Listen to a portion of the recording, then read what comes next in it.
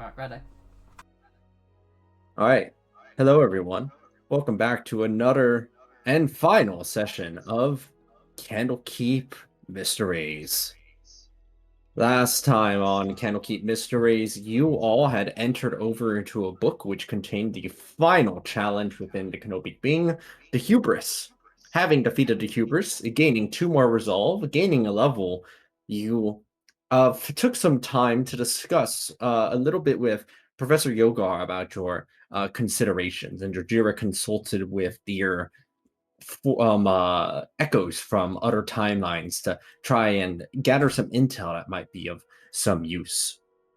Professor Yogar suggests that there is perhaps the mechanism that by which things are happening here the maybe with Quill where they are inside of her book, and that there in fact, there may not be too many other options outside of confronting them directly.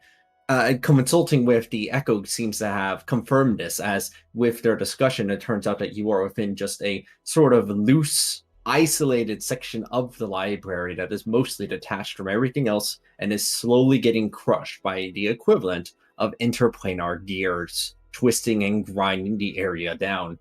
Thus, you find yourself ready to move forward into the resurrection of Wisteria Vale, which, upon entering in, you are confronted by the scene that you see here.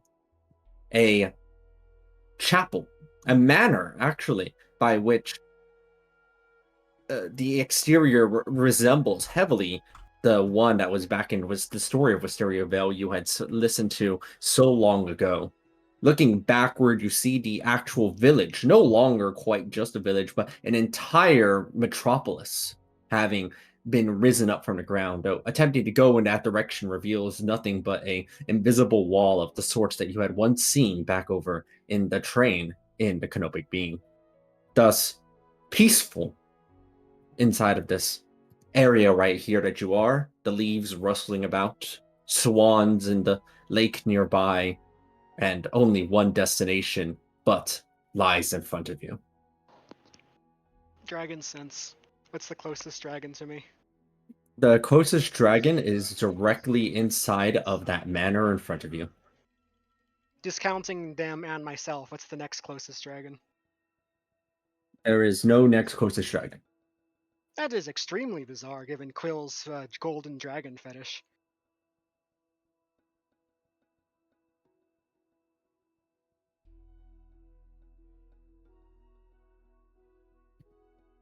Also makes one of my ideas quite difficult if I don't have dragons to rally to me. It's fine.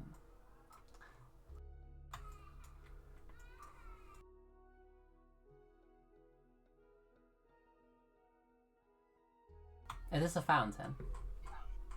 It is a fountain, yes. The birds nearby are chirping nearby, and they seem to be puzzled at your presence, but they seem to act quite real, though you know they are nothing but simple manifestations of this sort of dreamscape that you are currently in. Take a sip of the water. It tastes surprisingly good, as far as water's concerned. Yeah, it's alright. Did we have any other ideas than just barging in the front door? Do you want to sneak in around the back? I don't know. We're not very stealthy, so. I just don't know if anyone had any better ideas. I don't. And if I did, I don't think my character would have them.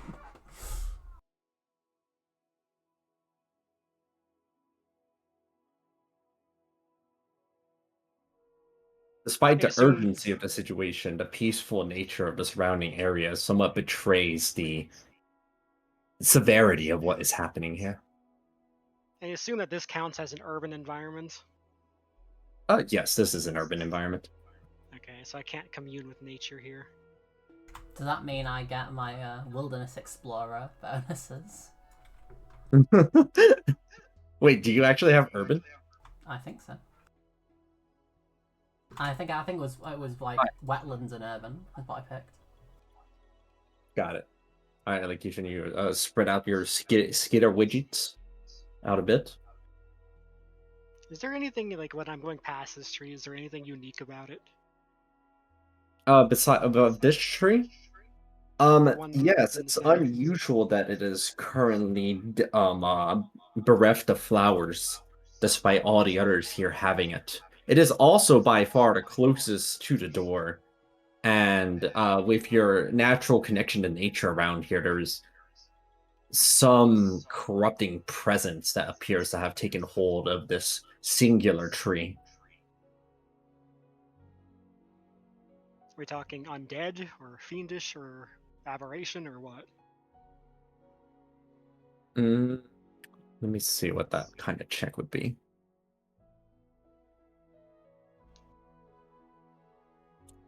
That's a bit more specific than you'd be able to divulge without history expertise. What dragon history expertise? The I very assume least you Arcana. can roll out this is not dragon related. I assume Arcana expertise isn't helping. No, it's not, as this doesn't appear to be magical. You're not noticing any magical remnants that are causing this effect. If I detect magic, do I detect any necromancy or anything? No, you do not. So, still, you can kind of just feel it as you're approaching this door and getting ready to open it. There is something strange in the air here. There is something that doesn't feel quite right, but it's not dragon related. Can I roll a D100 and see if I look out and just happen to have known what it is? If you roll 100, I'll allow it. Alright. For some reason, I feel like I have something that can see through walls.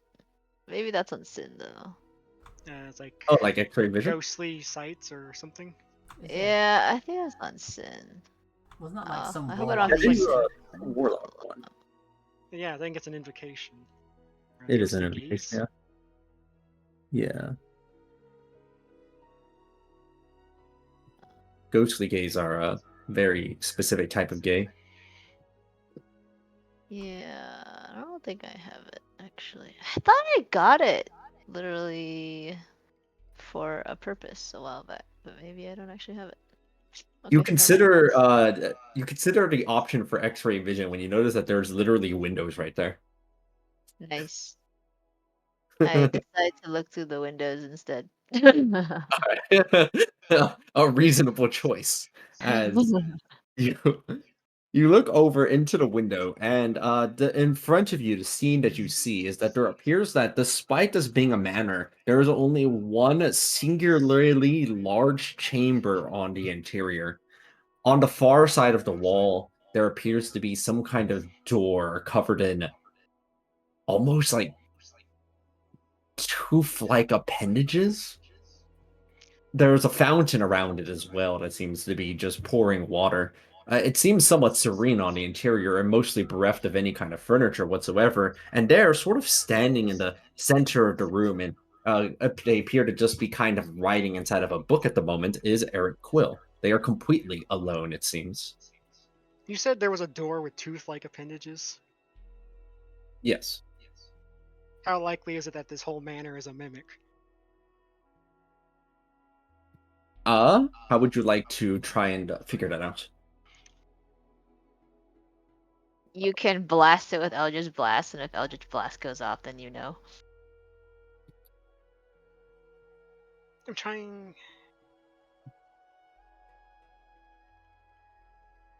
I don't think telepathy helps me figure it out, right? I don't believe so, unless the mimic, if it were a mimic, were kind enough to reply to you. But mimics are not known for their manners, assuming this is a mimic.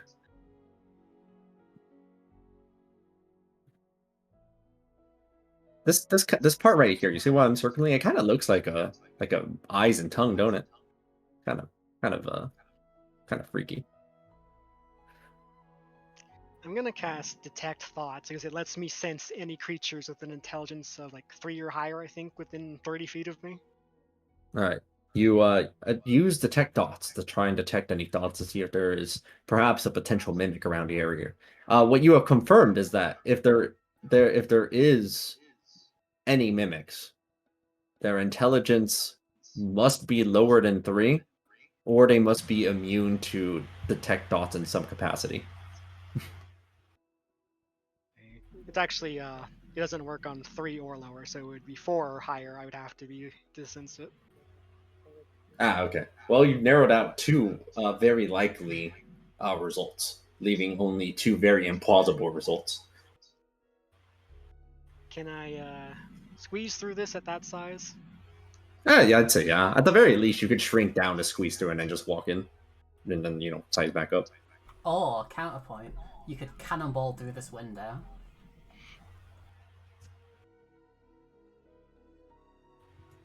Yeah. I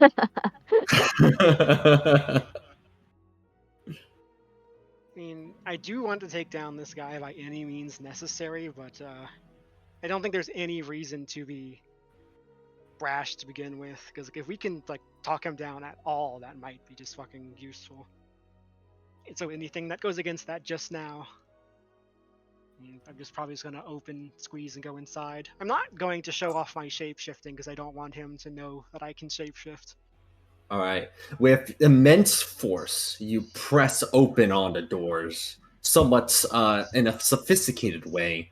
You're not exactly, kicking the doors down here, but you are walking in with purpose as you all maneuver over into this large chamber. As you can see here, and it bodes with what I was mentioning earlier as well, this chamber is quite large with several pillars around the area. Isn't Aaron There it isn't big Quill. enough? vision in here. Oh, it's you can't see anything, I see. I That's mean, my fault. I have dark vision, so I can, but I don't think everyone else can. There you go. How's that? I also can see it.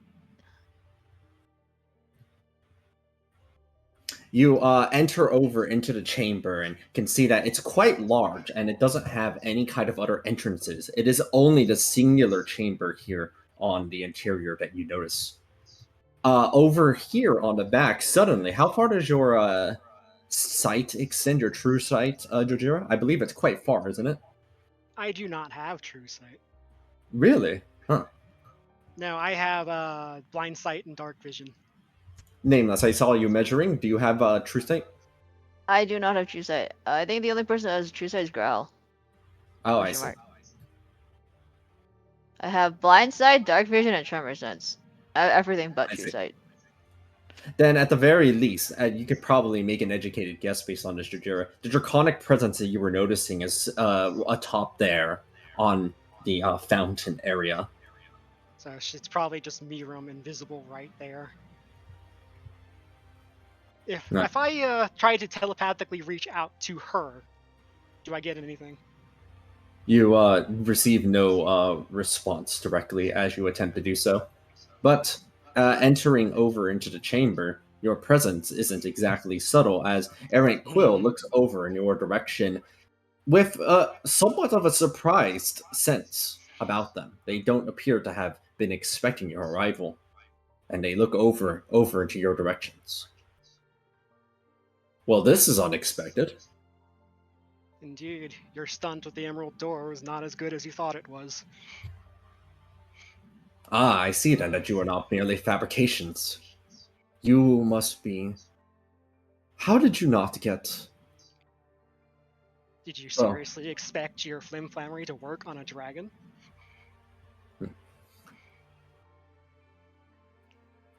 Eric Quill puts their book down over to the side and merely stands over to this area right here. Well then, I believe that you have come here with some kind of purpose then.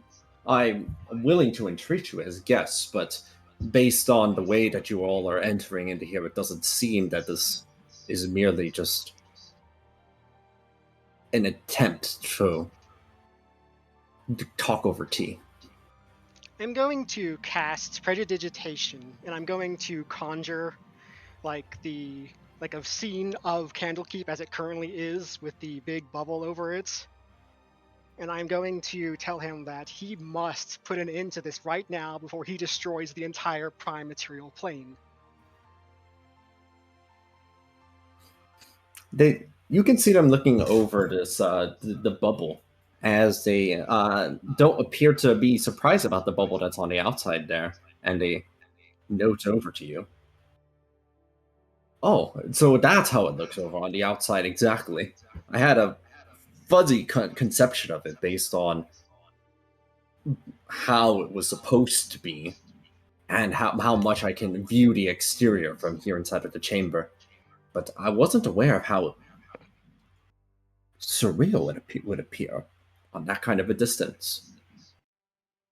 It's quite impressive, don't you think, to have seen what was formerly a defensive system being employed for what I believe is the creation of a great world for everyone. That great world has the potential to destroy every single life on the prime material plane, and you know nothing about interplanar physics. Oh, but I feel for sure that I've studied it quite extensively. I've consulted with plenty of experts. I've had my own expertise on the matter as well. And from here in the chamber, I'm able to constantly monitor the health of it as well. Should it be necessary, I could dispel it as well, but I feel it's wholly unnecessary as based on how everything stands, everything is well within control.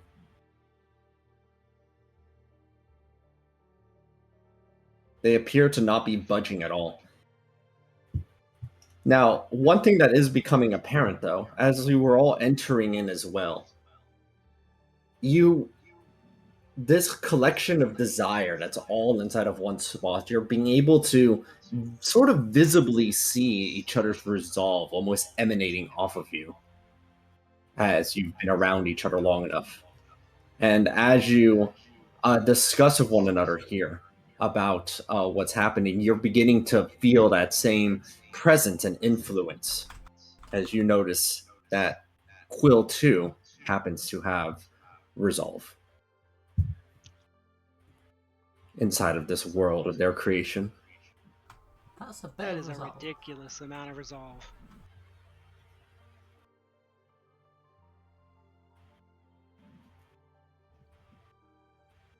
We Well, had to get it from yeah. other people. Is it safe to assume that he's getting his from other people? You try to narrow down the possibilities, but it does seem to be the case that this being their book has provided them this amount, along with their own unnatural resolve that they seem to have about everything. This incredible sense of self-righteousness of everything that they're doing.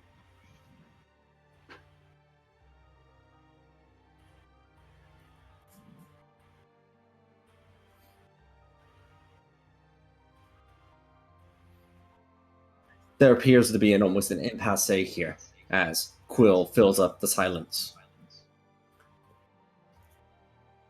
If I refuse to concede to your demand here, to remove the wall, what would you do? We'll beat your ass.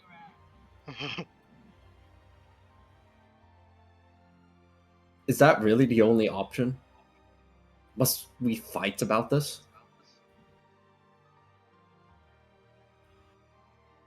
Well, what else do you propose? Well, I don't see any need to immediately resort to violence. Could we not simply... They conjure up just chairs, along with one for themselves over on this side, and they just take a seat, extending their hands up into the air to indicate that they currently have no weaponry on them of any kind, and as a signal of submission. I have no problem discussing here what it is that you might find wrong with what I'm doing. And hopefully, by the end of this, we can find some kind of middle ground and compromise. I see no need for us to immediately resort to violence. You truly have no concept that we might have take issue with your villainy?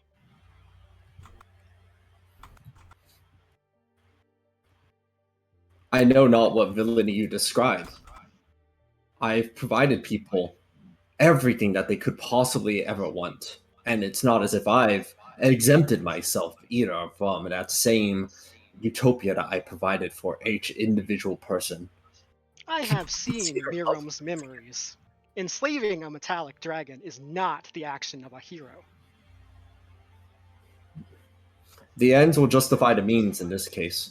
I do intend to place Miram inside of their own utopia as well, when previously they were but shackled over as a defense network of Candlekeep. I think that truly this would end up being what they would have preferred, although they would have, I'm sure, objected otherwise. A gilded cage is still a cage. A dragon would vastly prefer death before that. Ray is standing by the chair. Are they just refusing to sit inside of it? Oh, and I've got something, but I'll wait till we're done talking, because in case it ends the talking period. Mm. I'll post it, and then it can happen when we're done talking. Go ahead and make a persuasion check, Jujira, with all that you've been saying. At advantage, as you've been trying to make some points. I assume he does not count as a dragon. No, they don't count as a dragon.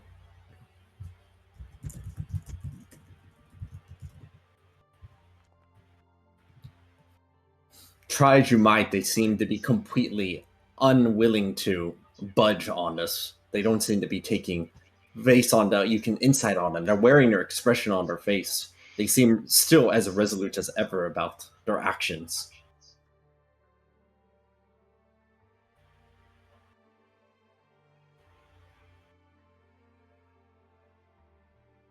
Do you really think yourself a paragon of mental stability right now? You integrated a beholder into your skull. There's no integration of a beholder. I was removed away from that experience, thankfully, by the hands of friends of mine from an alternative area. I can only thank them for where I am now. To have been given a second opportunity, and to have seen the wisdom and the experience that I had as well. To have everything I ever wanted at my fingertips was more beautiful than I could have ever imagined. It's only right that others can experience the same. Do you Should. think you can lie to a dragon? I know exactly what that scar on your face is from. There's no lie. As far as Jojira is confirmed, yes, that is a lie. That is where the Vernek core got fucking put into him. Into that scar. Yeah. Go ahead and make an insight check on whether it seems that they're lying.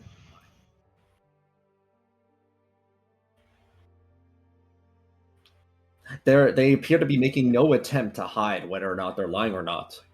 They are not lying, or at the very least, they don't think they're lying. I've seen this before. Delusion. You've lied to yourself so much you now believe it to be the truth.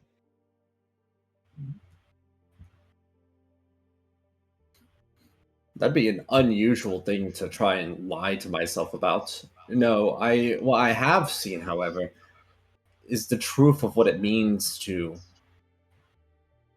be able to provide the wishes of everyone. I think that desire is meaningful. It is what we all strive to have. And the fulfillment of it continuously. Well, I'd see no better way of being able to make the world a better place than providing that opportunity for as many people as possible. Do you know how these books work? I'm well aware of their mechanisms. So And allow you me. know that these are just dreams, and that absolutely none of it is real.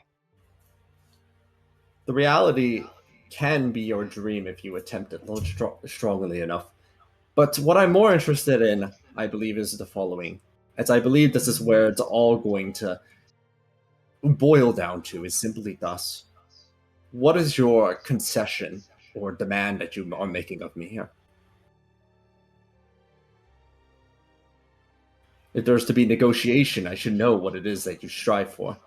If it's simply the freedom of Miram, I can provide that.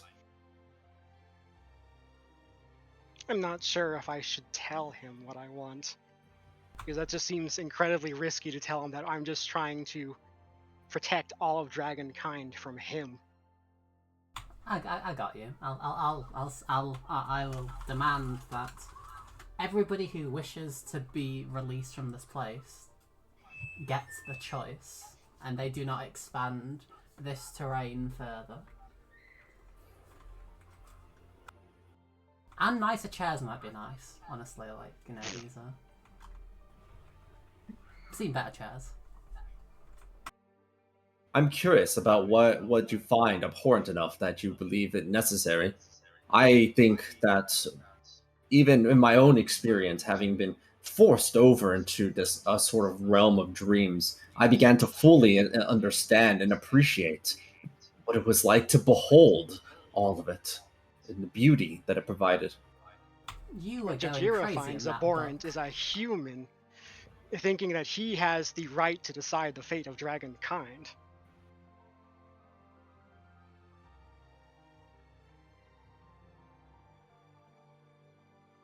Go ahead and make a persuasion check, Ray.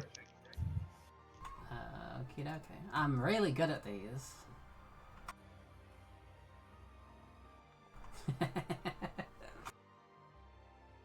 They still seem to be unconvinced by this attempt at persuasion that you've imposed forward, Ray. What Resolute did as Ray ever. say? You should add like 2d4 to that. Oh yeah, Add, get that. add 3d4 to that. Oh, hold on. Would I have been able to add that to my prior persuasions? Oh yeah. What You could, if I you did nodded it higher. along really hard? Would that give him? I Whoa, had nice. 45 on the previous persuasion. Not bad, not bad. And yet, Of course, resolute it won't. as ever, they seem very unflappable inside of this. You were getting there, Jajira. You could tell that there was like a small bit of wavering. Growl, it looks like you're attempting to persuade of something. What's your take on this? I just wanted to try. Growl would not know what to say. With that 59? Growl would just be like, "Stop it! You're hurting everyone." Is this all that Growl says is stop it, you're hurting everyone to roll 59 on the persuasion? Yeah, as she flexes while she does it. With 3d4.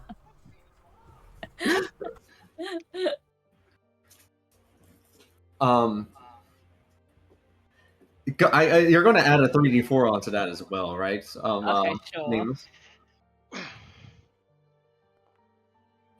65. Give me a second. But if each of those like resolves is giving him +1, if this is like a counter check, he's got like what? Growl just says, "Yeah, what everyone else says." Oh, I'm convinced. Even though you didn't phrase that very strongly, Growl, just making the demand to stop, you've practically commanded reality itself to your whim, and you see them flinch for a moment at that statement, even though there wasn't any real substance behind it. I'm still uncertain of what you mean by hurting. In fact, if anything, people here are safer than they've ever been. No longer can they ever be hurt outside of their own desire to be hurt. Say, for example, if they wanted a challenge or to fight beasts. It's not as if I've created these worlds where people are insulated purely from any kind of challenge or tribulation. They can challenge themselves or trial themselves as much as they would like, including with the danger inherent within it, but with none of the ultimate risk. Do they not teach ethics in human schools? But this is just, you just trapped everyone in a dream. We have to wake up. It's a simple statement, Growl, but make a persuasion check.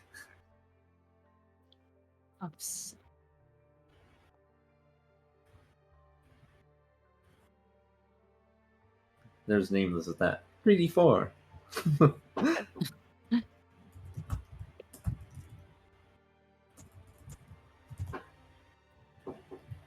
Go ahead and add it.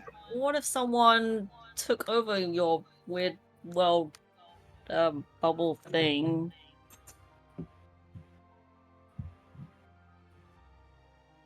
Okay, Then you well, are symbol of mankind. add 3d4 to that, Grow. Whew! Okay, so that's 61. And so I'm just checking this roll. I don't see how that would be possible. There's a massive barrier that would prevent that from happening. They say with the tiniest of quivers that you notice in her voice, Jujira, as they seem to have lost a tiny fraction of the resolve that they seem to have been expressing earlier, the certainty that they had. Not everyone's even happy in these worlds. If I was trapped in here, I'd be very sad. I'd miss my family. And one of our companions we met earlier, they're losing their mind in this world. They've shot 1,000 arrows into a tree. They don't deserve to be in here, trapped, going insane. Go ahead and make a persuasion check at advantage, right? Surely Yeah, I can't also get a double nat one, right?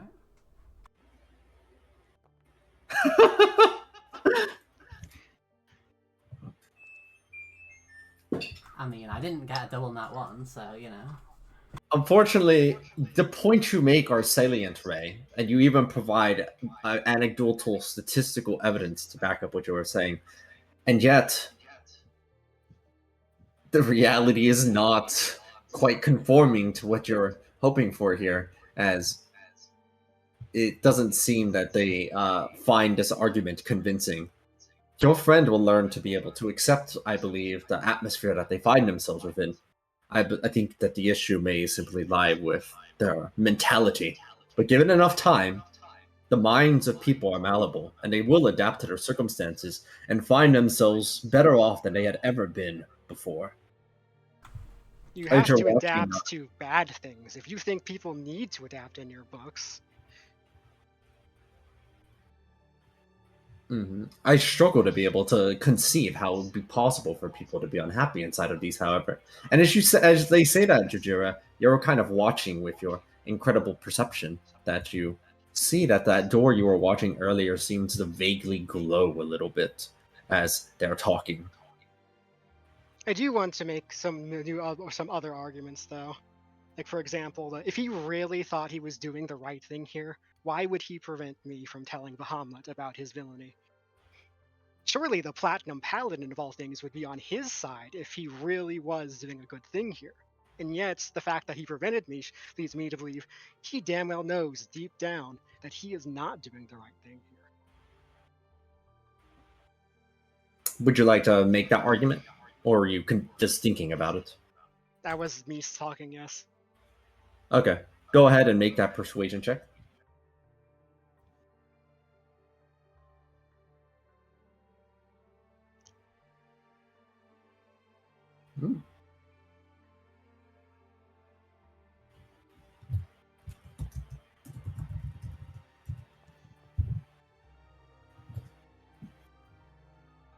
Those 3d4s are really helping a lot. 3D4! 3d4. Man, this is just going from person to person to give them an extra boost with the words that they provide. As you do notice that there's but a slight quiver, just the tiniest quiver. They say, I did not intend to prevent people from being able to discuss about the nature, but rather keeping it a secret was to ensure that things would go smoothly. Because I understand that not everyone may be able to see the vision that I have planned. Still, regardless, I return back to ultimately what it is that you are hoping for as your concession. I've heard the fairies. Do you all share that same view that you wish for people to be able to exit if they desire it and to prevent any further expansion of what I've created?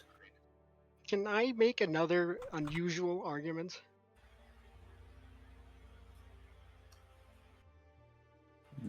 Aqua.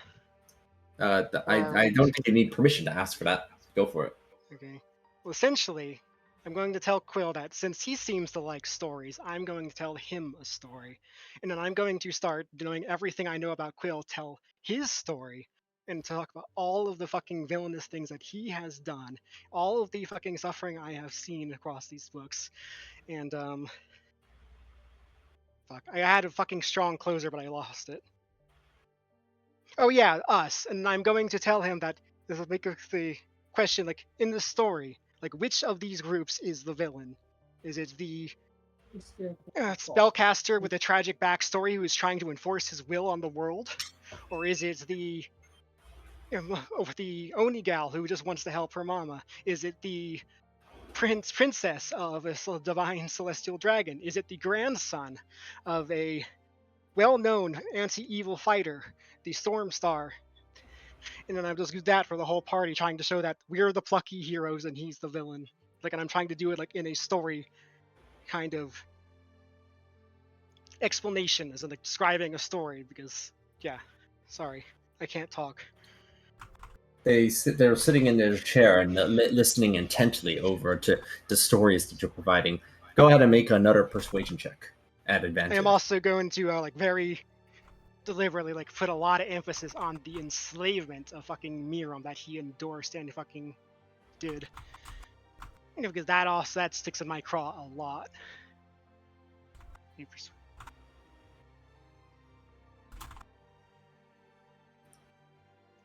3d4. 3d4.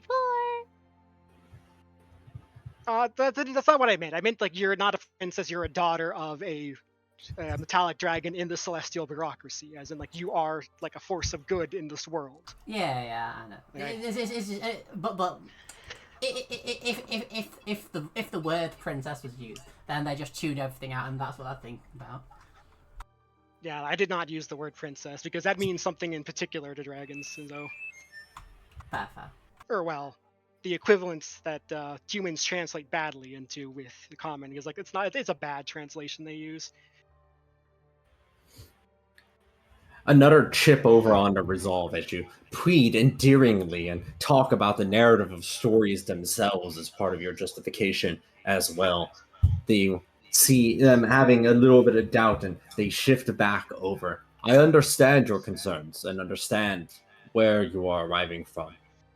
But I ask again about whether or not what you are ultimately asking for as a concession is simply for people who do not wish to be here to be let out, and for the expansion of the current citadel to be halted at its current area. Or I mean, are you attempting to ask for more? I'm not saying this just yet, but what Jojiro wants is he wants all of Dragonkind to be safe from him for good. And Jojiro's not sure he can trust him to just say he'll leave dragons out. Like, Jojiro is somewhat convinced that this is going to have to be a end him violently type thing to guarantee the safety of Dragonkind from him. So I'm not sure if I should just actually say that outright, because I think you should say it. Hit him up with it. You can always murder him later. I guess I'll just straight up tell him my greatest desire right now is to end the threat you posed all of Dragonkind.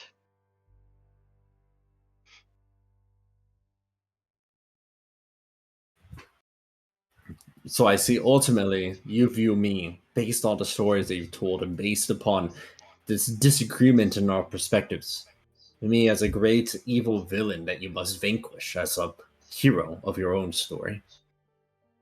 I can understand your perspective and I can respect it. But know that I cannot allow you to do that. And should it be necessary, I will defend myself.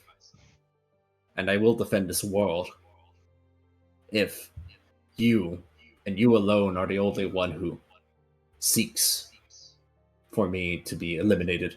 Because I'm sorry, but I have my own worlds to protect. All these worlds I've crafted with people inside of them, all this effort that I've placed in, that I want to behold and ensure that everyone can truly feel and have all of their dreams come true.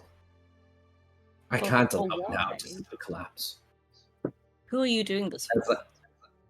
as they said that too, like you can see that once again there's that glowing sort of eerie light from that door once more as they like continue to talk. You Growl, your question was what are they doing it for? Who are they doing it? All of my life, I had been raised from the moment that I was young to care about this world and the inhabitants within it. I believe that it is not only good, but necessary. My duty, my purpose in this world and this multiverse that we exist in to maximize the joy that we can have with everybody here. That is my purpose here. And I believe this is part of that sworn duty.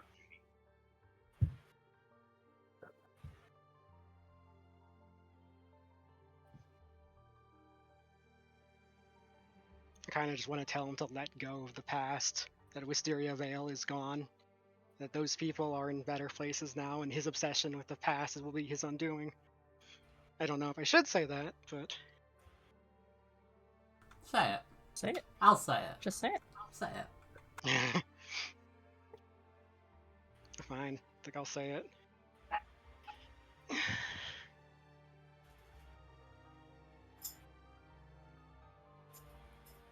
Alright, Ray goes ahead and says it. You go ahead and make that persuasion check again, Ray. No, Jojo said I'd say it. Oh, okay. If Jojo, you were the one who said it, go ahead and make that persuasion check. I've got my own thing to say afterwards.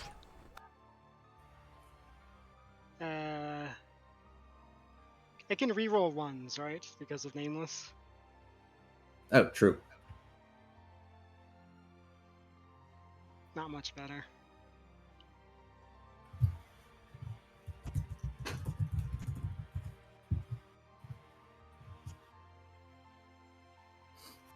Oh, I right, think that the 3d4.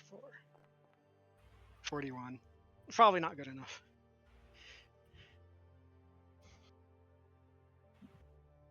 I also remarked that the people like out there in Wisteria Vale like aren't real. Like their souls of his villagers, his fellow tribesmen, have fucking gone on to the different planes already. And that any replacements he has for them are just that, replacements. And that's honestly a dishonor to them. I believe that the past that we have informs our future ultimately, and that it is by learning from the errors of our past and the mistakes that we've made that we are able to continue to move forward and make the world a better place. But I understand the concerns you have. This is especially look over to Ray. You had mentioned over to me that your friend seemed quite alone, and I believe I have an amenable solution that might be able to please both of our sides here, which is simply that through adjustment, it may be possible for me to allow some of these worlds to be merged together, therefore allowing people to be inside of the same books as their family. It'll take me some time, but at the current moment, each one is an isolated individual inside of their own book, as opposed to being able to share it with those that they may have loved inside of their former life. I think that this would be the most amenable solution possible. They say as the door behind them glows. I was about to say, like, I wanted to analyze the door some. I don't know if I could have to get closer or not, but I do want to try to observe if I can understand anything about what that effect is. Go ahead and roll insight, because you have insight expertise, and you're trying to find a connection there. Not only do you have insight, I think you have perception proficiency as well, which is a good combo for this.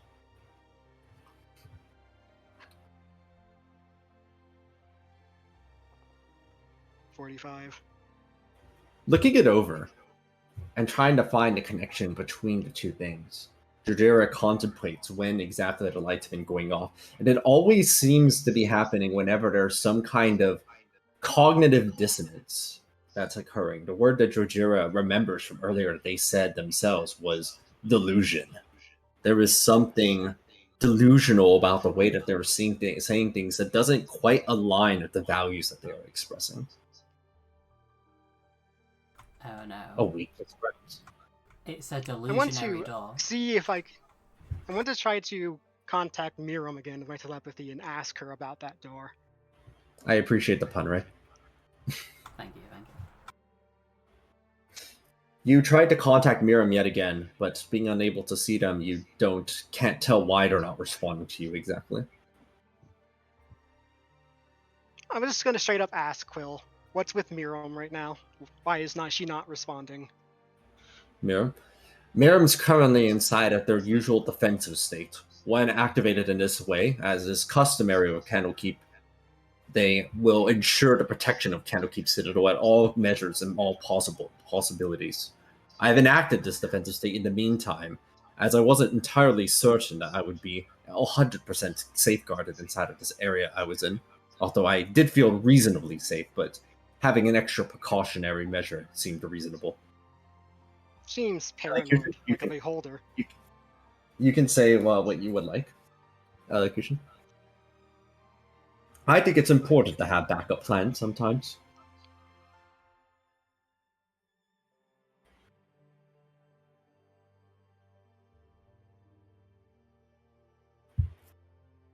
Elocution says, I am normally one to sit by and let others lead the pace of a decision, but I can't let you speak on what others feel and see in dreams anymore.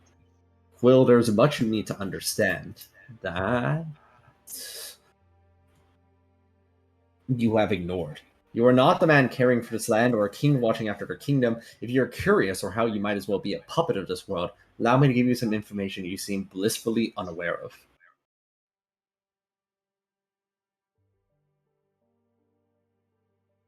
What do you believe when it comes to sentience life, Quill? Would you speak to my friends here on any new being given life by not just my hand, but any who can see these lines to connect what would be creatures or machines? You must understand there's more here you're missing out on than meets the immediate eye. You can't lock that down and keep it still. There's now an outcoming of those who deserve life of memories and a full and utter existence, be it short or long. With time and patience, more than what you want here can be accomplished.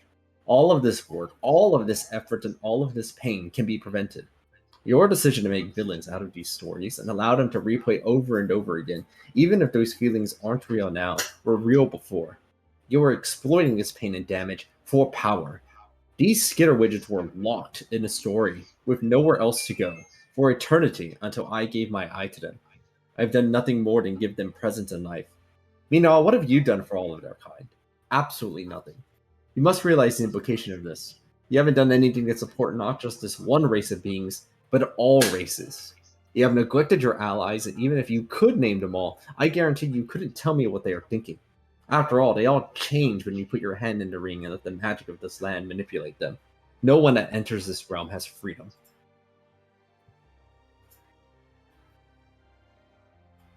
By the way, let me know when that's the full text elocution. When that's not was the full text. I wasn't sure.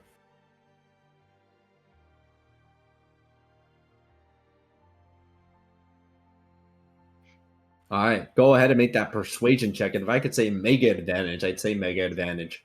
But since I can't say mega advantage, I am decreasing the DC.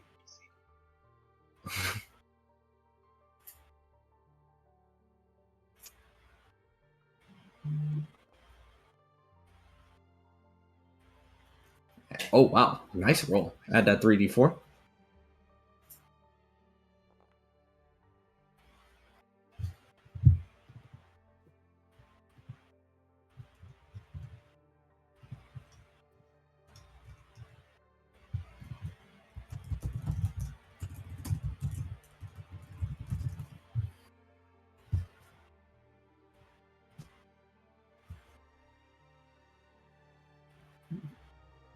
Sorry, one. I'm just double checking something. Oh, sorry. Ignore that roll.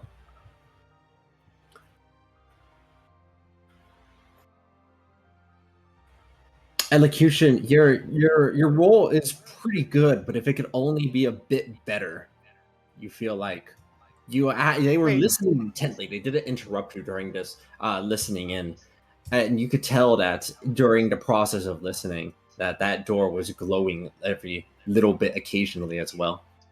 Nameless's inner alchemy gives +2 to anything in Nameless's space, so things could have had +2 on this also.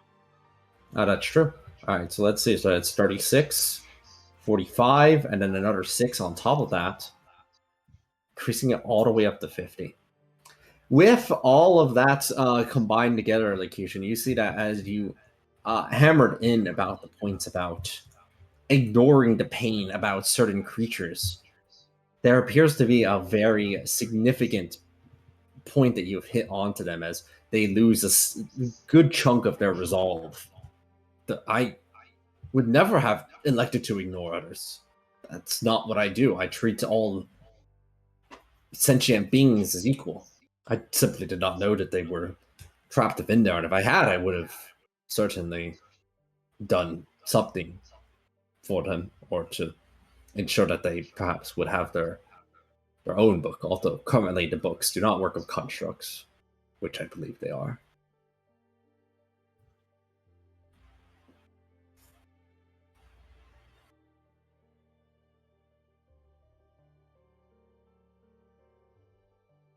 I'm going to ask him what the door is.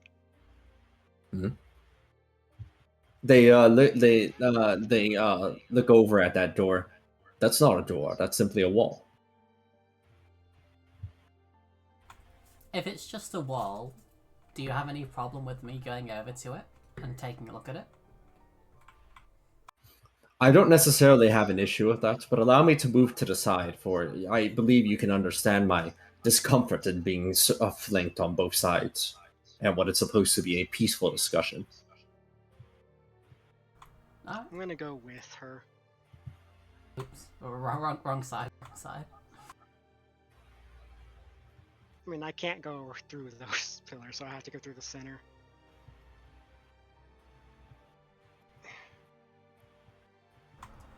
You approach over to this door, tall and imposing and full of some kind of malevolent energy.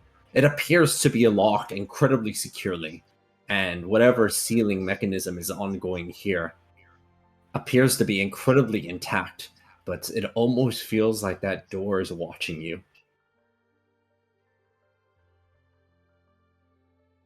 How long would you say this conversation have took? Longer than 10 minutes?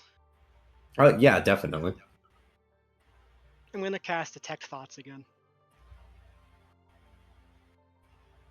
You cast Detect Thoughts, and you hear something from the door. You hear, but a voice that says, "What's exactly going to say right now?" "Mortal, release me."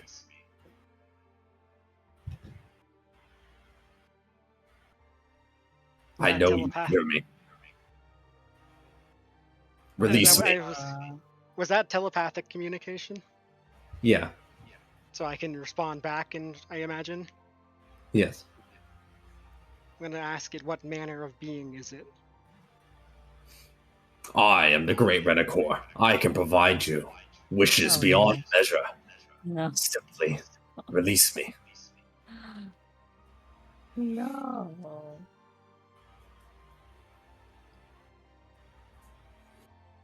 I assume insight shows he's full of shit.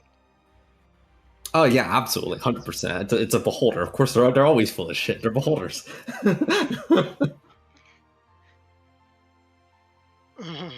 Hey, Grok, because you're pretty good at persuasion, can you maybe try and convince him that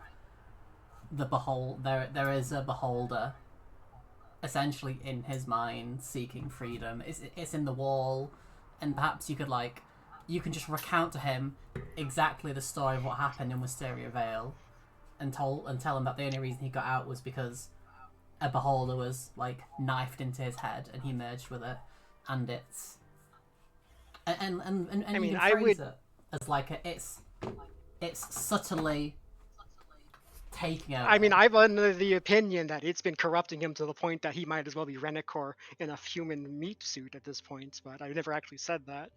Yeah.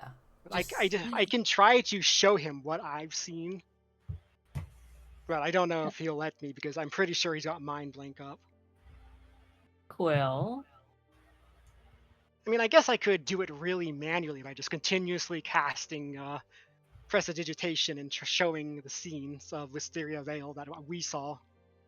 As you're approaching over there, Growl, you can finally see Miriam in her full state over there, lying blank face, staring vacantly into the distance. as Oh. they're simply crouched up Oh. like a little cat. Oh, dragon. Oh, big dragon there.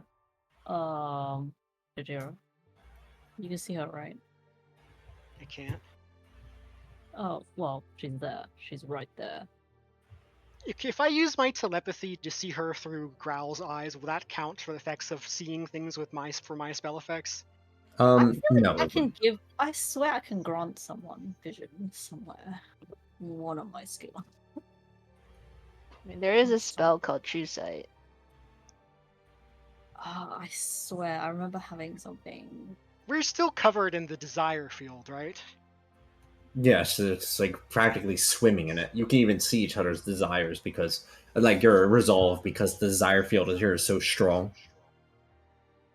I want to try to manifest my spectral wings and try to, without a spell, just psionically link up with Miram right now. Just try to use my psionic prowess and all of my potential combined with the fragments of the ruby dragon within me.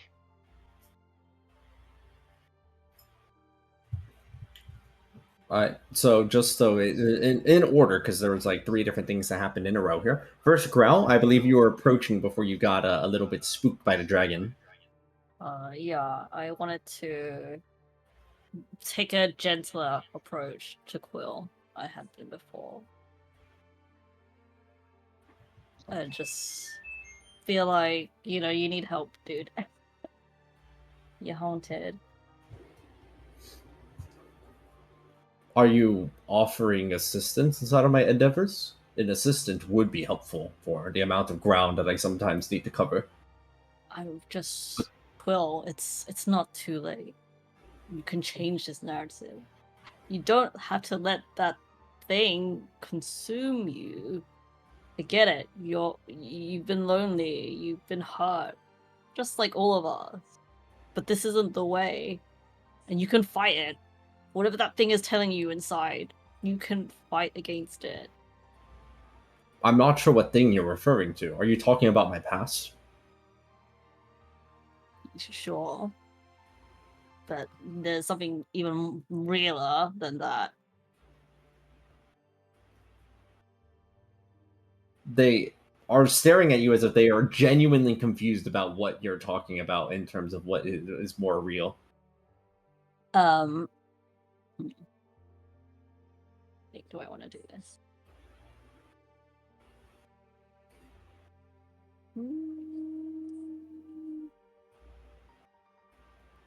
Okay, no, this is not exactly what I thought it did. Okay, well, I kind of tell him a bit about Renacor then, and what we saw in the book.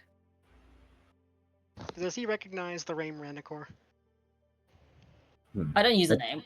Grau probably would not remember the name. Okay, so you just mentioned about the story in the Beholder. Yeah, the Beholder. Yes, I believe we had recounted earlier that I had been freed from that realm that the Beholder had trapped me in. I was very fortunate to have gotten a second attempt, as opposed to being trapped vacantly inside of there forever. But what if, like, that thing got a hold of you and you didn't know? You never escaped it. Go ahead and make a persuasion check at advantage, Growl. As you see that there's the light on the door is going incredibly intensely as you say these words, and go ahead and roll that extra 3d4 as well. Okay. 64. Wow. 66 if Nameless was on her.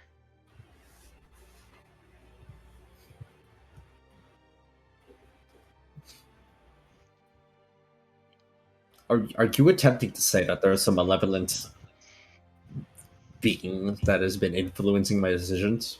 As that appears to be what you're attempting to say. I think it's entirely possible. If I had I used didn't say Renicor's evil, name well. during the recounting of his story, would that have made any difference to anything? Not in this case. Although you notice, Growl, as you make the suggestion, they are they are getting some serious doubts all of a sudden, and the door glows constantly of a pulsing light. Elocution, go ahead, and you were about to mention something, I believe. Oh, just very, very quickly before we do any more convincing, can I try and like put a blanket on this door's eye?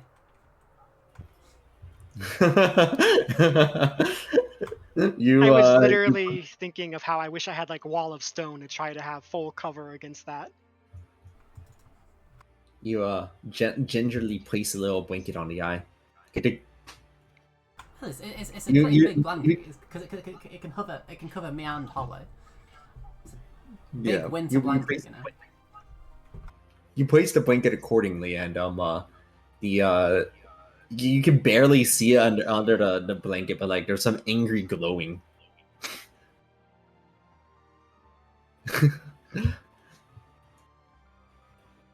Let's provide Jamie the opportunity. Mm-hmm.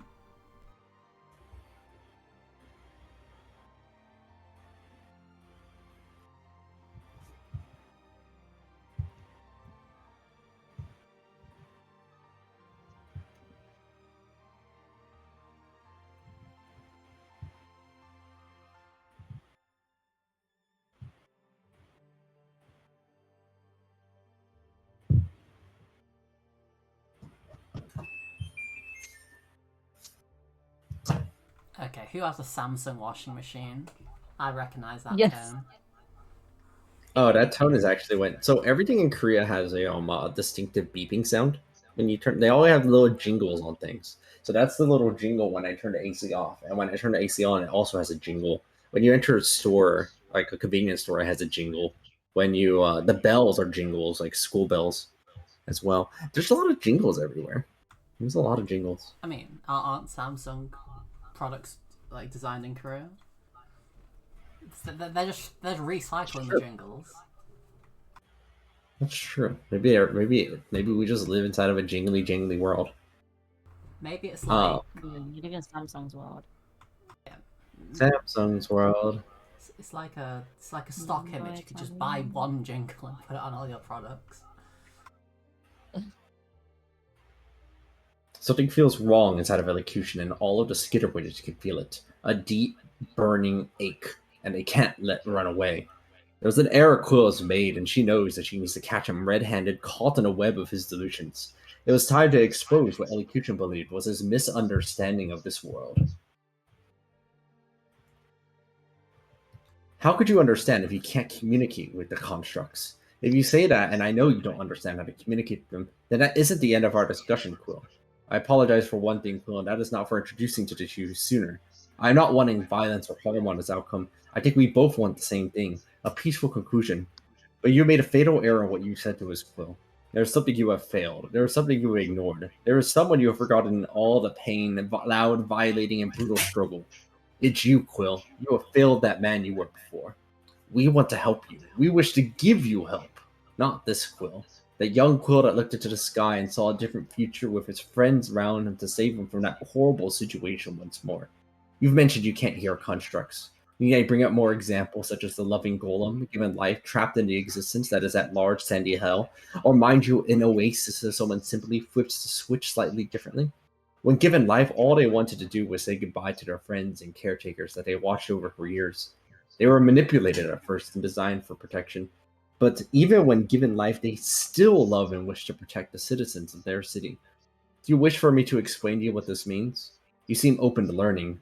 I just need you to lend me your ear. After this, I think you will understand where not we stand in this world, but yourself. A fatal error has been struck due to not just something on our part, but something you've said. After this, I have only one more thing to say to you, and I believe it will give you the true ending to all this that you want, though you may not like why it's the conclusion of this debate.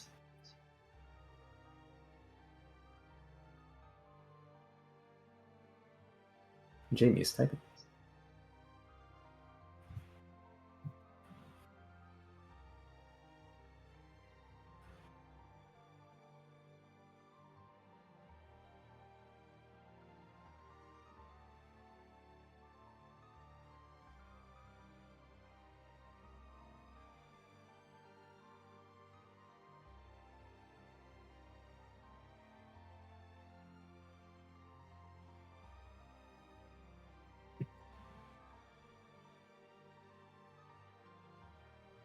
All the while, Quill is listening intently and not actually interrupting anything that's been said.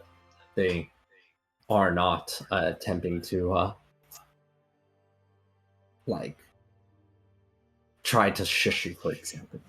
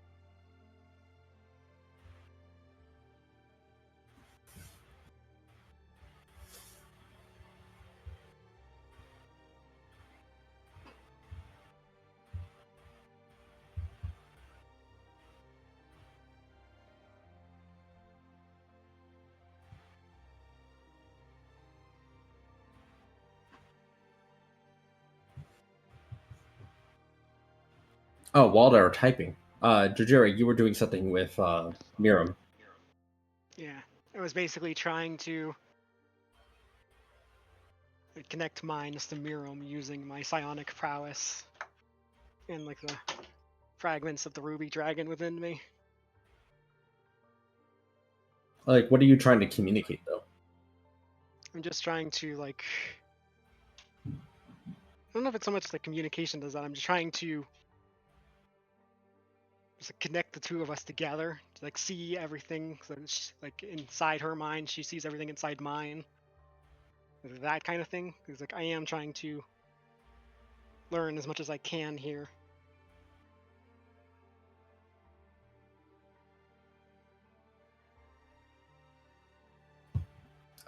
You enter over into Miram's mind to see if you can get into some stronger connection. And latent beneath the sort of defensive programming that seems to have overtaken them as in its totality on them, you reach over to that same angry part of their Miram-like mind that they have that just seems to be sitting there so bored at the moment as they go, what? You were able to reach this far into the psyche?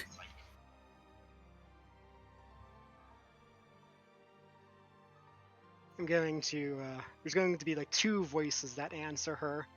Like I don't know what's like visually like if she sees like Jojira, but there's also like his ruby spectral wings will have manifested, and like the lights they shine off will cause like there's like a visible silhouette of a much larger dragon coiled protectively around Jojira, and the two of them will speak in unison as they say, "Psionics are our domain."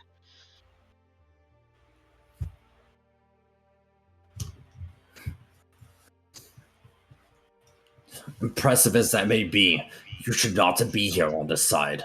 The area around here has a mechanism by which they can summon things in the area. Should they feel threatened, they were setting it up while I was sitting here. You should make way to the south before they appear. I will warn Ray, and like I can presumably like I don't need to be physically near if I'm psionically connected.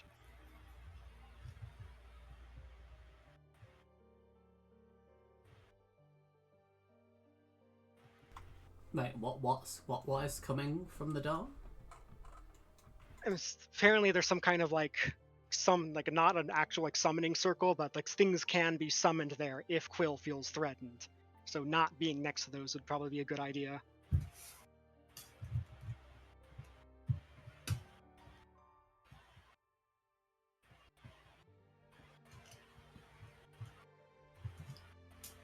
I'm gonna ask her about the door, about Renicor. What's going on with that?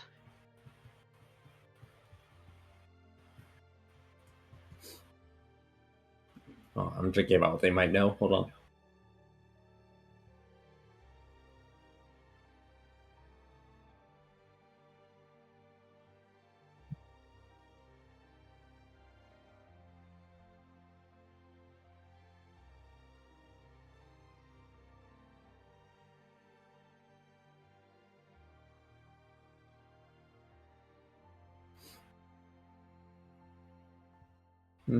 So I'm just thinking about what they know.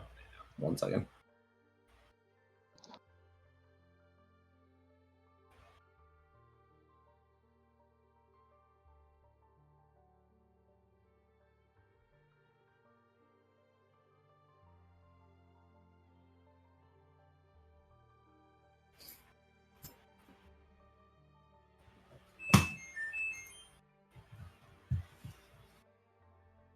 I do not respect this man for having still maintained the mechanism upon which compels my spirits to obey in this way as a defensive measure. But it does seem that there is something off about the way that they are behaving. And it seems that there is that force that is causing them to be more delusional than one might have expected. There is something evil in their mind, the presence I can feel from here and beyond that door. I fear what may happen if they are to lose their own grip. Be cautious if you were to simply slay them. As much as I would enjoy watching it, what might happen to both the area that we are in and also to that door that is so precariously held shut.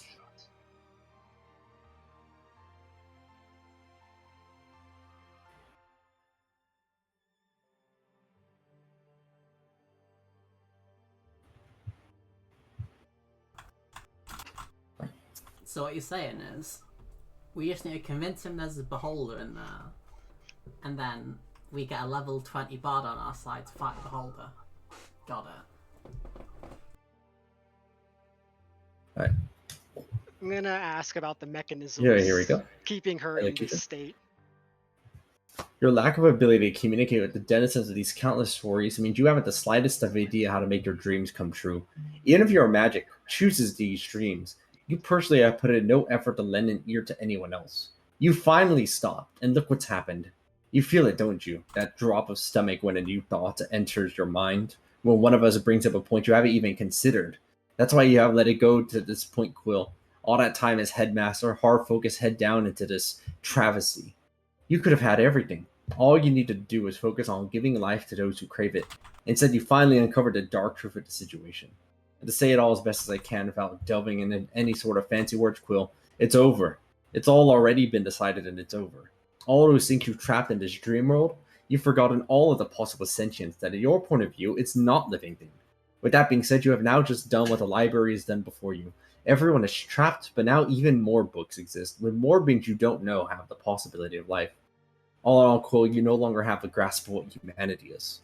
Somewhere along the way, you lost the plot, and as you can, suddenly, when you stop and listen and talk to us, things are changing. Finally, the gears are turning. All you had to do before, Quill, was be the headmaster that people believed you really were, a caring, magical man with a passion of learning and educating others. I know I've gone on long-winded with this, but it's because I truly do understand, Quill. I wish to understand life and work out what we can do for one another. But in your current state, we have to accept the final truth. You and I do not understand humanity. Alright. And then on top of that, Ray, you're using the... you're trying to use the desire field to change the ring of memories. I see. Yeah, but do show of JoJo's thing first. They were first. Hold on. Well, second. Yeah. So after elocution provides their rationale here, even without the roll, it seems to hit something quite deep inside of Quill's thoughts that they had about themselves, their self-perception of themselves, that makes them lose even more that resolve they had, as they quite plainly say, "You were right, that there is an injustice that's been done here. Thus what I've done here clearly hasn't taken into account all the factors. There is perhaps ways to improve it. Perhaps there is something about this that could be but and as they're in the kind of the middle of that sentence, it's like they kind of stop and stare vacantly as the blanket can barely hide that the light has grown as intensely as it's ever glown before, as there's almost like a sort of change in Quill's eyes as he suddenly just say, "Actually, upon further reflection, I don't believe that this is conducive. I see now that I fully understand what's happening.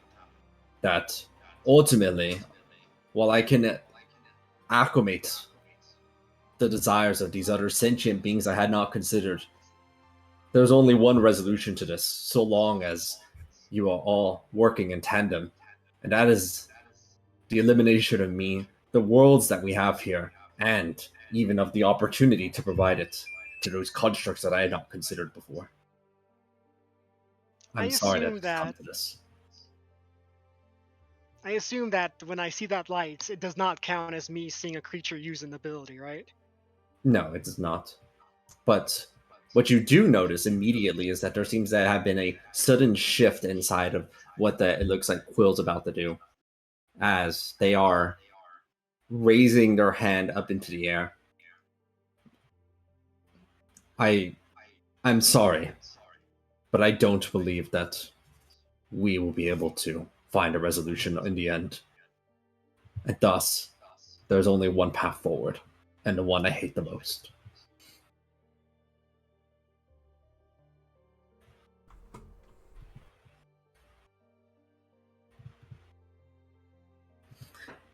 You implored them to give you just one moment more, elocution.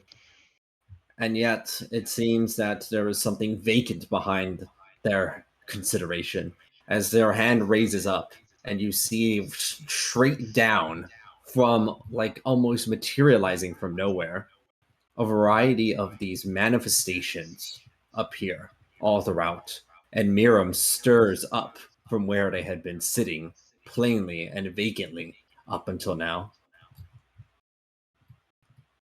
There's only but one word that could describe the situation. One word in D&D terms. Initiative. Initiative.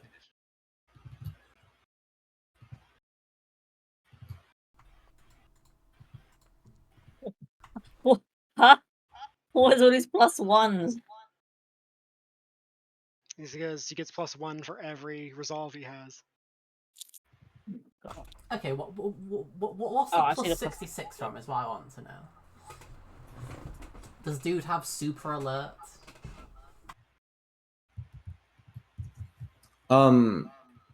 Initiative is a what do you call it? An ability check. I see.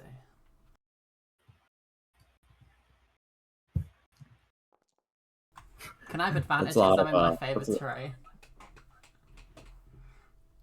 there's a lot more right there. Hold on one second. Oh, wait, did you find out if it was actually urban? Was it actually urban? No, I said it was urban. I know it's urban. It was water and urban. Okay. Then yeah, you would have advantage in your favorite terrain. Pog.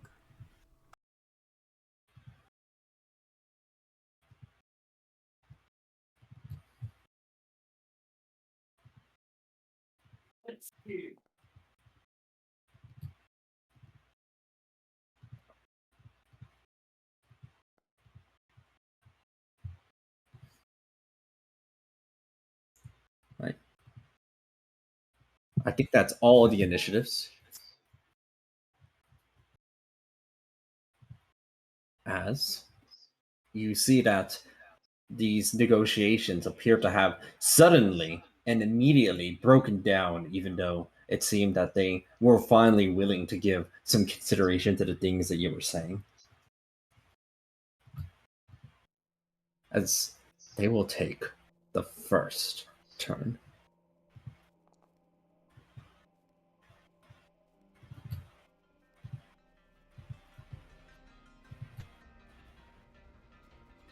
All right, 1 second.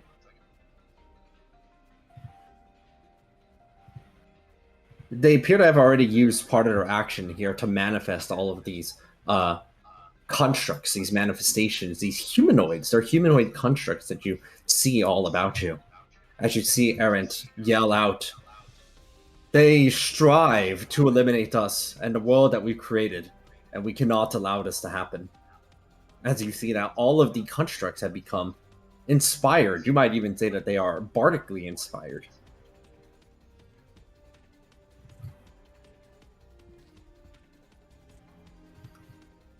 And then Quill, with their action, will tell a appear to tell like a quick story. As they say, there once were soldiers protecting a kingdom against even the hardiest of defenses.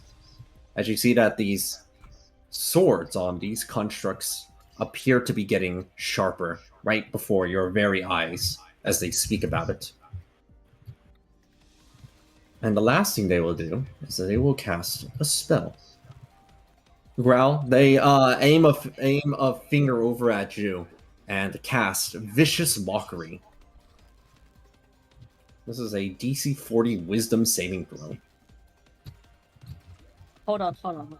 I forgot to just roll the whole my empty body like before, like we even entered here. So I'm technically invisible. Well, I just mean that I should be invisible, so I don't know if they would aim for me. You know? Oh, that's true. If they can't see you, then they cannot actually use Vicious Mockery on you. In which case, they aim it directly over at you instead, Ray. What did I do to deserve this? Sorry. You pass against the Vicious Mockery, and since it's all or nothing, you'd suffer none of the effects. I guess I'm closest to Jojira, so I'll be here. I think it was assumed you were on elocution while they were doing their social stuff. I didn't explicitly say. I just kind of stood next to them. It's whatever. I can just move during our turn. It's fine. Elocution, Ray, Growl, it's all three of you. Ooh, start of turn effects. Oh wait, is Miriam an enemy? They've been fucking Quill's like enslaved thing this whole time. Okay. Can I add at least one to my chunk so that I can be with them? I would like to try to turn her to our side. I'm trying to invoke my authority. Jay? How would you like to add one to your chunk, Nameless? Just with one of my abilities. A reroll also. Is your initiative incorporating the +2 from your inner alchemy? It should be. Because initiative is a skill check. Yeah, it's on there. I can also just straight up just add something, I believe. I for some reason I thought Mira was on our team. Well, I guess I'll just reroll first. Should we ignore her? I don't know if we'll have the option to ignore them. That was weird. It didn't work. Well, as in if you had something. Oh, okay. I mean, Quill spent his turn buffing like all of those constructs, so maybe clearing them would be a good idea. Sure. All right, that's two more. Sit on somebody. So that does bring you up high enough to be inside of the higher chunk, which means Jojira, you're all in chunk all alone. Oh. You can have an aura on you. It's fine. Enjoy. Hit the most people, but everyone is. Where are you aiming at? My thing disappeared. I don't know. Wait, hold on. I was trying to aim it like above me, the 4 that like above me, between me and Jujira. Yes.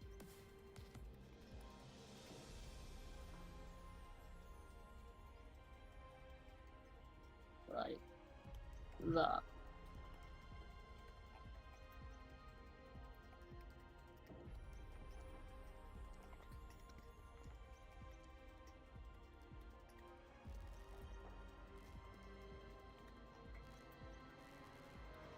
Right. And for my bonus action, I will throw hands at Quill and the construct.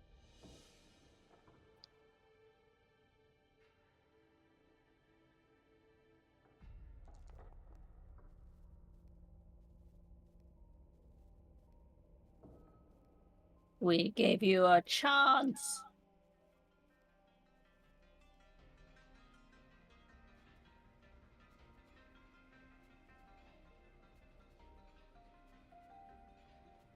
Oh wait, oh he's gone. For a bad one. Yep, yep, yep.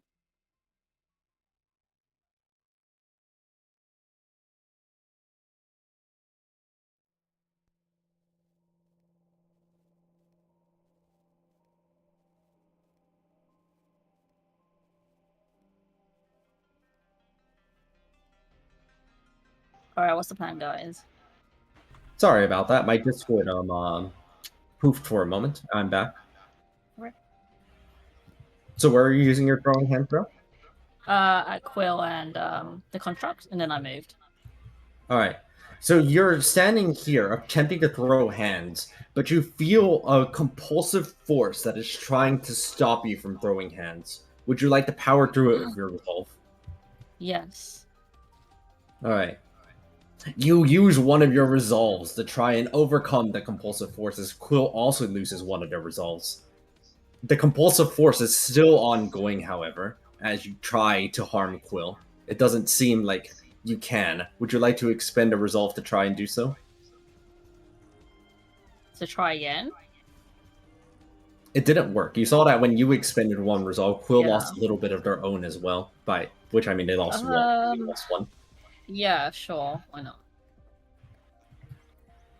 You try harder, and yet it seems that their resolve is just as strong as they expend one of their resolves to cancel out yours. You believe if you wanted to throw hands, you would have to expend another resolve to try. Sure.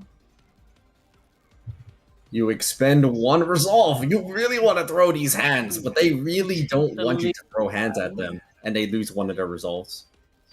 You can kind of see where this is going. Yeah. Wondering if we have enough resolve between all of us. We're gonna have to use Talk no Jutsu. He's got 63 resolves. That's more than all of us have combined. Talk no Jutsu it is.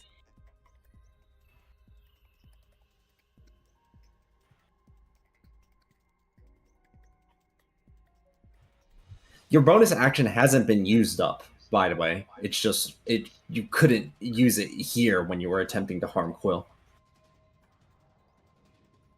Sure. Oh. Oh, okay. So I still have it. In that case. I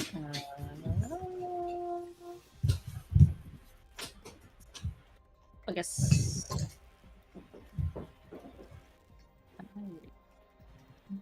Yep. Alright, fine. I'll throw hands over here. You throw hands over there, Oh, shoot. which throws hands against this manifestation here, which Oh, no, will... you know, I can't even reach all of them. No, I did the one next to him. I did the one next to him. Did that count as an ability I can see a creature use? The resolve thing that they're doing right now? Yes. No, it's not count as a ability that a creature is using.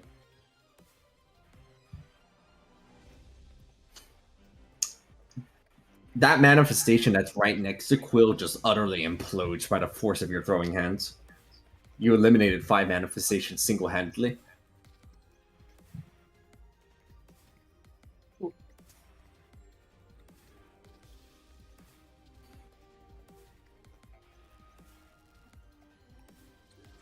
Miram uses a legendary action and inhales.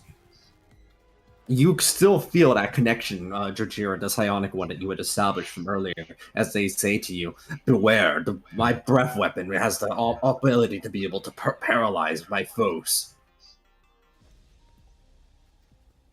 With that being said, But I guess love I'll this ask her spell. if it goes around total cover. No. Okay, you guys can keep me between you and Miram, and she can't hit you with it.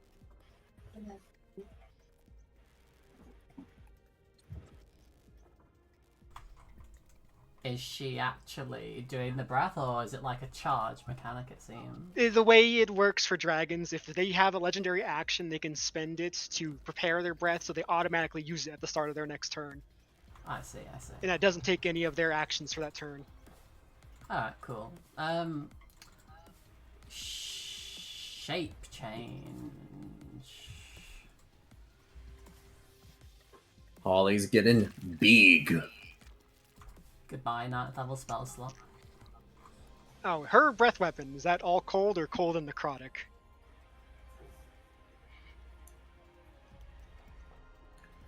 Let me check. It reduces their max HP. Oh my gosh. It is it is a mixture of my previous heritage, and thus is both cold and necrotic.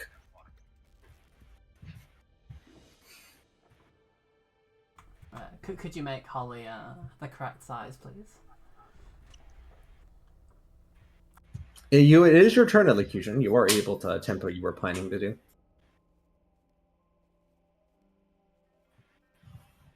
How big does Holly get? 3x3, right? It's like a big mammoth, so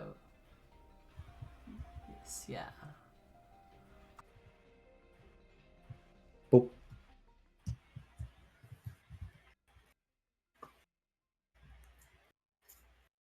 Big Holly. And yeah, you do it, elocution. I need to try and find the best 120 feet cone I can.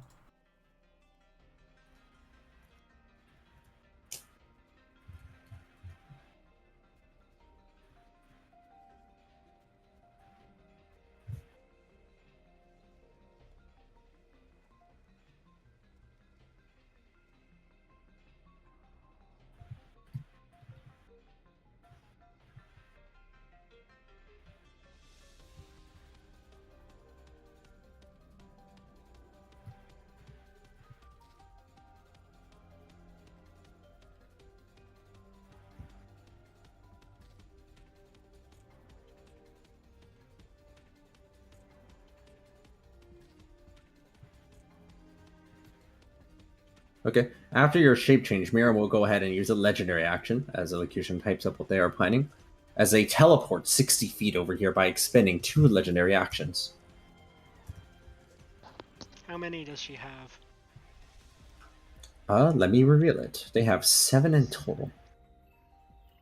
Also, we can't see the manifestations under her.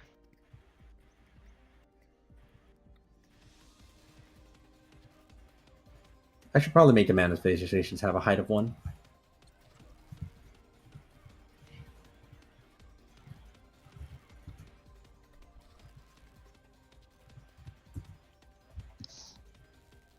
I think there's only one other one I'm missing. Ah, there you are.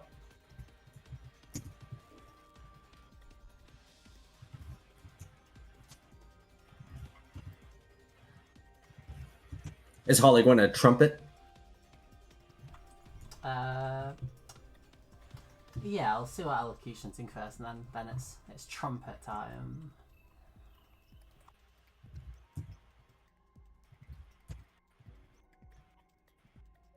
I think that's a pretty good trumpet.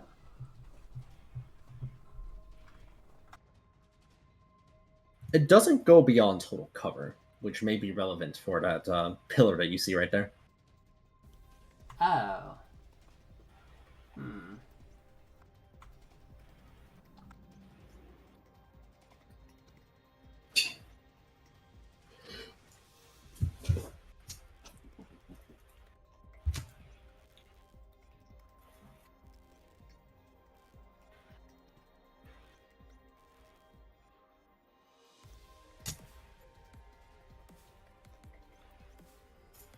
maybe something like that could work.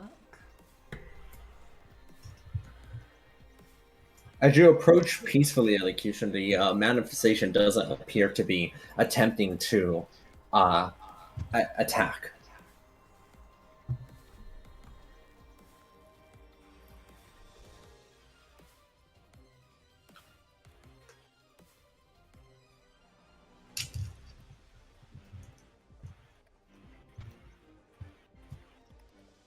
As you do so, it looks like a trumpet is going out over there to try and hit 5 of those manifestations.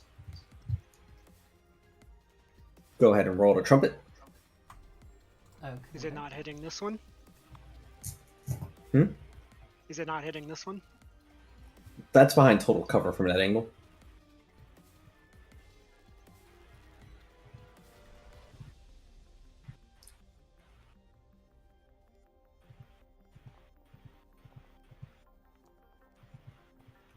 Three of them fail and take the full 94 damage. Is it supposed to be adding the resolve to the damage? Resolve adds the damage. Oh, okay, fair enough. Yeah, and it's DC 25. I don't know why it still says 18. These things have like 100 HP, it looks like.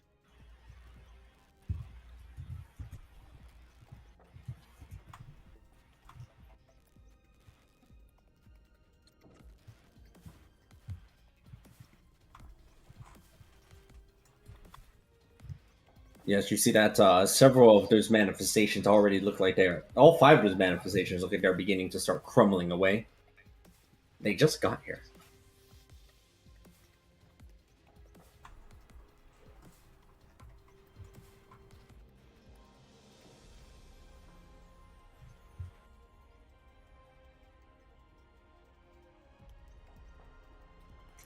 The manifestation is not aggressively attacking the Skitter Widget. It went by without being opportunity attacked.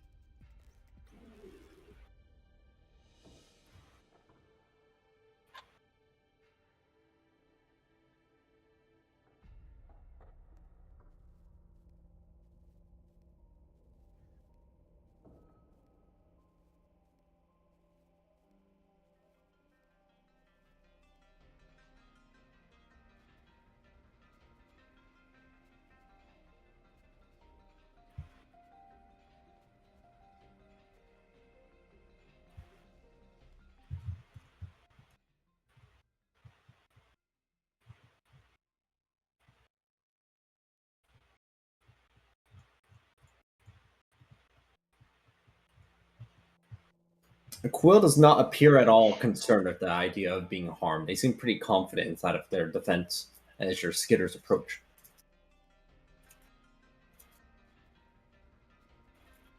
Interestingly, while the Skitters are approaching, all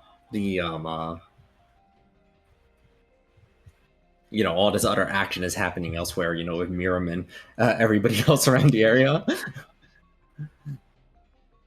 I assume that the constructs will be immune to charm, Miram will be immune to charm, and I assume he has mind blank up, which makes him immune to charm. Maybe. Actually, hold on. But it's Before fun, I make it's these, fun to do the dong. as your you use the Mask of Tranquility there. The 1 second. Oh, Quill is unaffected because they're out of the range of the light. Because it doesn't go past total cover. I think they actually can't pass this wisdom save. You see that all of the ones that you were able to hit suddenly go limp, as if they're no longer inside of a fighting shape any longer. Pog.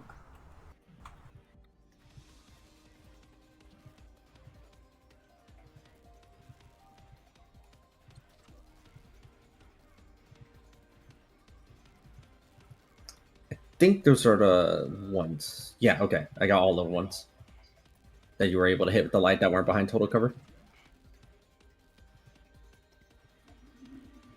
Oh, I guess there's that one. No, there's a pillar right there. where Miram is.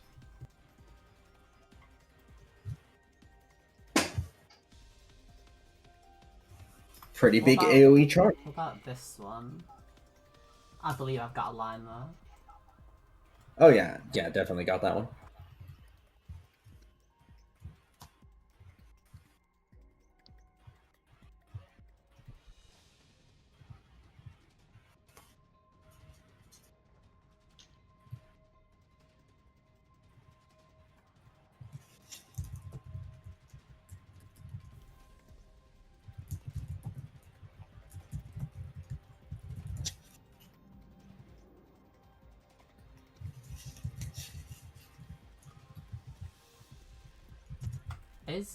With Holly's size, is there a way to use one of these pillars as full cover for the dragon breath that's incoming? Or is Holly a bit too large for that? I think you'd have to use me. Yeah, these pillars aren't quite large enough. There's probably going to be some kind of hit. It's the Tranquility hit, and you were right that Miram is immune to being hit by that. They will go ahead and use their one legendary action to at least get one swing out at you, Jadira, while they have the opportunity, as they use their Phantasmal Claw at you. I just wanted to post this in chat real quick.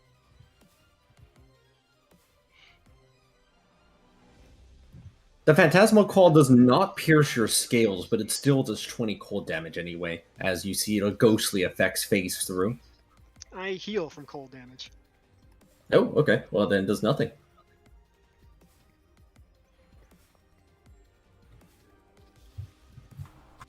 Oh, wait, I actually don't think I have enough movement to move further than this.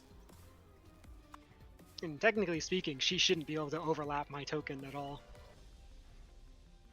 They are a ghost and phase through solid things. They can occupy spaces of others. Don't they take damage when they do that? If they stay that way at the end of their turn? They do not. Convenient. They are a ghost. That was needed.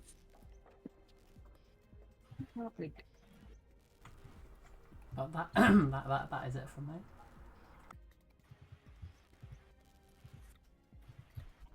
Unless it's a bonus action.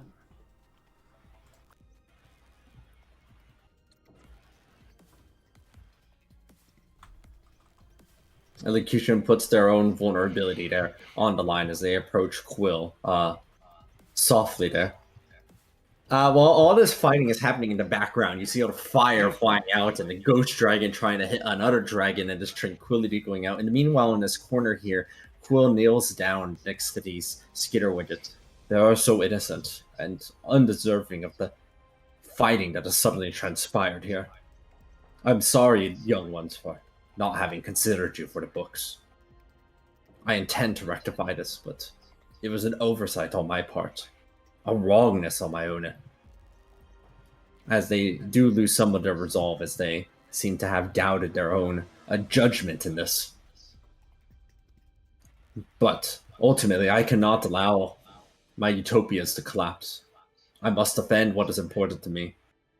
Please, for all your sakes, I can allow you all to leave, so that way you need not be victim to the scouring that's about to occur here. They say gently to the skitters.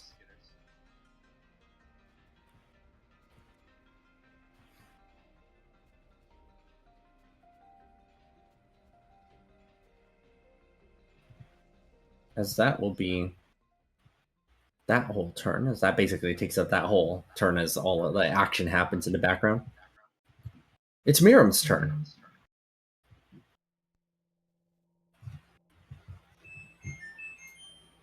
Does Growl want to end her turn there?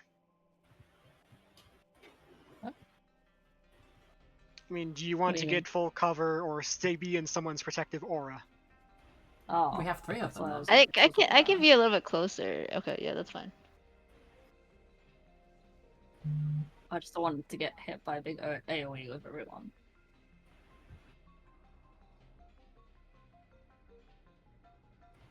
Are you in my aura there, Ray?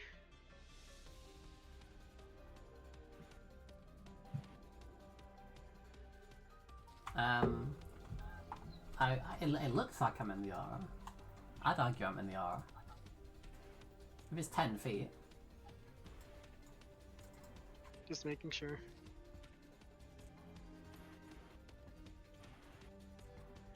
Wait, so is that where I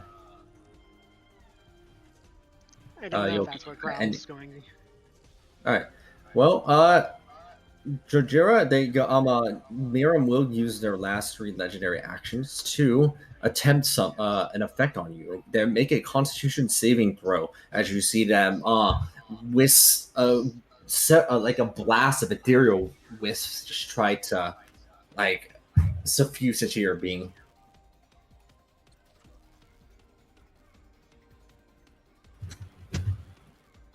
Okay, that is enough to pass as you avoid the worst effects of it. Oh yeah. Hmm? It's Miram's turn. Can you tell us the?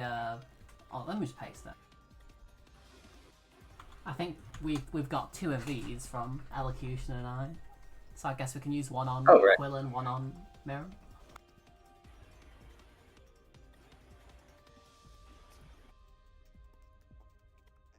We also learned about the manifestations, which I'm assuming slashing, but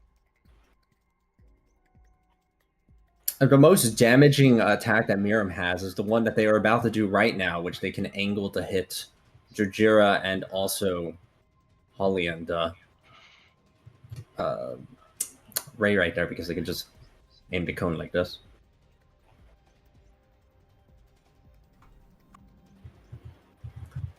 And that move is the Paratherial Breath,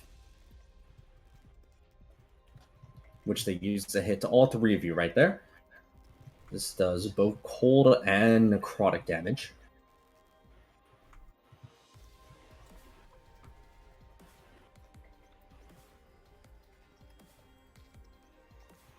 Holly's con save comes afterwards. And I would like to alert out a little bit. Alright, so you only take half of that 143 damage. I think I'll roll an acrobatics check.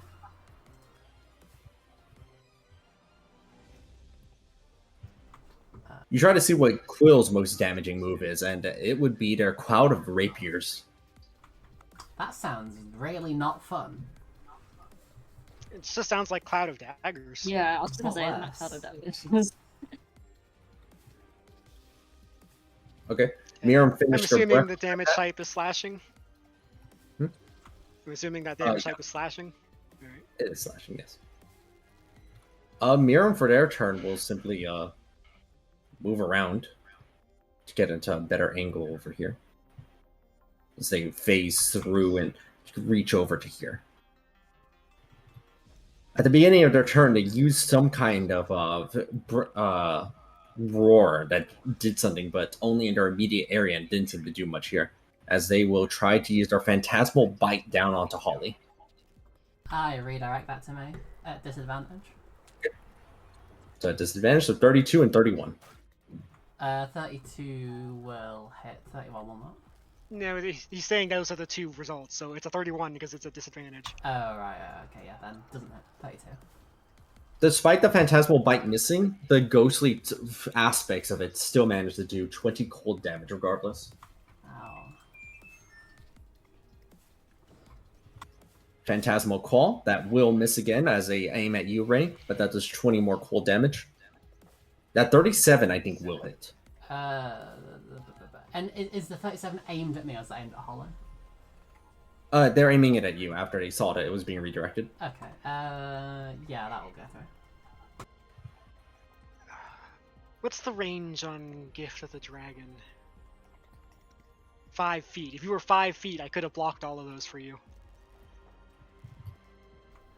And yeah, that'll go through as well. So depending on your resistances and stuff, that's 120 damage. Got it. Yes. Give me a. I'm still catching up from the breath because there's a few resistances pending. Okay. While you figure that out, Jojira, it's your turn.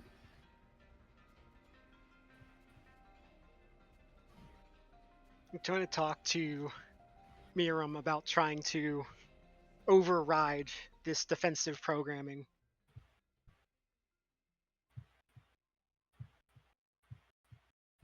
You asked about like the possibility of that.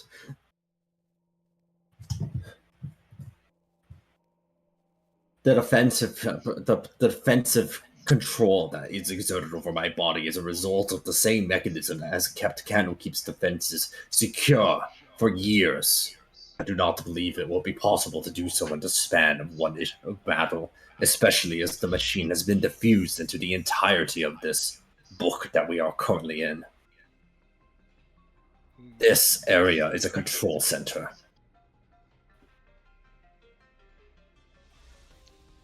Not even with the will of 3 dragons versus him.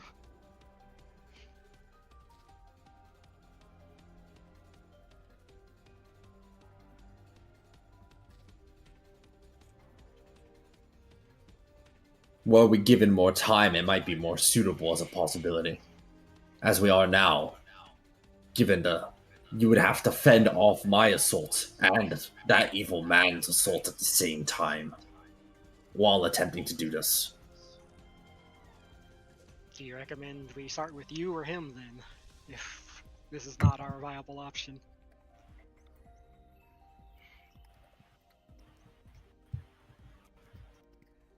Unless you find some way to pierce through their defenses, it may be wise to simply prevent me from moving any further for now.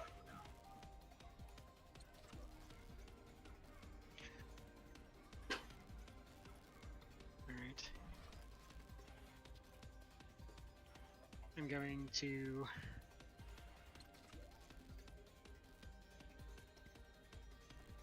apologize before I unleash my Arcanovoltaic breath at her.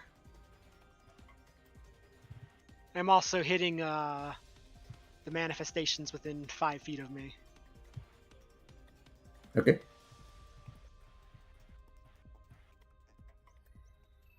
Oh wait, first, before anything else, I do have one feature that goes off at the beginning of my turn. Where the fuck are you? Oh yeah, if Miram was within 30 feet of Jojo and I, she takes 8 radiant damage when she started her turn. Nice. Same with the manifestations when they have their turn.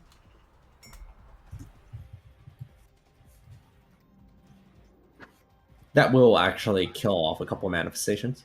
Up, up, up, up.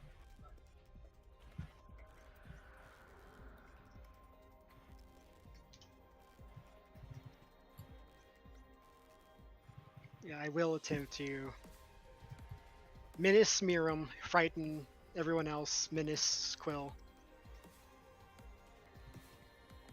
Miram uses a legendary action to pass. The manifestations appear to be all fearful now as well, and charmed. So they're not getting no, they're both charmed and frightened, the poor things. However, as you attempt to you consider targeting Quill with it, you feel like you would need to attempt to contest your resolve against theirs in order to do so. I will preserve my resolve for now.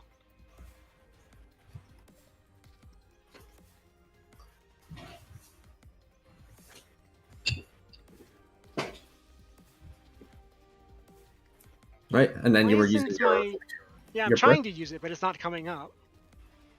Huh. There it is. Ah, there we go.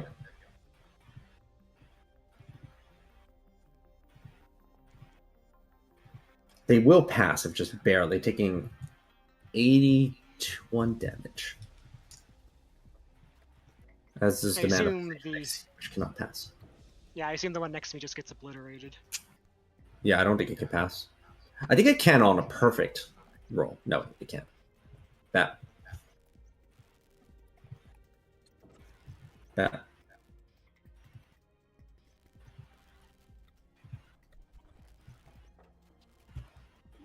Okay, there we go. I am going to...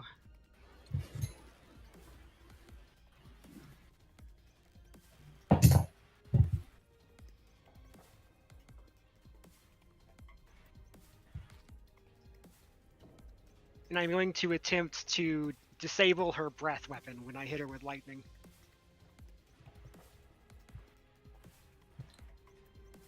Okay, Or should so I disable her teleport, maybe? She did say stop her from moving.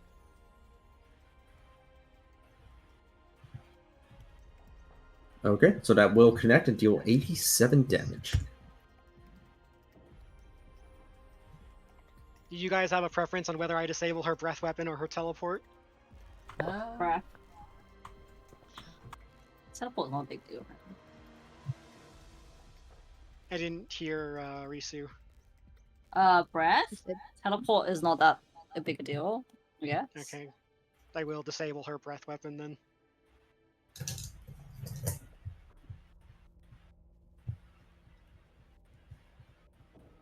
Okay. Their breath weapon has been disabled as you see the lightning course through their ghostly form.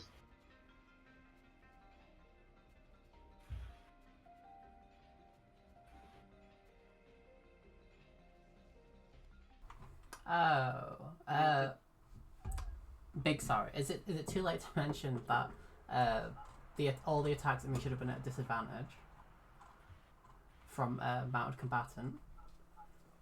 Yeah, it's a bit late. Okay, fair enough. I'll take it. Am I within 5 feet of Ray here? No. I mean, I can just... Since she's a ghost, I can just be here, right? Yeah, that works. Okay. That's my turn. On Quill's turn, they activate their layer action, which allows them to cast a spell, which will be Cloud of Rapiers,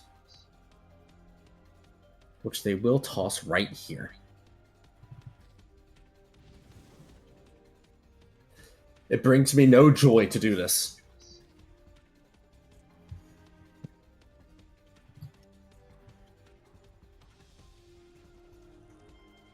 You won't take the damage until you start your turn there. Oh, sorry. oh, What you did you... don't? No, I just said that Cloud of Daggers animation is really cool. Right? The manifestations cannot move. Pretty much all of them are charmed and frightened, and therefore incapable of doing anything at the moment. Does Quill take 8 radiant damage from being within 30 feet of us? Or does his resolve thing stop that? Would you like to try to target them? You feel like every time you try to target them with damage, you have to expend resolve to do so. Even just to try. I see. Kind of want to keep my resolve for now. Okay.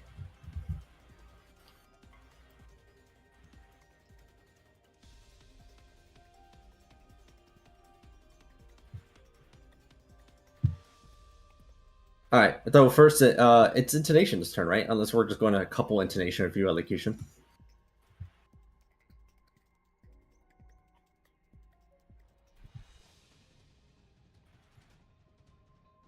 Maybe we'll do that just for the sake of keeping things moving.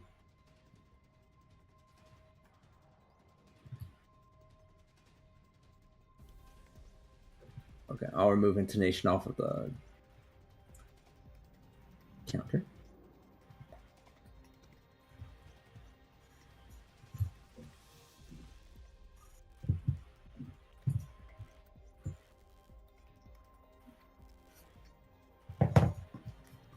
Elocution takes her arm over Quill's shoulder as he's talking to the Skitters. Intonation heals by her side as we talk about a future that would have been. She tries to bring his mind to another place, a happier place. She raises her wrist and shows him the illusionist bracers that he graciously gifted her more than a year ago, worth of time away now. He wished out of maybe curiosity, but that had been more so protection. Even Quill at this point still wished to have everyone make it as far as they could. She wishes to lean into that crack, that tear in his waning mind that this assault is not the right answer. She shows him the harm taking place and gives him visions of our time in these books as well as the harm of those in this very room. Cool, I ask this as someone who's once a follower and believed in the education of Candlekeep. We haven't hit the point of no return. I don't see what is happening now as a brutality. This is the recoil of a threatened and injured victim. You are not the hero of this story. We are not the heroes of this story. This trauma is not what you are. Let's go back and bring everything together to what was a place of learning, of an open mind. So they grow into, not force into. We can start again. Go ahead and roll a persuasion check, Elocution. As, oops, ignore those rolls. That was an accident. Go for it. Give me a persuasion check at advantage.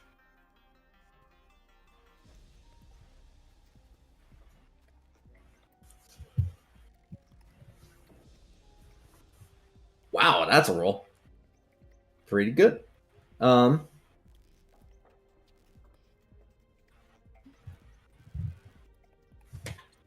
actually in agreement to not wanting to continue this fight, but unless you are willing to suddenly concede assisting your allies here, I don't believe that it is an option.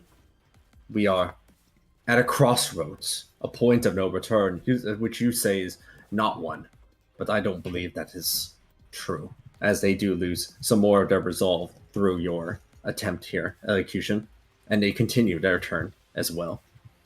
The first thing that they will do is that they, at the beginning of their turn, they expend a spell slot. You see the magic escaping out of their body. And then a new host of manifestations show up around the area. You can see the energy leaving out of them as they had expended an 8th level spell slot to summon more manifestations.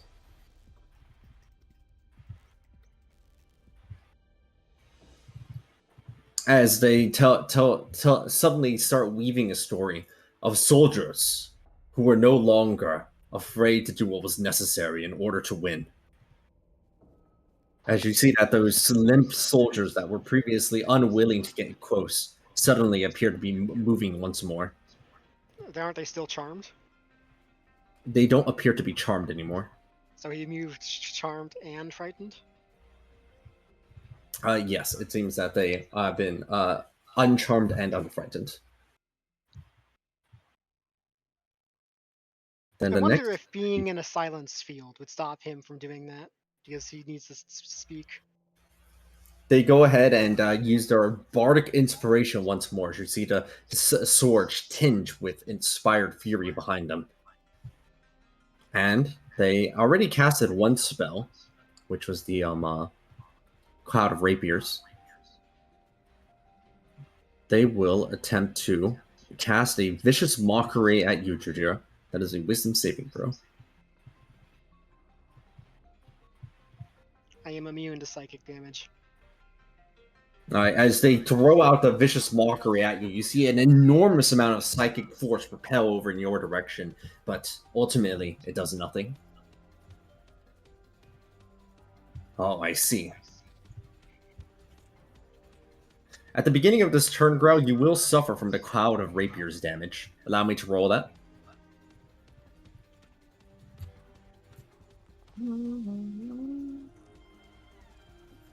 But what if I deflected all of those rapiers?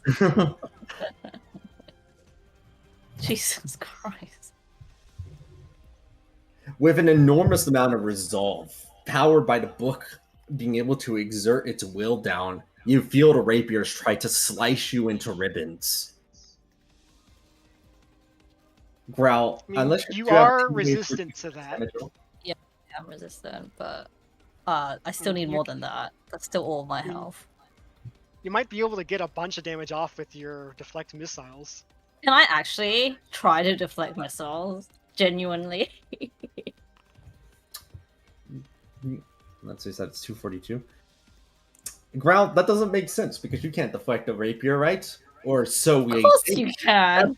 That's what the man wants you to think. Make a deception check. Of course I frickin' can.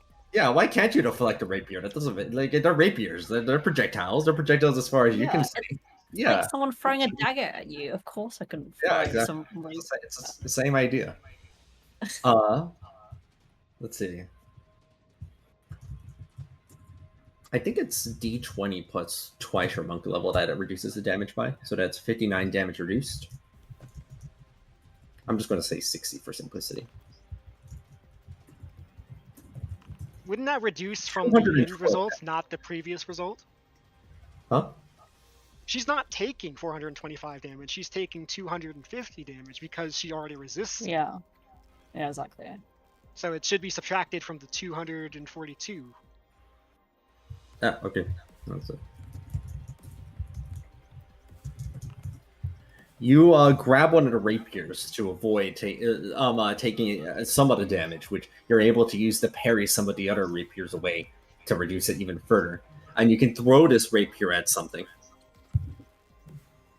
At Quill. All of them. You feel that as you try to throw it at Quill, you'd have to try to expend resolve to do so. Oh, really? Like if we try to do anything to him, he's going to try to Alright, resolve fine. I'll check us. deflect it at Miriam then. Alright, you throw the rapier over at Mirror, make an attack roll. Wait, what kind of... Just use your unarmed Punch? strike. It's the same Okay. check, basically, I think. Yeah, it's Very basically. well. As that connects over onto Miriam and does the full 60 damage that you had just reduced. Oh, okay. Never mind. You can move out of the cloud of daggers now with no issue. And the rest of the turn key commence here. Also, Elocution was asking if anyone plans to attack Quill, or their focus is on Miriam specifically now. That's a 3rd level spell right now, the Cloud of Daggers, right? Yes. Someone could dispel magic so I don't take 500 damage.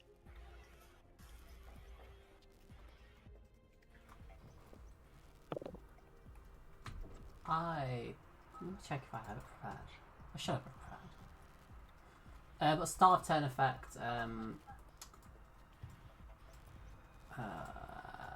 Can you mark the top 5 of these constructs going in a line with white marks, please? Okay. And anything within 30 feet of Jojo or I will take 8 radiant damage. Which includes some of those constructs, actually.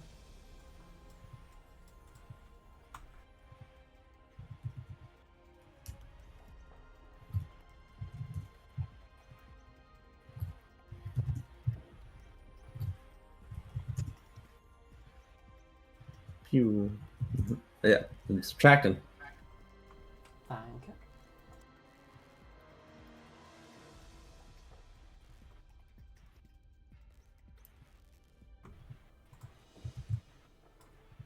I'm sure there's some trumpet where that can get like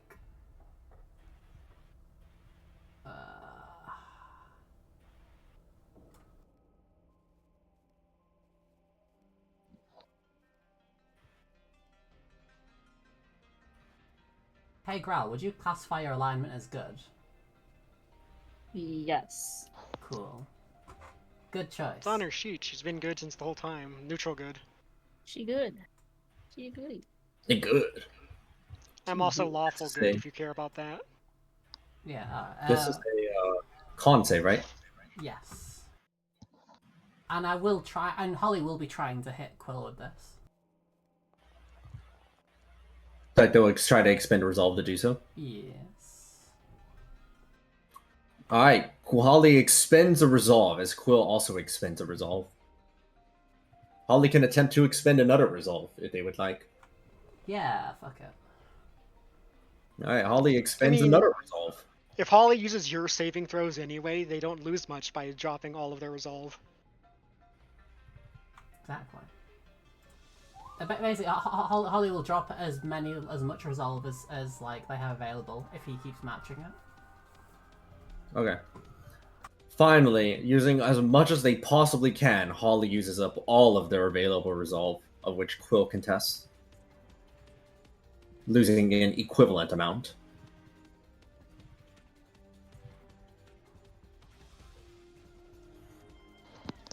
In the Okay, end, he's Holly down. cannot actually target Quill, but they can still aim for the manifestations. Alright, I think he's down to 49 resolve. and that Which will will deal 76 damage. It will, and it will also proc all the marks, so that will be an extra. If we like use an action just to get Quill's resolve down? Do we have to like commit to that action? People have been making persuasion checks against him to drop his resolve, but you have to actually pass on the persuasion check. Yeah, And but use that an action that doing that. actually takes an action though, right? Yeah, it takes an Yeah. action. Yeah. Okay. I'll just keep mine for reactions. All right, triple reaction. Does is there a reason why the resolve isn't applying onto this damage? Like the proc damage. It probably is because it doesn't count as being from an attack roll or a saving throw. Correct. Fair. Kind of bonkers if it did. Probably for the best it doesn't. Imagine if my Dragonstorm did that.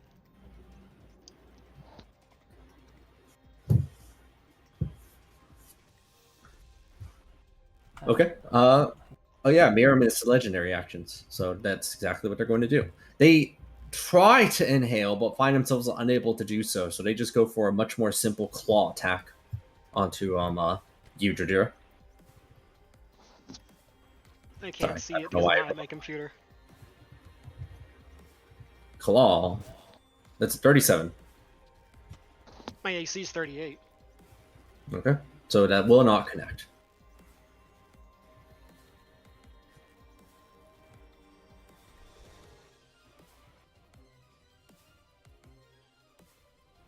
Oh, they still have 5 legendary actions left. Yeah, they've got 7 of them, and there's 5 of us.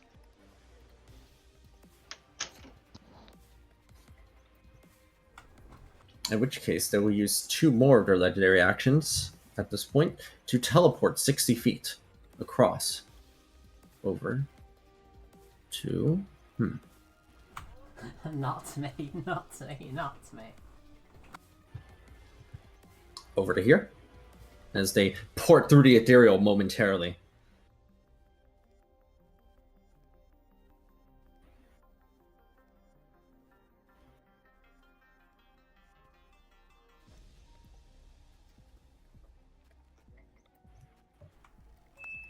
I will dispel Alright, any other the actions? cloud of. I will dispel the cloud of daggers. Dispel magic. All right.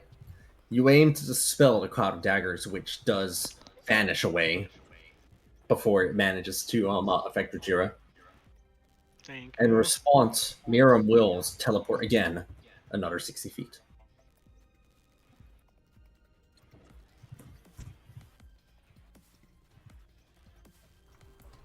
I better make sure all these constructs have one elevation. Miram has only 1 legendary action remaining. Any other movements, Ray and Holly? Before Yes, I am going to.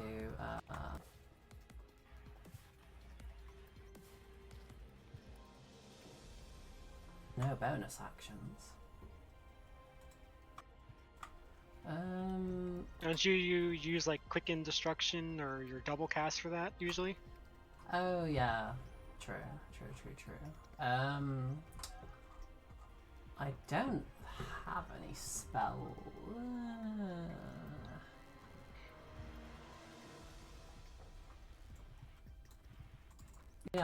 For now I will just because Holly will be using the dash action, so I will.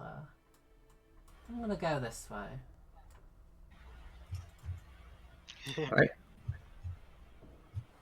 Growl, the Miram will use 1 legendary action to use a claw attack at you, Cool.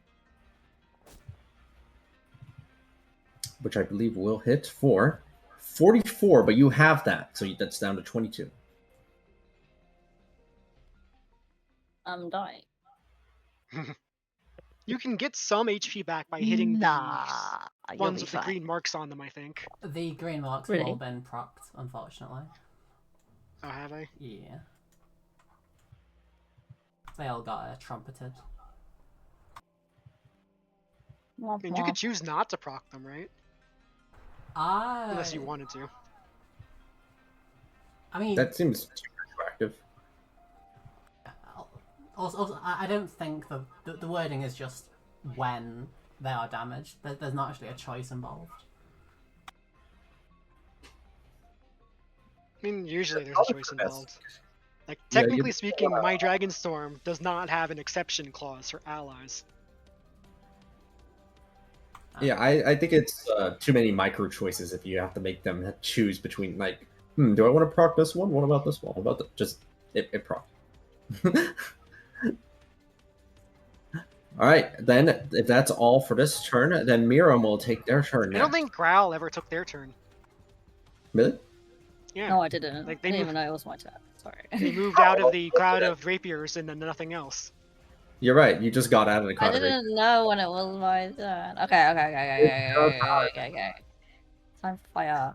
Fire. Fireball. What can I hit? I can give you 10 HP, Growl. That's the best I can do. Thank you.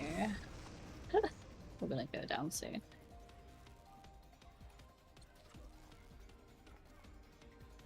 $129 fire damage, which Miram fully suffers from, and these manifestations that you aimed at here are utterly obliterated.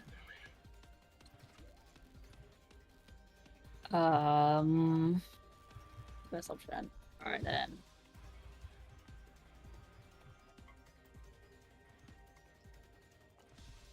Hiya.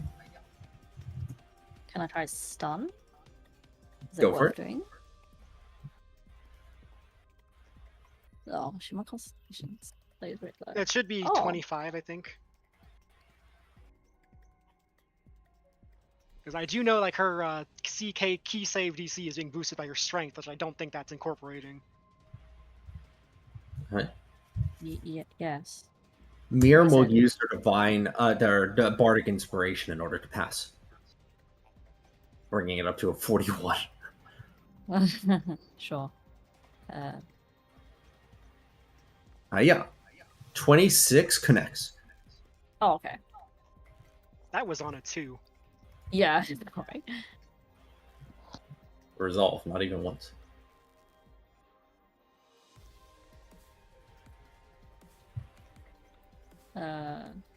Cool.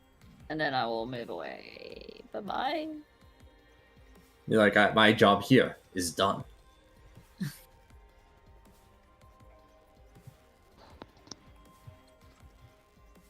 On Miram's turn.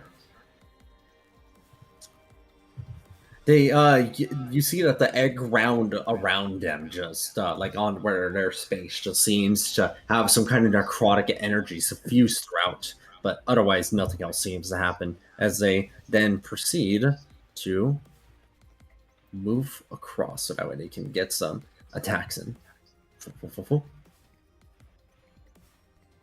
Wait, I am still invisible, right? You are still invisible, yes. Okay, just double checking. You notice that the manifestations cannot see you. Okay, cool. Everyone else. Quill definitely Right? targeted the cloud of rapiers as if he could see you, though. Yeah, I assume so. So rude. Right. Miram, for their part, will go ahead and use their phantasmal bite in your direction again, right? All the attacks are at disadvantage because she's larger than Holly is, and I will shield 36. with my reaction. The my AC is 37. You see Miram cast counterspell. I counterspell. Oh wait, that's a reaction. Fuck. Why is everything a I reaction? have a reaction. What'd you say name is? I didn't say anything. Oh, think sorry, I it's thought you said something. I am Think of boosting Reese, yeah. Ray's AC by 7. Alright, nice. Ray, as that misses, you take 20 cold damage. I take 10 cold damage. I'm resistant to it. Alright, so it's 10, 10, 10, 10. So you take 40 cold damage in total. 10, 10, 10, 10, 10, 10, 10, 10, 10, 10, 10, 10. 10, 10, 10, 10, 10. It's like a Naruto thing. 10, 10, 10. Jujira, you're up.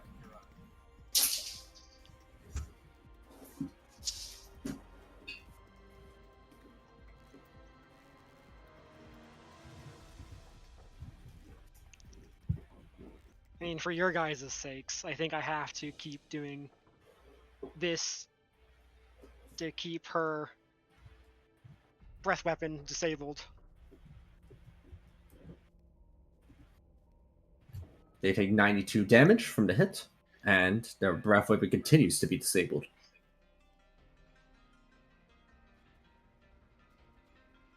This is a nice line for me right here, right? These three I'm up not sure top, where. I think I think there's an angle, yeah.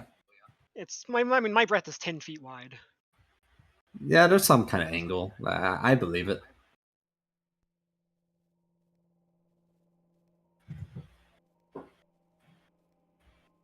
Okay, anyways, I am going to use my breath, and I'm going to infuse it. I'm going to use my spell breath option for the first time as I hit her, as I hit Miram and those. The spell I'm choosing to infuse into this is this one.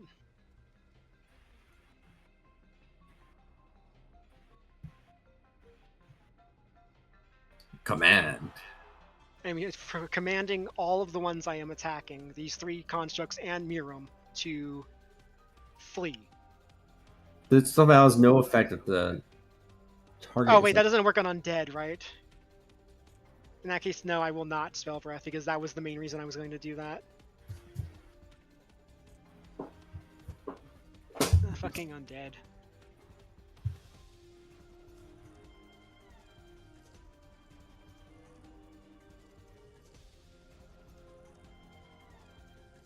Constructs aren't undead, are they? Instead, They're I'll just infuse it with constructs. Tasha's Mind Whip. Okay.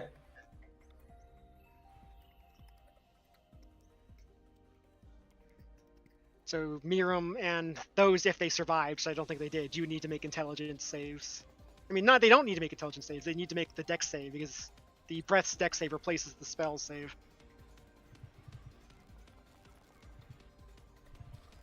And Mira makes their dex save.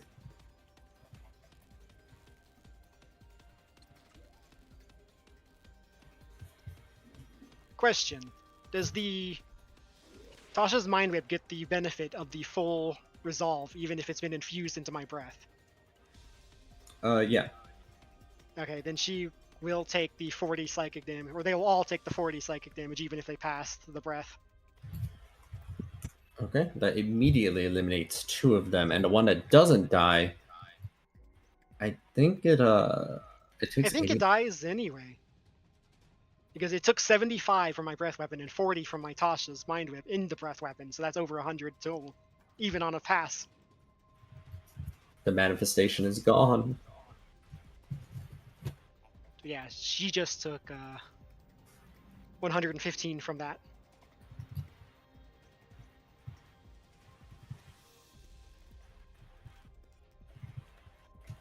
That's like my turn though.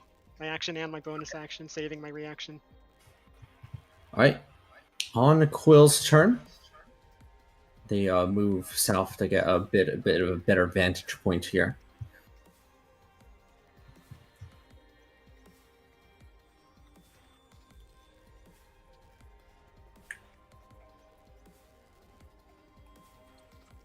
One second.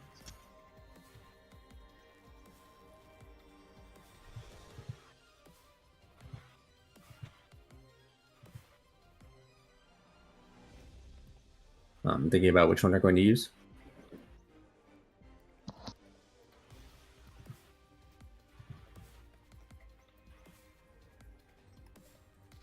Oh wait, this isn't their turn. This is the layer action, so they don't move yet. Instead, for their layer action, you see that Quill begins spinning a tail once more. I remember soldiers that were much stronger than the ones that I see here, able to survive and weather the toughest of storms. Oh, You see that? are they immune to my frighten now? Because I forgot this. Yes, they seem to be immune to the frightened. Alright. You also look at them, and it seems that the glass that makes up these manifestations is growing more and more thick, as if they are becoming bulkier.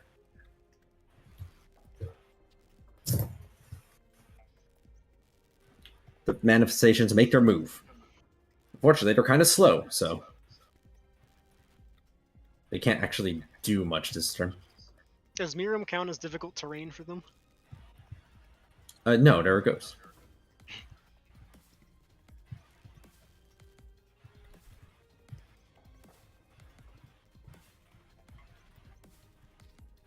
Each of the manifestations is only like moving 30 feet. Oh, this manifestation actually is close enough to attack Growl, though. She's invisible. Oh, they are. You're right.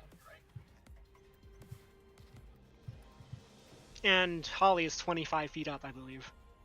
Correct. Yeah, the manifestations just look up in the sky. That's all they do. They don't seem to be able to do much more.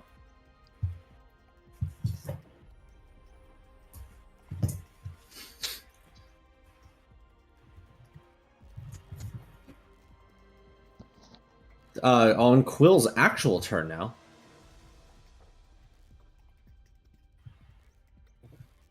They'll once again, due to Bardic Inspiration, they will expend another really high level spell slot to summon some more. Oh, 1 second.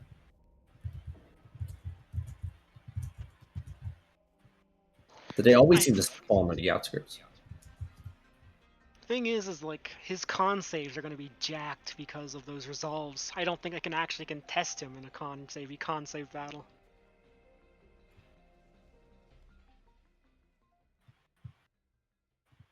What's this? Sorry, I'm just checking something.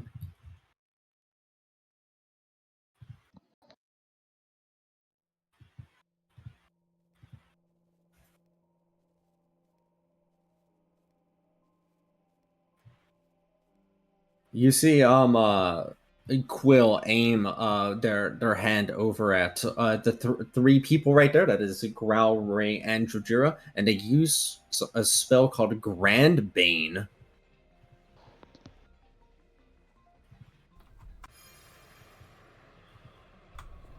Growl, I don't know about JoJo, but Growl is definitely within the anti-magic aura.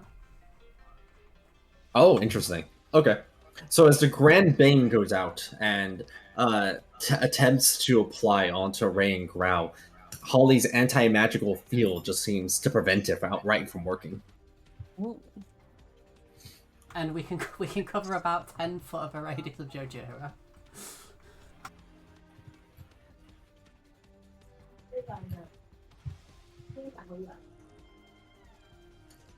And that appears to be all that Quill will do. They manifested a Bardic Inspired.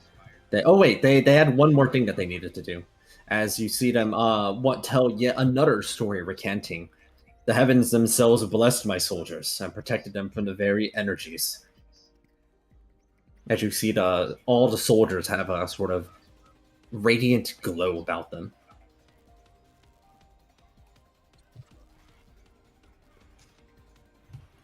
Man. So what Would you're I have a... With Arcana expertise, what resistances do I think that is? I think that's radiant resistance because they're about to eat 8 radiant damage for being within 30 feet of me. Which is going to happen now. They take 8 radiant damage.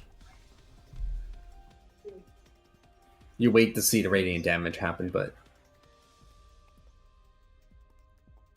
they just seems to shrug off of them. They seem unaffected. Well, Miriam can eat it as well.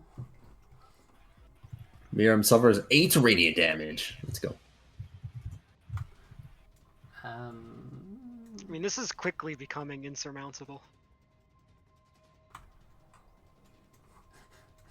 Maybe release the beholder, see if he'll help. Yeah. This is rough. I didn't hear what you said, Russ. I said release the beholder, maybe he'll help. Does anyone mind if I take the first action? And I'm just gonna drop... I think I have a free heal left. I do. Beautiful.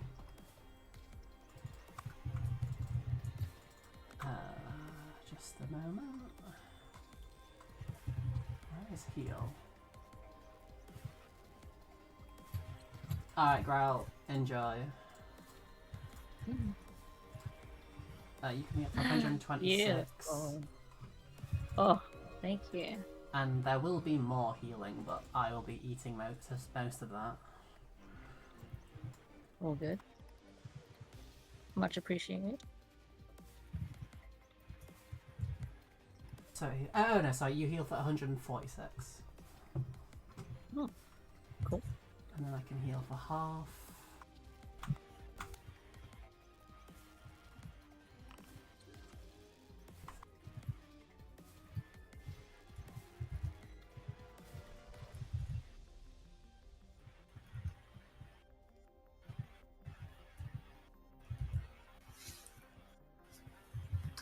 Yay for healing.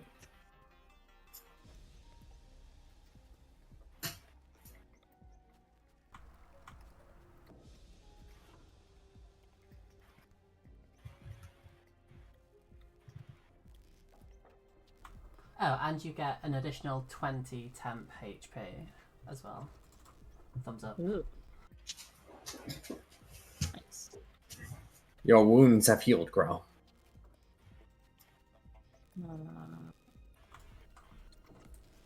I did not remember how to add.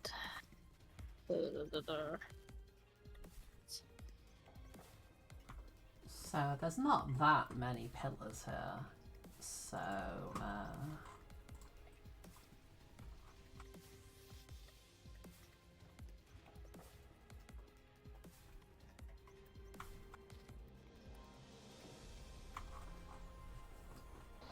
I mean, they were immune to my frighten after he unfrightened them, so they might be charm immune too now. oh.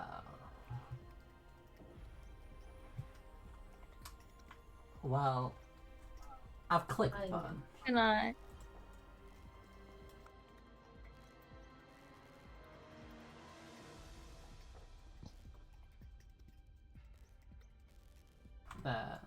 Does the charm work?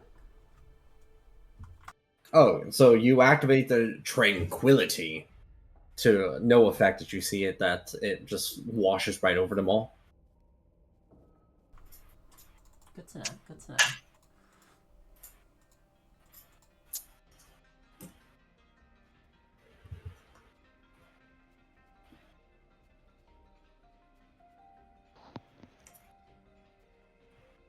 This doesn't look dispellable, does it? No, Like it does not.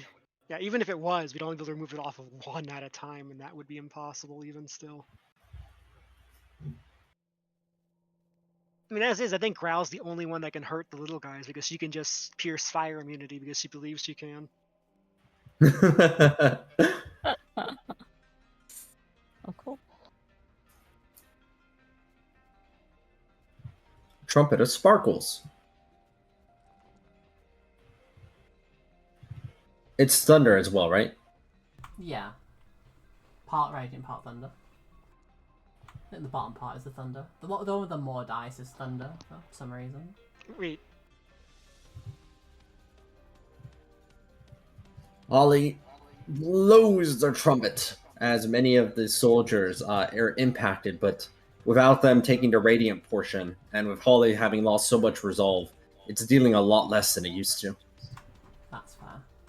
so wait, so they're only immune to radiant of all the damage types? That's what you see.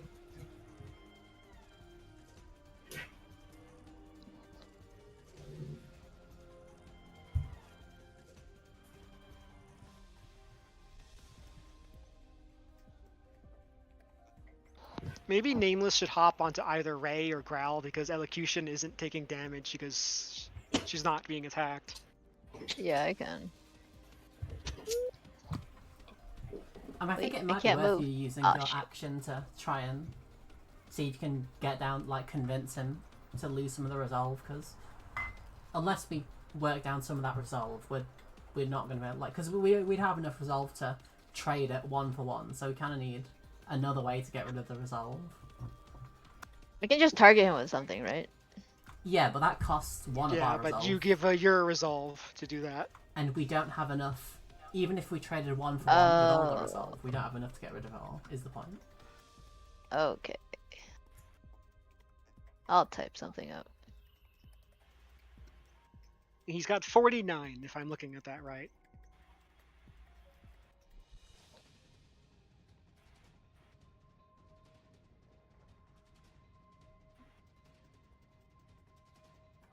I do have action surges.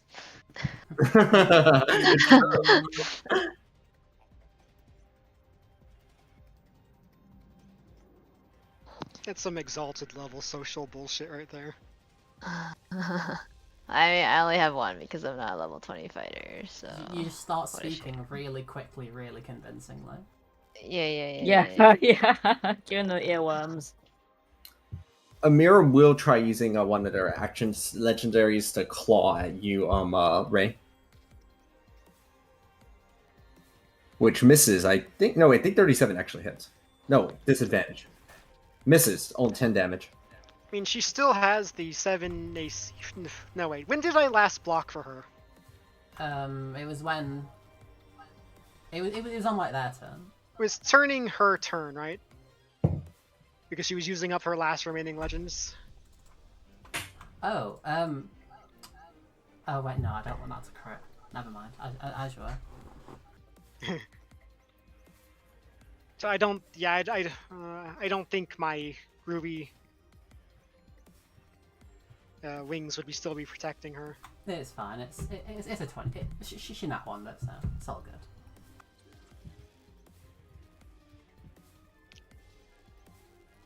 I could put cold immunity on you, Ray. That could be quite useful.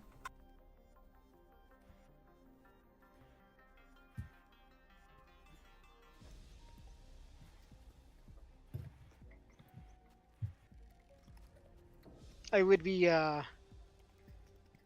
like, my action is how I reliably disable her breath weapon, though. I would have to rely on my breath weapon to disable her breath weapon, and her dex save isn't too terrible against mine.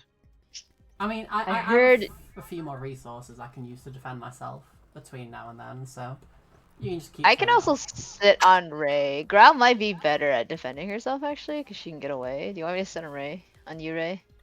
Yeah. I mean, Growl does protect have Ray. resistance to everything, and she's invisible, so the only ones that can see her, Protect the presumably... healer.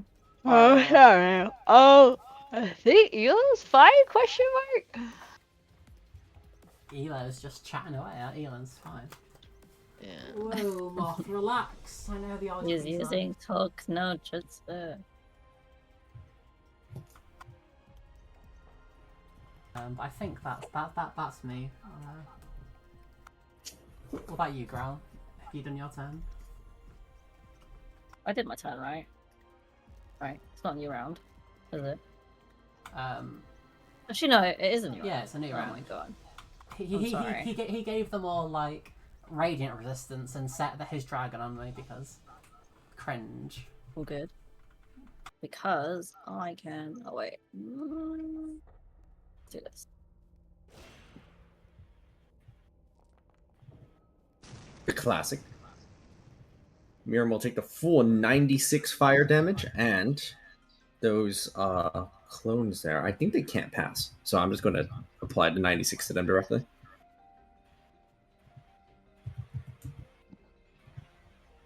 They're a little bit tougher than they were before, though, so this doesn't like completely like take them out as it was previously doing.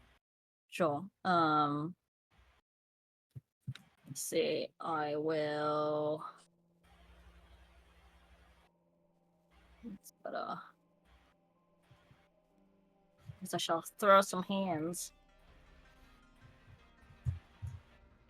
Are some of them just like barely 5 feet away? Isn't throwing hands like 15 feet? Yeah, it's like 15. Okay, so that reaches all of the ones you wanted? Yeah.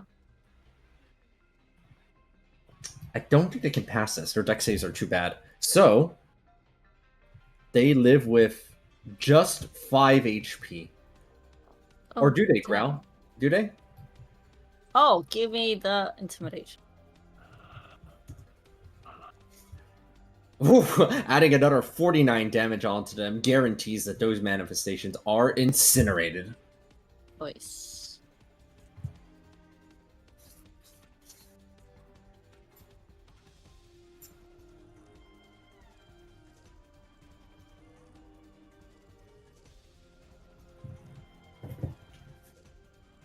Alright, Miriam, for their part, will use 3 legendary actions to target you, Ray, as they use their Paratherial Bane. Please make a Charisma saving throw. No, sorry, this is Constitution. My bad. Is this a spell? Right. It is supernatural thing. God damn it. I low-key have Oh. not been listening to what Elocution has been typing, so I don't know if I repeat anything or if I'm completely off the mark. Don't be a dark tunnel, says the Umbral Phantasm. Hey! What I look like does not determine what I do. Yeah, that's racism. We don't do Evil that. aligned. Was that You ability avoid- only attack? You avoid Only hitting Paratherial Bane. Okay, cool. What? Ray avoided the worst effects of it. Alright, Nameless, you go ahead and What was Is that? Risu provide- the only one here who plays Honkai Star Rail? I guess, yeah. I Why? guess. Why? Playing is Hashtag questionable. All I doing do is do my dreams. dailies. Oh my What? god. Cancer. This is literally Incredible. the last fight. We're Go literally ahead and playing make your all day right persuasion now. check, Nameless. Okay.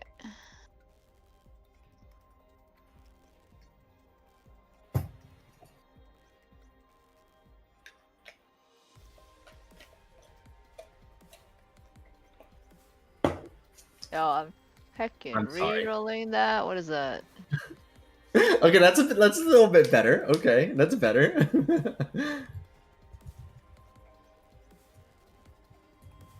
Can What- your what- talisman let you add to ability checks? I forget. Yes. I don't have any of my shit on, actually. For whatever reason. Hang on.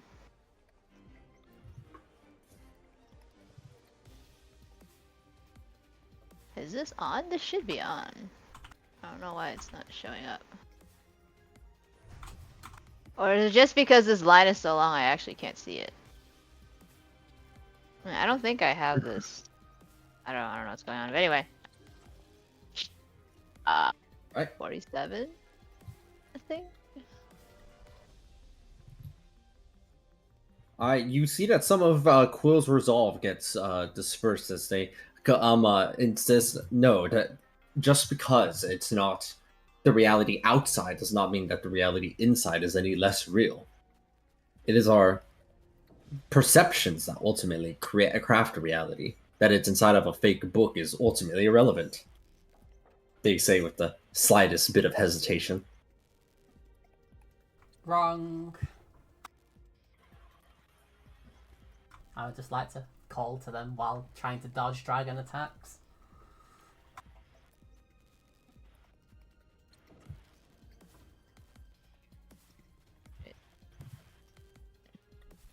I have one reaction.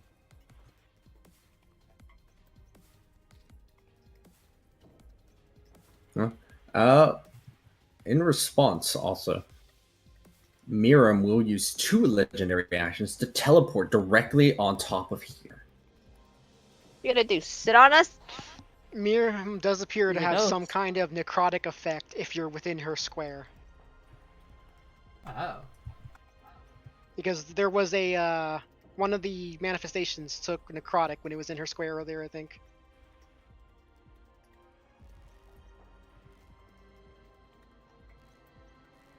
No, I'd have to move down here. Like, Crow can just move up. Because I kind of want to be near you, Growl, to help protect you Oh, from go spells. But I also kind of want to be near Jojira to get saving throw bonuses and potentially not get eaten by a larger dragon. Does Miram know anything about dealing with these manifestations?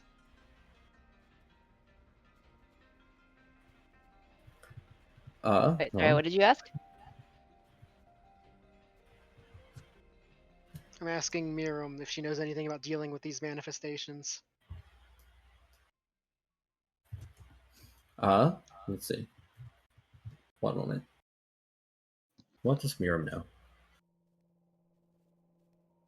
I've had the luxury of being able to observe the battlefield as an observer. Based on what it seems, It appears that Quill appears to be making requests specific to whatever is necessary at any time for the soldiers. That is to say, it may be prudent to either mislead what they actually need next, or simply plan ahead for a plan B for when inevitably whatever you're currently doing is no longer suitable.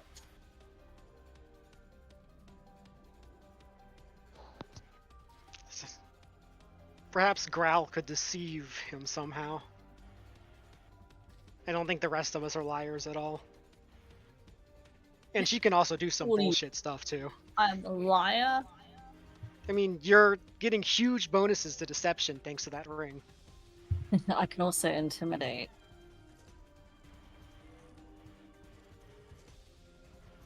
Just tell. You could say, all right, now things are desperate. I'm going to use my radiant damage fireball. You're right, I'm gonna go into Super Saiyan mode. This is what I wanted this whole time. Perfect. Or necrotic damage. I want to fireball. be enlightened. Give me the light. As you're a demon, give it to me. As Zero Demon, hear my call. Hear my call. It's time. I am enlightened now.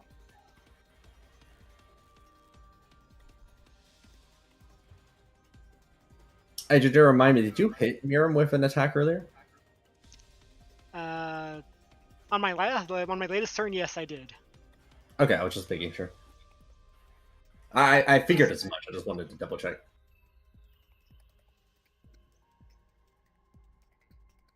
All right, hold on. Jamie is finishing up their typing for this turn.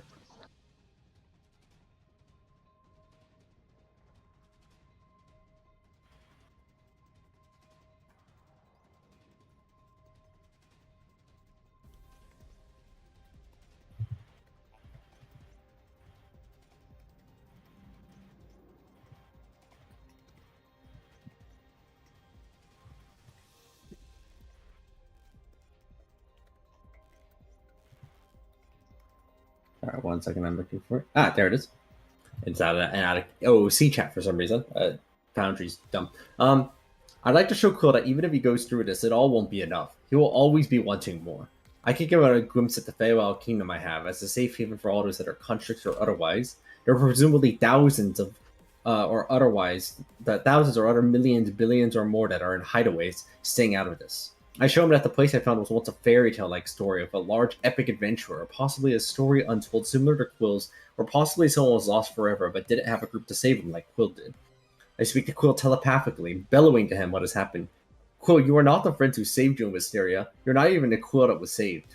By enacting this plan, how is not clear that you are the beholder who trapped each person in an ideal dream world. Who is to say that isn't how they acted when they lost all sentience? You are taking what is dear to all those you believe you are saving. You aren't even letting people exist in their own dream world. This library, this entire place, is just a complete and utter embellishment of a safe haven.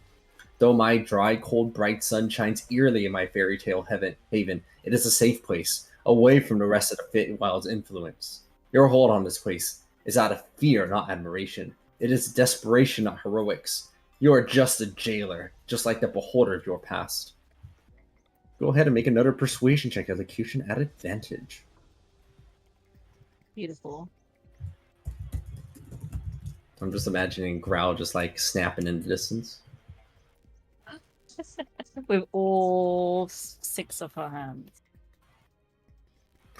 Oh yeah, you can just like, oh, that's.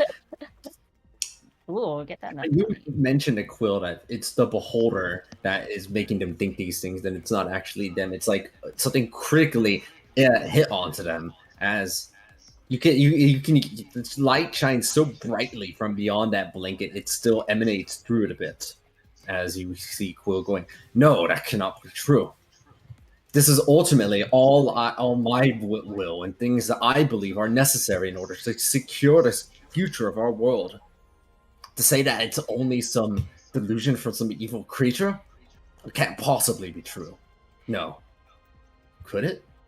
as the light shines brightly once more, very brightly, and they go, "No, it can't be. It's impossible.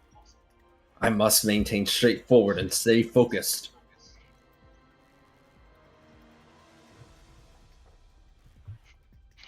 They lost like 7 resolve off of that. Ooh. If it helps at all, elocution already has permanent advantage, so I don't know if you were stack like super advantage like before to give more oomph if they beat the DC by more. I've been taking it into account. Okay, because she is an actor. Yeah, that's why they've been able to hit so hard on so many of these resolve checks as well. You should speak to them in I was gonna Renekor's say voice. talk as Renekor, maybe. Yeah. Do like a play of him being all triumphant, having infiltrated his mind, and play up the him having control over them and gloating. More brewing. Miram has 1 action left, of which they will attempt to use their claw at you, Growl. 1 phantasmal claw. You can Yeah. see her. Yes. I mean, they're dragon. You can see me, yeah. I mean, dragons cool. don't have true sight by default. Oh wait, blind sight. That's what you mean, right? Yeah. So 43 divided by 2, 21. Oh, that's the attack roll. This is the hit. Oh. So 21. Slightly better. Yep. Yeah, 21. Exactly. Slightly better. Okay. On Miram's turn, they can't use their breath weapon, but their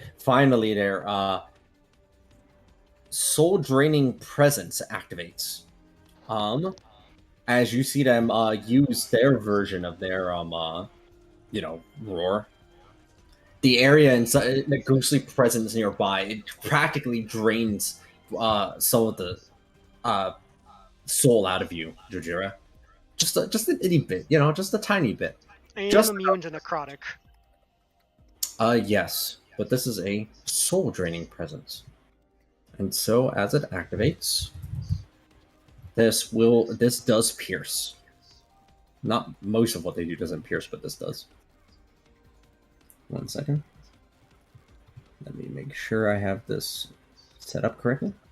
Do I? Oh. Yeah. I did and then I didn't. Ah, yeah, I see what I'm missing. I was like, something about this roll is incorrect. Make a wisdom saving throw as they attempt to circumvent your soul.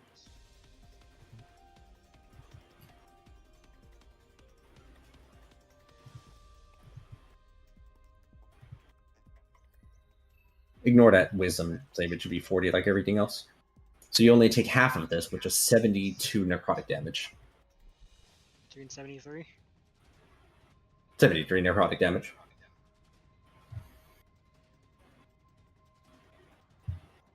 She did hit me while I had temp HP up.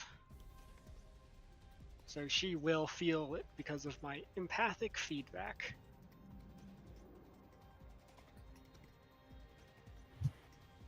They take 34 psychic damage. Mira moves their way a bit closer over here and begins trying for their assault here. They begin to attack over at Holly, which gets redirected over to Ray. Indeed. 28 misses, so that's 10 damage. 25 misses, that's 10 damage. 10 damage, and 34, and 36. 34 will hit unless you have something. I'll eat it.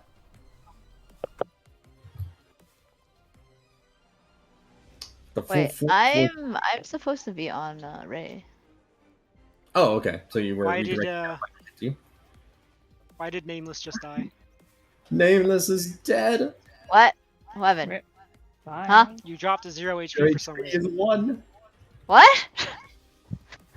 Something happened to your token. Our tank died. Rip. It's so tragic. I don't know. I'm supposed to be full health. The fuck? I can't I mean, believe you that. should be fine, but you just someone deleted your HP bar for some reason. I'm under Miram because okay, I'm not anymore, but I am on top of Alright. Ray. Jujira, you're up.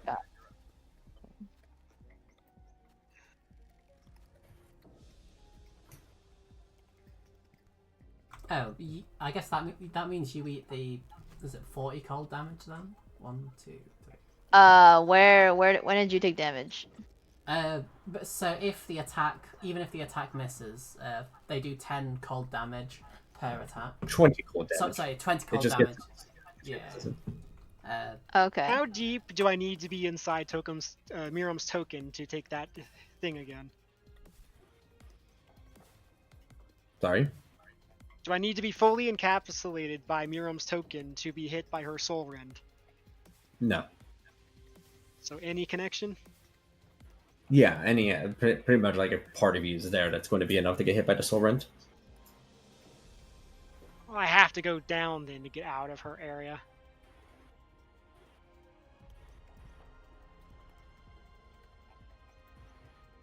I mean, you guys are fast. You should be fine if that happens, right?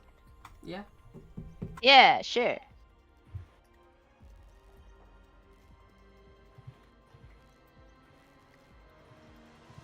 You guys still want the breath weapon gone?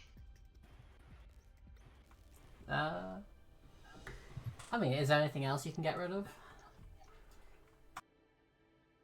I mean, I could drop her teleport, but Alright, got it, Elocution. you guys don't think the teleport is worthwhile enough to drop instead of the breath weapon, I imagine? I don't know, because No, if I she don't starts think teleporting, so. like... Oh no, her turn's There's immediately no after. point. Where is she gonna go anyway?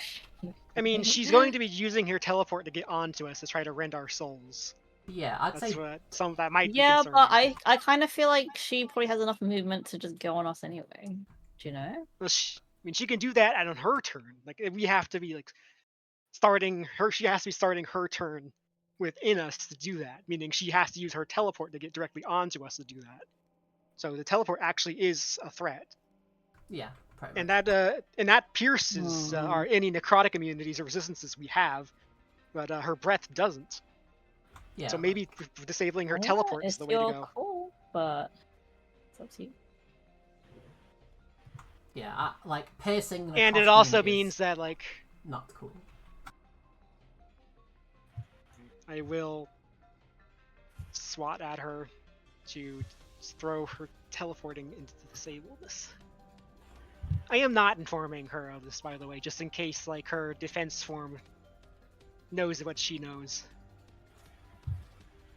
That I'm swapping my priority. Alright. Do you have any 100 Dragonstorm lightning left? damage, Next. and I'm disabling her teleport. Alright. Miriam's teleport has been disabled.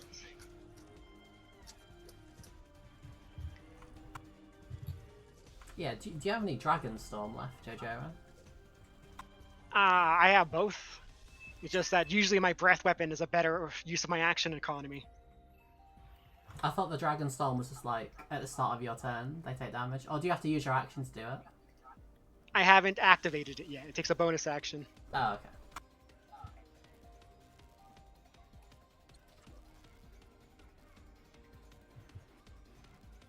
I'm gonna use my breath again. I have a line that hits this thing and this thing up here on top left, I believe. In addition to Alright. everything within 5 feet of me. Alright, So go I'm for it. hitting 4 manifestations and Miram with this.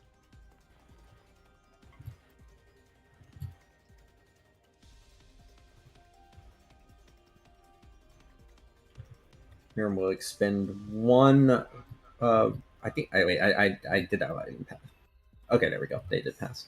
I was like, why did I expend it without even checking if they even passed first? So Miriam will take the Did full 85 damage there. 86, whatever. And the other ones will. I did that as a psychic damage, by the way. So 173 to all of those. That.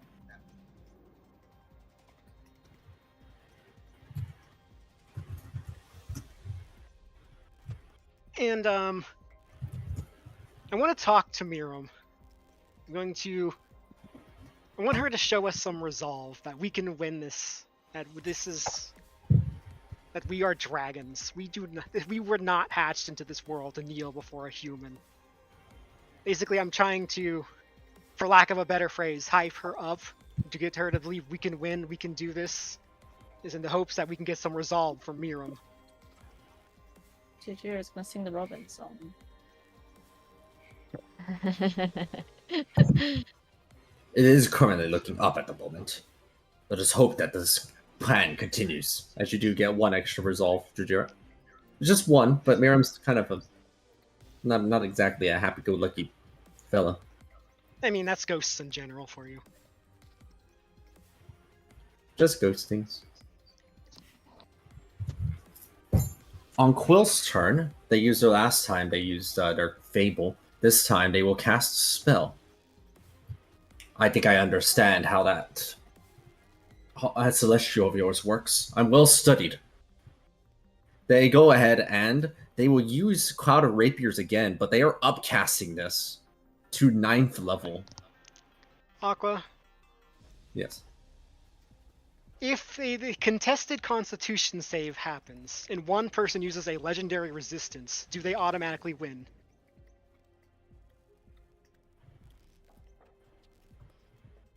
Contested con save? My Ruby of Defiance forces someone to go engage in a contested con save against me. I suppose technically yes. In that case, I would like to use my reaction on Quill to try to cancel this on his effect, technically, to cancel the Cloud of Rapiers, forcing him to make. This is perhaps not a surprise, but in attempting to target them, you notice that you would need to expend a resolve. I'm not targeting them. I'm targeting the Cloud of Daggers, I believe.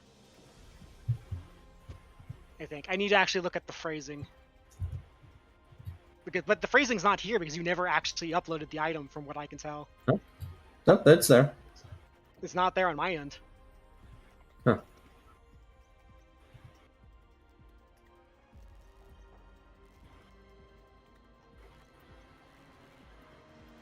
Technically, it is not. It doesn't say target anywhere in there.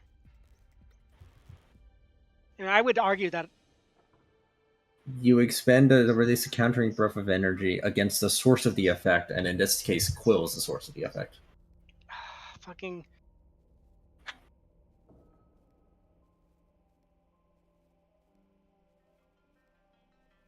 And counterspell targets him too, right? Yes.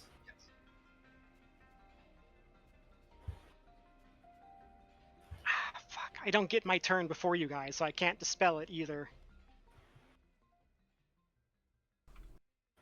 Like, I'm not wasting my high level spell slots. Like, I would like so to. No, I won't use my reaction there. Alert a little bit out of it. I'm guessing 10 feet can't get me fully out of it. I don't believe so, no. Well, I can do it a little bit at least.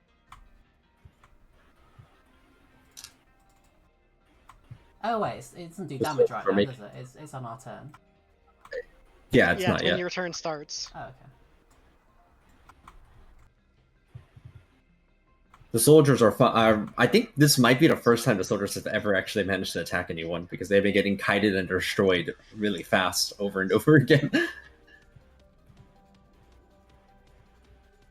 So that's one attack at Nameless. So Nameless, this is at you. An inspired swings. That doesn't look very inspired to me. Oh yeah, because that still isn't enough to hit. Alright, that one misses. Alright, Jojira, you have 1, 2, 3, 4, 5, 6 swings heading your way.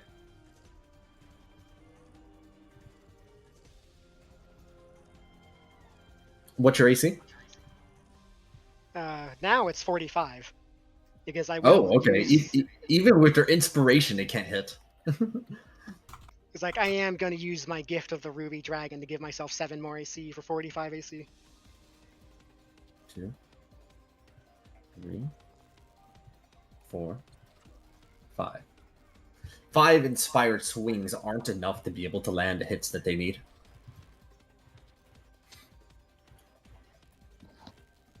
They made a good go of it there, though. They made a good go. Okay, hold on. this time is Quill's turn. Quill refreshes the bardic inspirations on all of them. Would they expend to summon some more? Yes, they have some 5th level slots available. Although these things, only 5 soldiers is quite a bit less than they had been summoning previously, as they exhausted most of their higher level slots. This is the first time I've had to be tapped from such magic in such a long time. But my soldiers still aren't quite strong enough to land the hits that they need. Soldiers, I remember a time when my soldiers had the strength necessary to overcome the defenses and hit harder. As you see, it's like the glass that makes up you could even call it the musculature of the golems strengthens in a sort of complex web of glass sinew. It's as horrifying as it sounds, as these golems, which looked so noble earlier, are now quickly becoming twisted and deformed as they get increasingly infused with more and more enhancements. Are the enhancements like permanent? Like, are they still like glowing against radiant damage, for example? I mean, they've been stacking this whole time. Oh, okay. Yes, they do appear to just be stacking. Oh dear. And Quill does have access to one spell.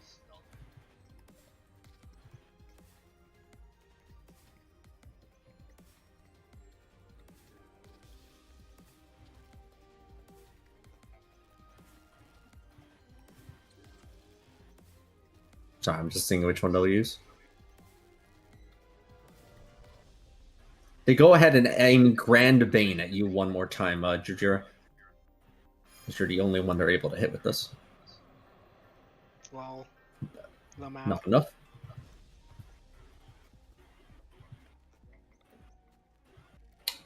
We return back to this turn, which is when the first major hit here is about to arrive. As 3 of you are about to get hit by this cloud of rapiers. 4.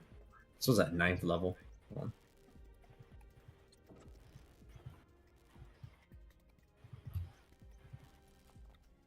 379 damage goes down onto Holly, Nameless, and Growl. But I Everybody deflect. in the aura is resistant. Oh yeah, you previously established you can deflect one of them, Growl. Yeah. Exactly. Let's see. Let's see. D20 plus 40 plus mod.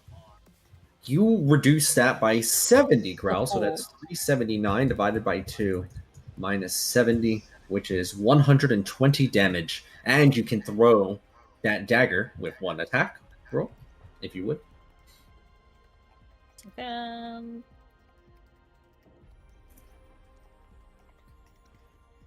Alright, over at Miram, you throw the 70 damage projectile, embedding directly over into them.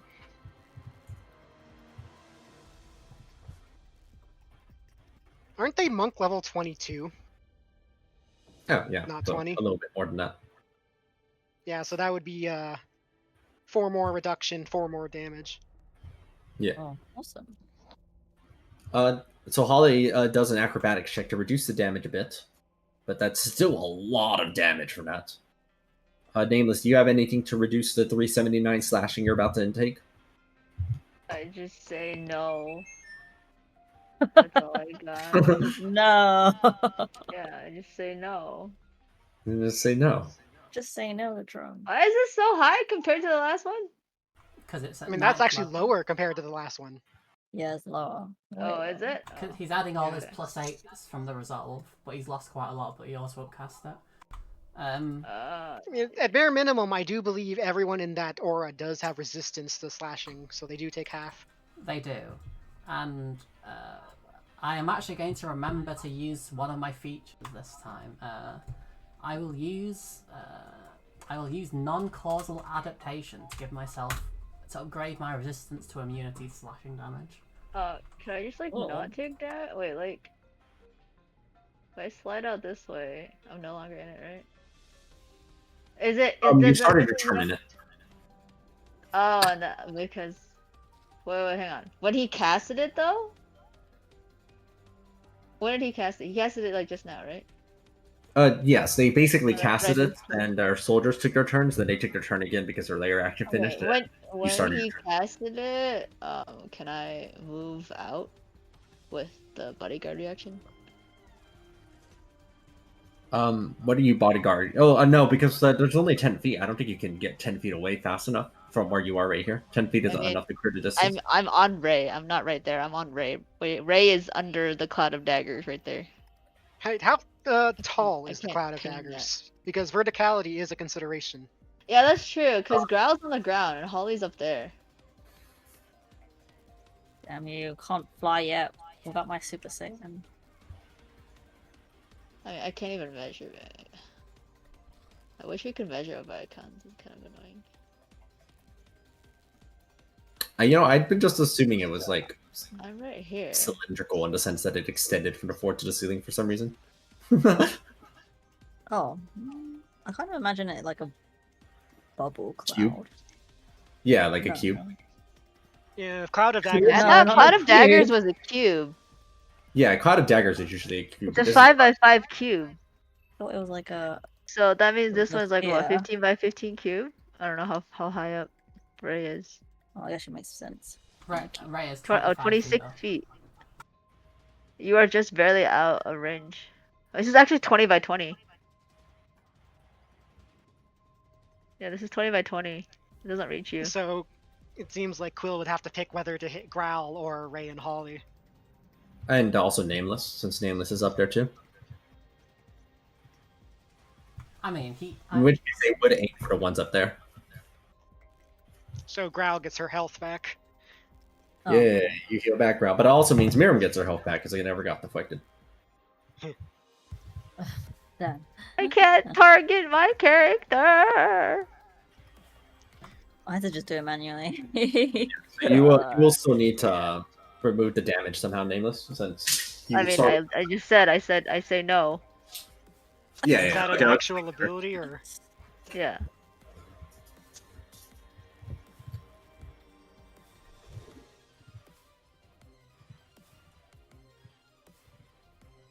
Okay. So I think that handles the Cloud of Rapiers moment. Hold on. This not 10 feet away from where Ray previously was? No, it was cast at the very center where Ray was. Oh, okay. yeah, he was kind of vicious with that. He's seen us rolling about. I mean, I was fine from that, you know. Thumbs up immunity. Right, it's y'all's turn.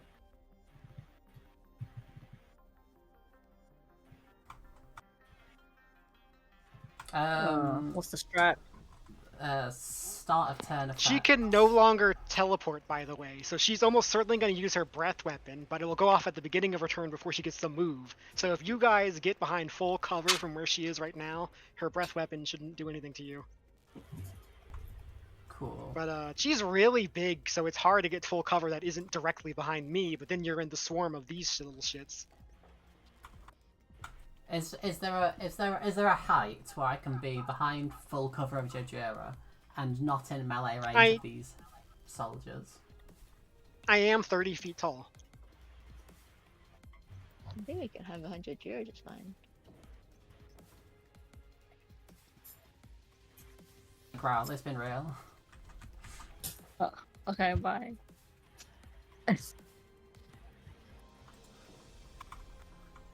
I mean, you have lots of. I mean, you're a monk. You've got lots of movement, right? Yeah, she just Yeah, teleports I'm out fine. of her. Okay, cool. Is Miriam opportunity attacking as we slink away? Yes. You wanna? They will try to go for Chasmal Bite. I believe that's onto the cat. They will add their d20 onto this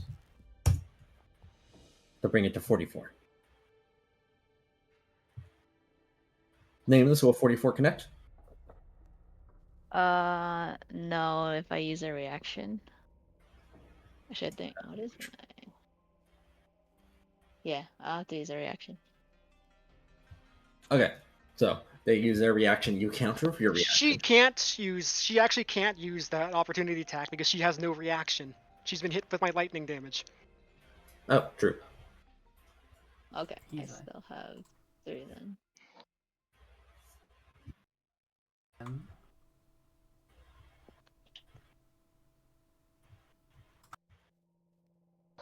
Do we want to let Elo do their Oh yeah, Quill sure. thing first? Oh yeah, go on, Elo. I'm a BRB 1 second.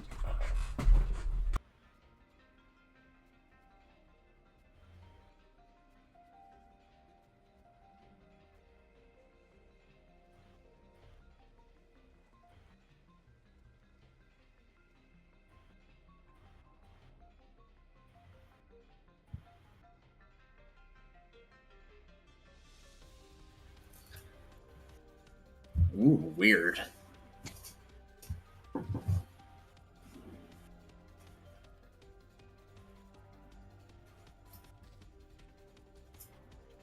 Are you going to cast it right now? You're casting it. However, in order to target Quill, you'd have to give up your resolve, and then they could test with their resolve, and so on and so forth, as we had seen. Are you only targeting Mirrodin, or are you going to try expending all your resolve?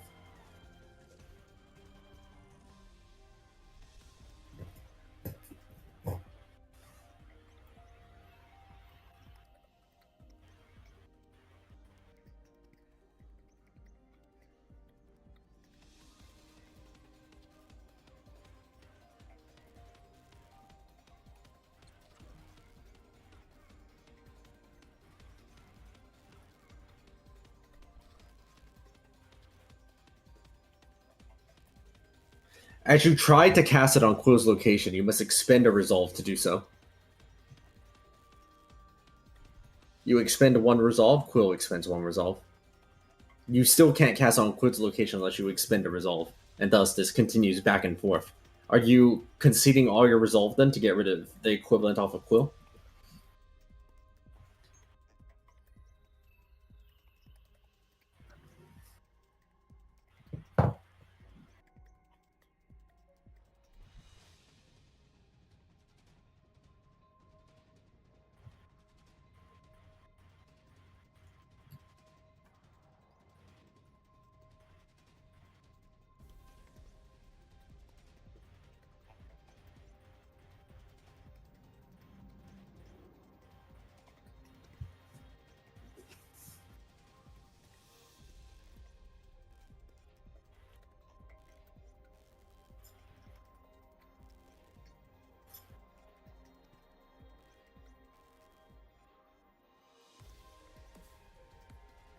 So long as they have more resolve than you, you cannot seem to impact them with anything. Which is why we've been trying to, or at least you, for the most part, have been trying to wear down his resolve. Effectively, might I add. Yes, very effectively.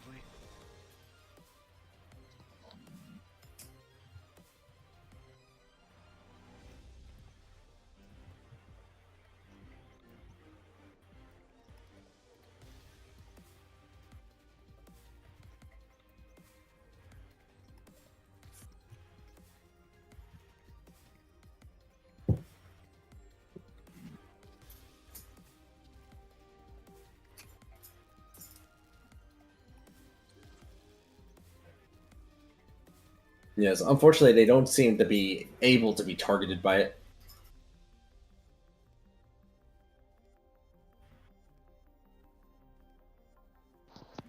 You would probably have to use an illusion of some kind if that's your goal.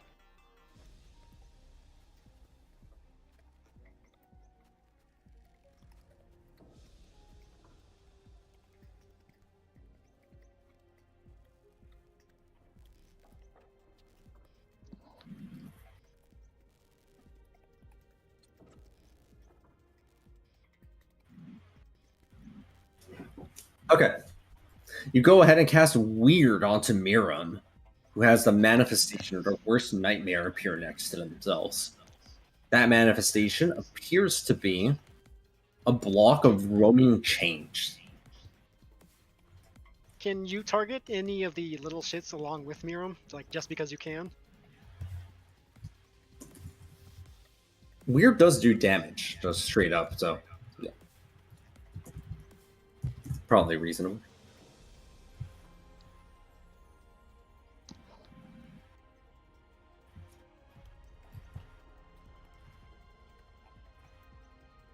Pound bet the weird 60. spawns a beholder that he sees.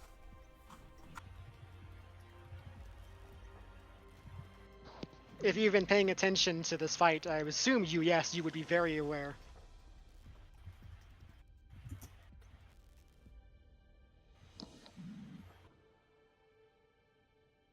Alright, roll that damage. As the weird happens. Also, what was her nightmare? Mirams? Yeah. It is it's like a wad of moving chains that they have to keep fighting off. Oh, right. I thought you said change, as in like pennies, and I was like, huh? Is Interesting. Growl gonna be there when we're casting weird? Scrooge McDuck style. No, I am moving. I'm gonna move down. Just wait. The invisible stalker has like 104 HP. Miriam's going to need all 3 attacks. Can't even see. Yeah, I'm just going to preemptively say that Miriam is going to use her next 3 legendary actions in a row just fighting off the projection that has just been presided. So they had to use 1 legendary action just to pass, and then they had to use 3 more as you see them desperately clawing away at this nightmare of chains that they have to slaughter away. These 2 manifestations are not quite so lucky. I'm just going to take them out of the fight. It will take them a really long time to kill their invisible stalkers to the point where they're basically useless.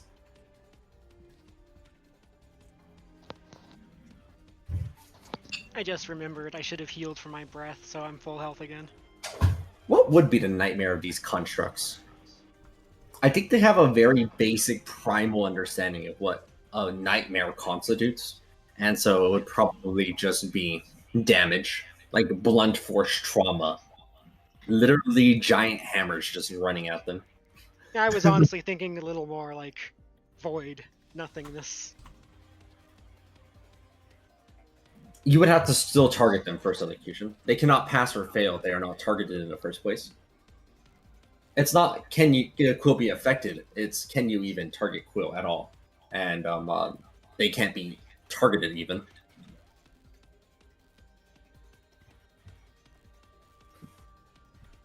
Oh, so are you not weirding? Oh, okay. Then everything that just happened continues to remain true as you see a number of the constructs fighting against giant hammers that are basically incapacitated for their fight. And Miram has to use a ton of legendary actions just to fight off the weird that spawned.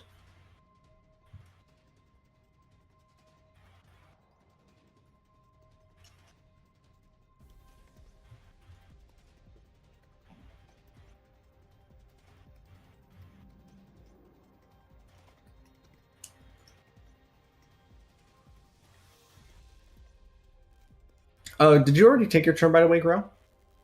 No, I haven't. Okay. You can probably your turn. Okay, alright, I'll throw some hands. All the ones that I can hit. Yeah, you're right next to a lot of them, so you can hit all those fellas. Oh, that's a good roll, too. And they all fail and take the full 135 damage. Cool. And then Oh, that shouldn't be dead. and then the usual. Every time. Well, not obviously at Elo. It's clicked. But yeah.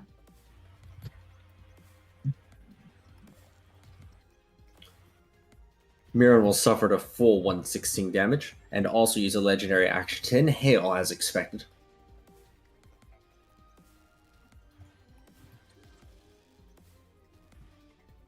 And that's me.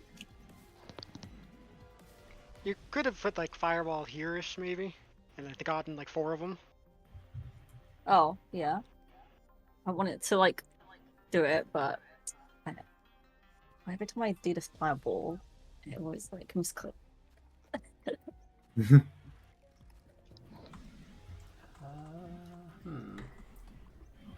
I have scaling? Let me see. Ignore the cast. No, I can only really hit that one. It's fine.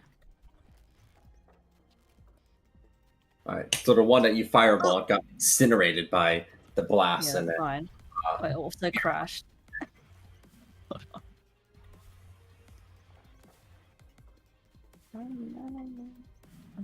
aura of vitality. Wait, do you get the first healing when you use Aura of Vitality? I think you would have to use your bonus action on the same turn. Correct. So it's an action to cast it, but you can do it on the same turn with your bonus action too. Oh, okay, fair enough. Right, so, what's my health? In my health. What's Holly's health? Okay, Growl, you can heal for 84, and you gain 20 temporary hit points as well. Woo, thank you.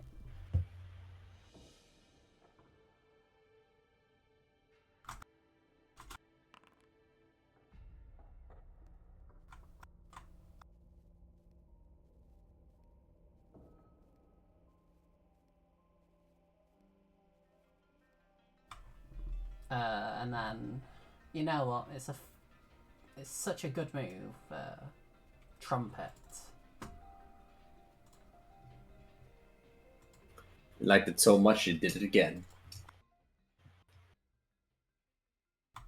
Like, I'm sure there's some like big triangle we can get.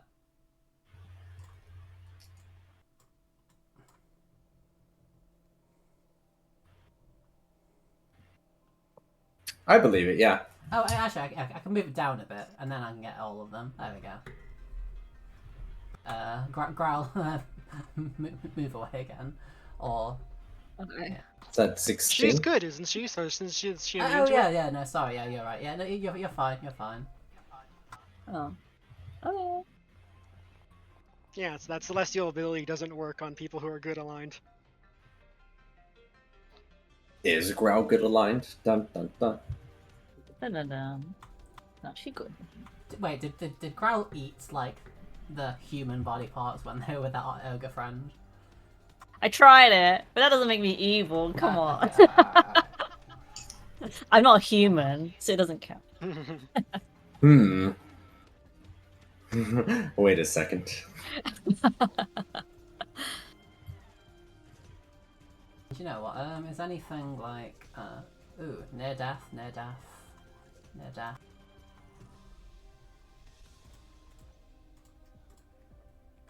Wait, does Holly not have multi-attack when she's in this form?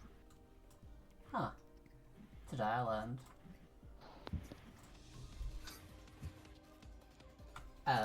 That's missing a plus 12. Okay. Connects. Very cool. Very good.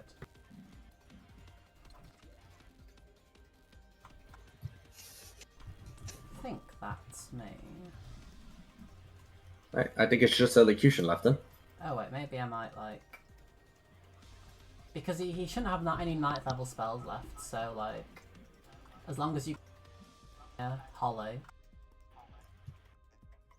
Angle it like this. It were a bit more dodgeable. I think you're also like completely behind total cover thanks to both me and the pillar right Yeah, there. that's what I was thinking.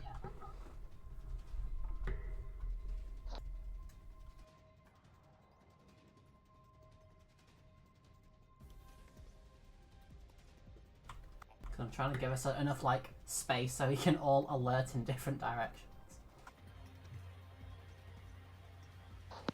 Who fucking dodges? I certainly don't. You also didn't win a dinosaur air competition. In order to target Quill with the Resilient Spear, you'd still have to do the check. You'd have to still expend. Talk to them in scary beholder voice. Talk to them in scary beholder voice. Talk to them in scary beholder voice. The rest of what you're saying is still working, however. Quill, if only you had let it go through. I plan to dispel it only to showing you what is truly hiding in your mind. I'm not treating it as a fight. I wanted to give you an idea of what is actually happening to you. I don't need to zone of truth or anything special. We just need to keep talking to understand what's happening. We already have unnerved two issues, humanity and the jailer. These 2 points go hand in hand. And now they changed their voice to Renniker's. He was always out there taking care of his precious little Wisteria, with you under his nose just inches from becoming nothing more than the puppet of his will. Now you are becoming a puppet in this world. You are doing all the work for him. You are the jailer, just as he was. The chains that held down Miram, just like that monster held you locked into that town. You have the chance to leave his shadows. I will note that maybe you could have said at the end of that, doing all the work for me instead of for him, in Renicor's voice, maybe. Go ahead and make that persuasion check, Elocution. Once again at advantage.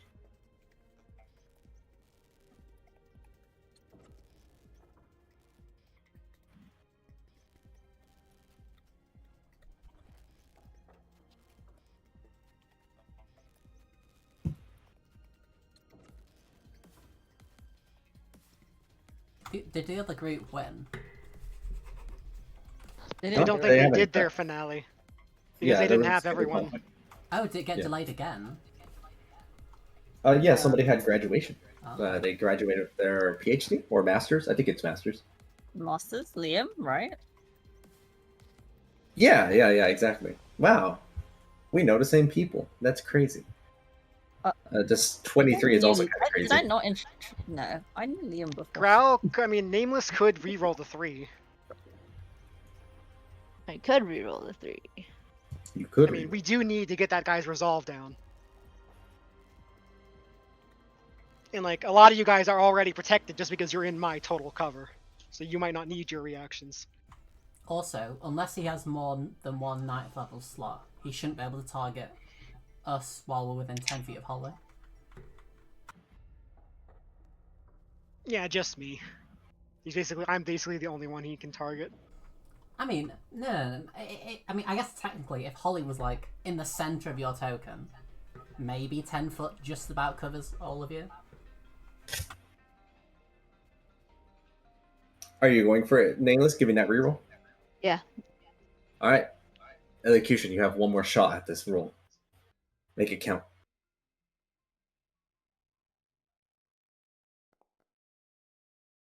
That's quite a bit better. So That's 33. That adds 10, so that's 33.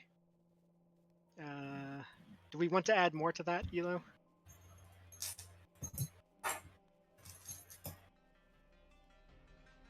Do we get, like, Because I 3d4 could still, throw or is my that something Echoes of the else? Fates on that to give it another D10.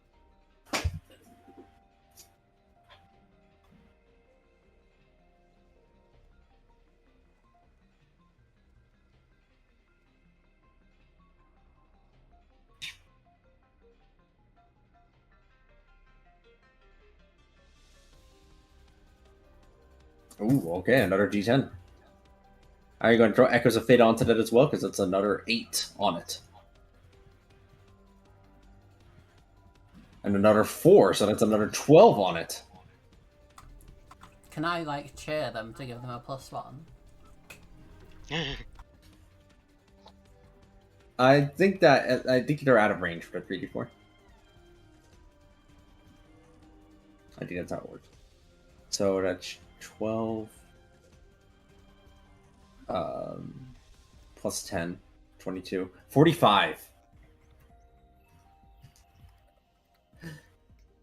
This culmination of various effects from across the party, in addition to this impersonation, is wildly successful as you see Quill lose their composure for the first time, really, as they go, "No, that can't be possibly true. Just because I'm doing something that's vaguely in the same similar realm doesn't put me into anywhere near the same level of what he was doing. It wasn't the same thing. I learned to appreciate it, as everybody else will have to learn as well. They'll all learn to appreciate it. They must learn to appreciate it, or everything I've done is for naught." Well, that's sunk cost fallacy. Dang. That's another -1 to resolve. They, they lost, I think, 12 resolve there. Whoa. They went from about I don't remember what they were at before, but it looks like they're at like 25 right now.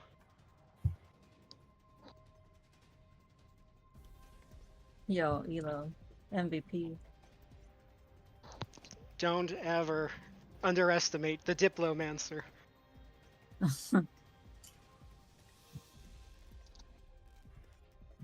Alright, I think it's now Miriam's turn. They still have 2 legendary actions left, but they're just going to inhale twice more. Ooh.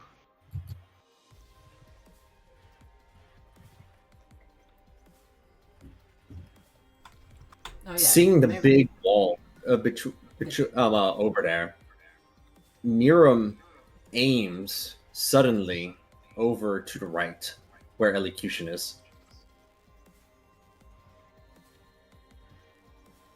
That's fucked up.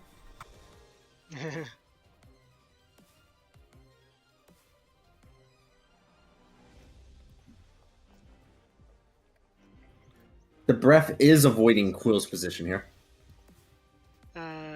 That is a 4. Nameless could re-roll it. Do they have any I- reactions? I do. Okay. You can take it. Oh, they have Lucky. Lucky. Go for it. Or you can use Lucky. I mean, actually, no. You probably need a reaction or two across their turns, maybe.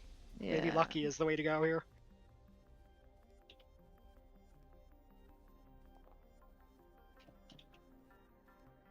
Oh, that's sadness. And we just used our bonus adders on that diplomacy roll.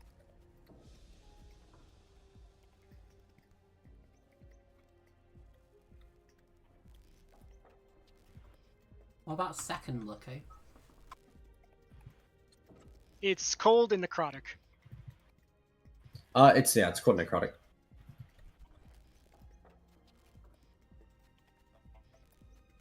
It also will probably paralyze you if you fail that save.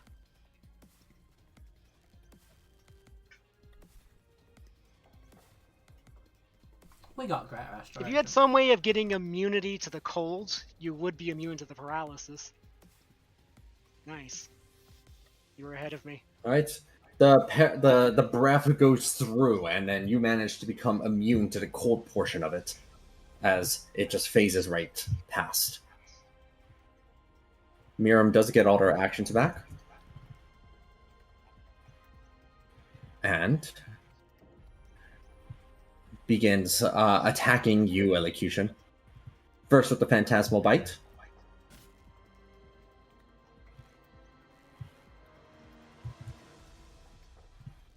Which is 49, although 20 of that is cold. The rest of it is 4, so basically just subtract 20 cold.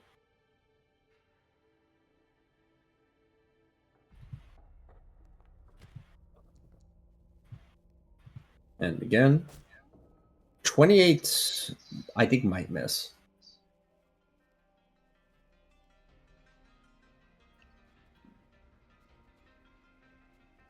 I'll let you decide if it hits or not, in case you have something.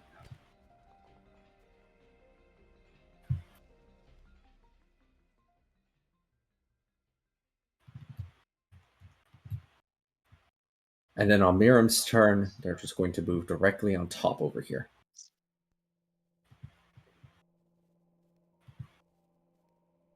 Jajir, you're up. All the and things I'll are let- still around me, right? Yeah, well, let's see if the execution is how they're responding to the damage.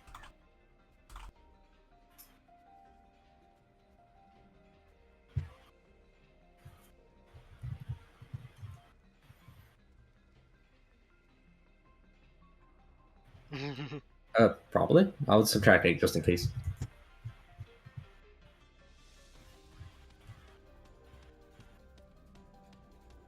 Okay, so that's 2 of the hits then that you've reduced. And now I'm guessing the other 2 will just go through.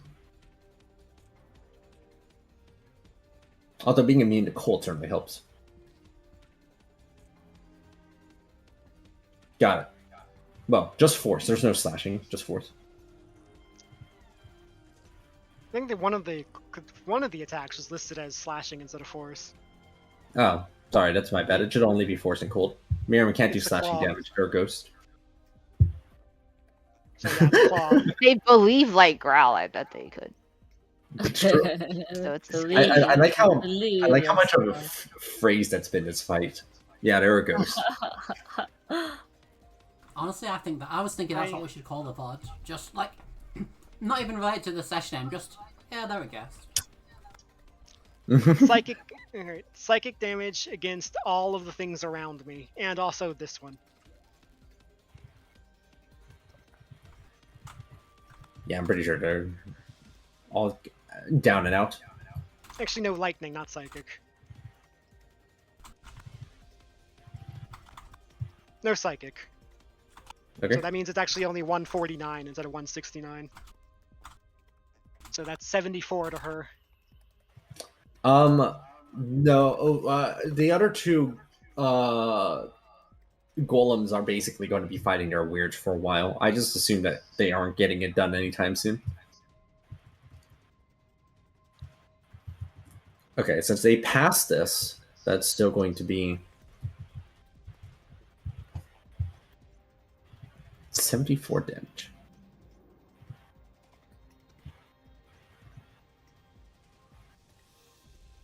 Anything else? Is she fucking like directly centered on me? Basically. I actually can't get out of her.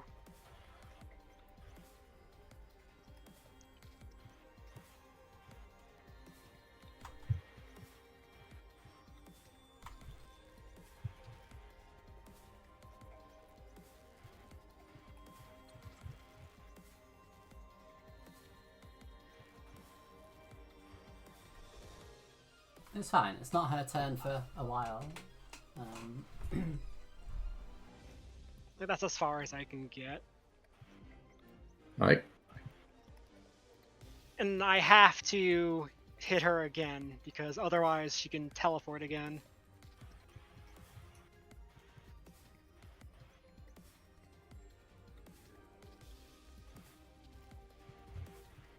Hiya. And that is lightning. To take a bit more lightning damage. I am disabling her fucking teleport again, and that is my turn.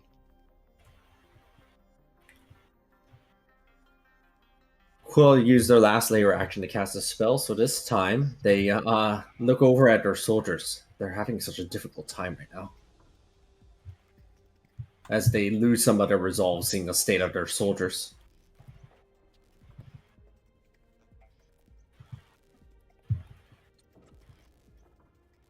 My soldiers strike 2 when it's necessary.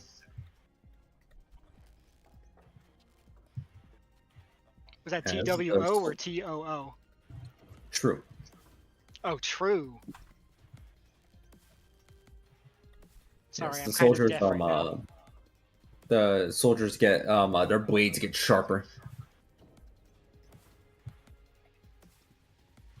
And also there's not many of them. They begin moving. This one is just out of range. As is this one.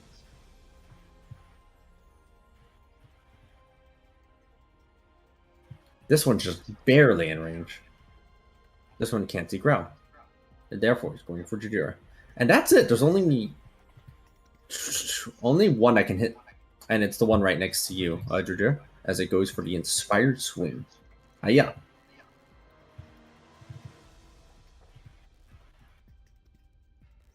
Doesn't seem it's enough. I think. Is 39 enough? It is, but I can just block it if I want to. I'm just trying to decide if I want to save my reaction. I'd save it. You've got a lot of health. Okay, I'll save my reaction. Oh, I have to roll again. There we go. 31 slashing. I was genuinely expecting that to do more like 100.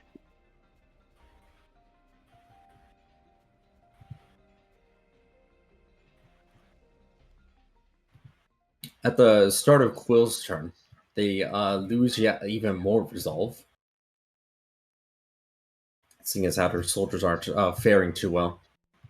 And they will expend another incredible, another 7th level spell slot in order to summon another batch of them.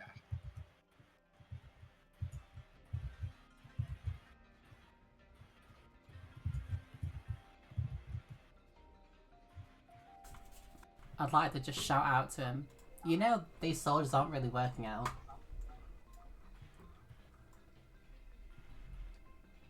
Maybe, do you have any other plans?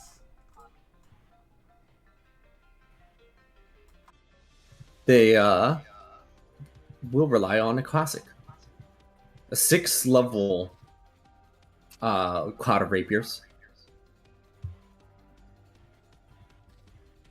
Oh, I accidentally didn't place the measure template. Whoops.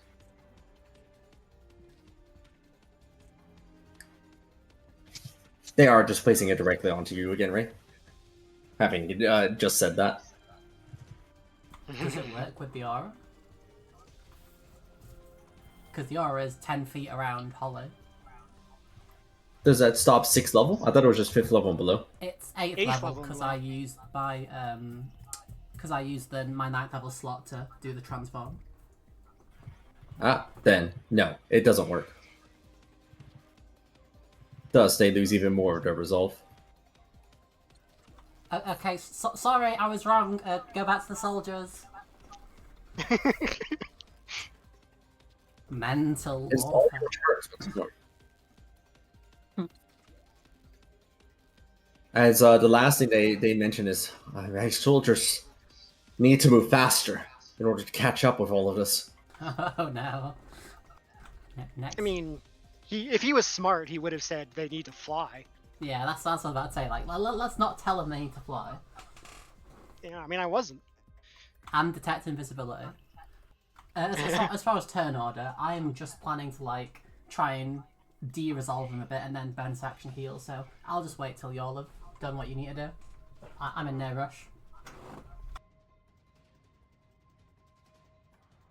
But I'll probably move with y'all just so I stay with you with the aura.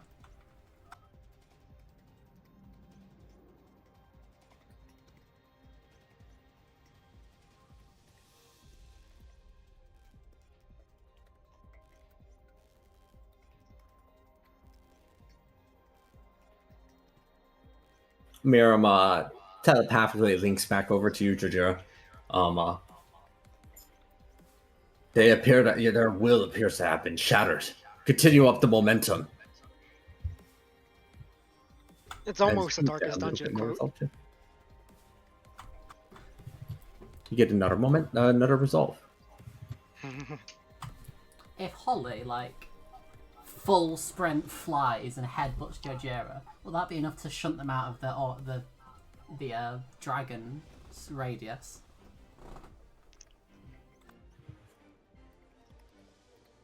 I mean, there's a pillar right behind me, so I think I would just get pushed into that and not go anywhere. I mean, there's a like Holly's got a lot of move speed. She could re-angle it,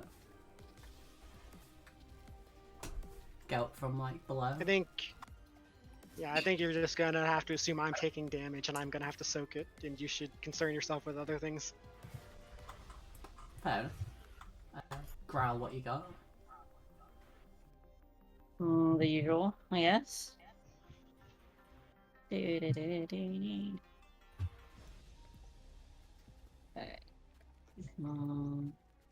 He did try to recast it, so he would have dropped concentration. But yeah, I would appreciate being telekinesis. Like, I would even like aid you with my own telekinesis at this point. You know, flavorly wise, I can't do that mechanically. Would that hit Miriam? I'd say there's an angle that it would work. Cool.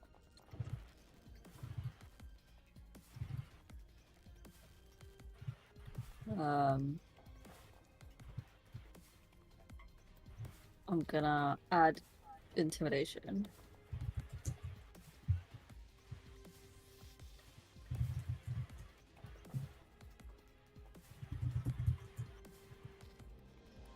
Oof, another 52 on top of that.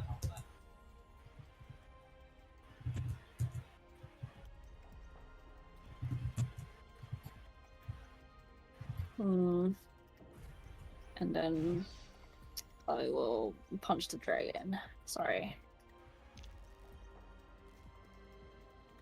I mean, given that I've been fucking biting her this whole time, I think Dojira's okay with you punching her. Still feel bad. Grout just looks at Jojo every time she hits the Sorry, punch. Sorry, punch.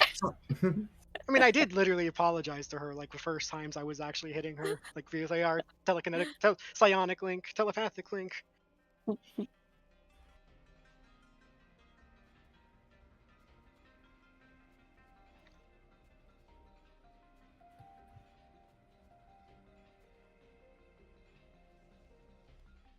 Oh, that's me.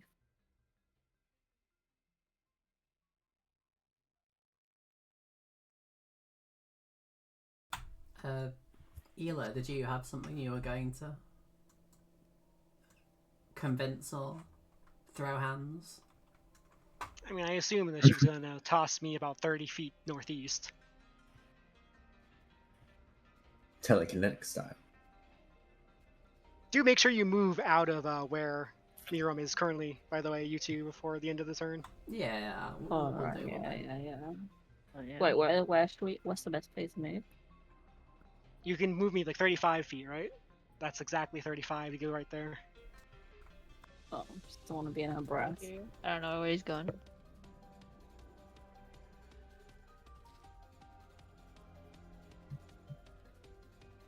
Miriam can't move, so if you wanted to get behind me, maybe compared for where she is right now, that is an option. Here? I don't know. Can Grab move all the way over here? She's a monk. Oh no. Okay. Am I? Let's see. I mean, you were in the yeah, I middle totally there, can. right? Yeah, I can totally can get there. Weep, weep, weep. I mean, Miriam did just attack you, so I think taking cover from her is just reasonable, even if you are mid-conversation.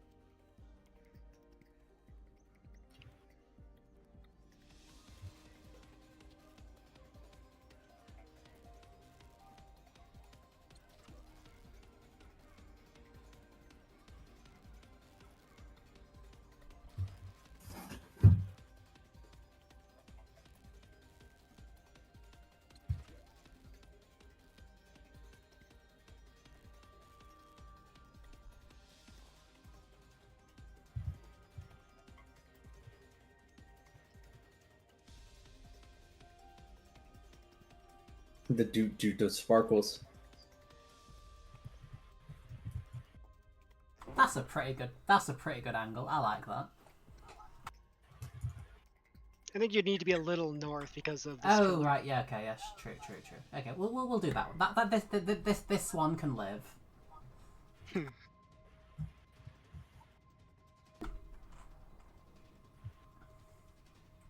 The manifestations go ahead and take the bit of thunder damage there.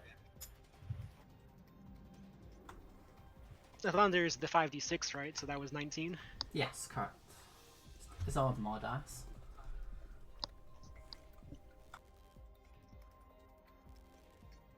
I presume Miriam has been like eating the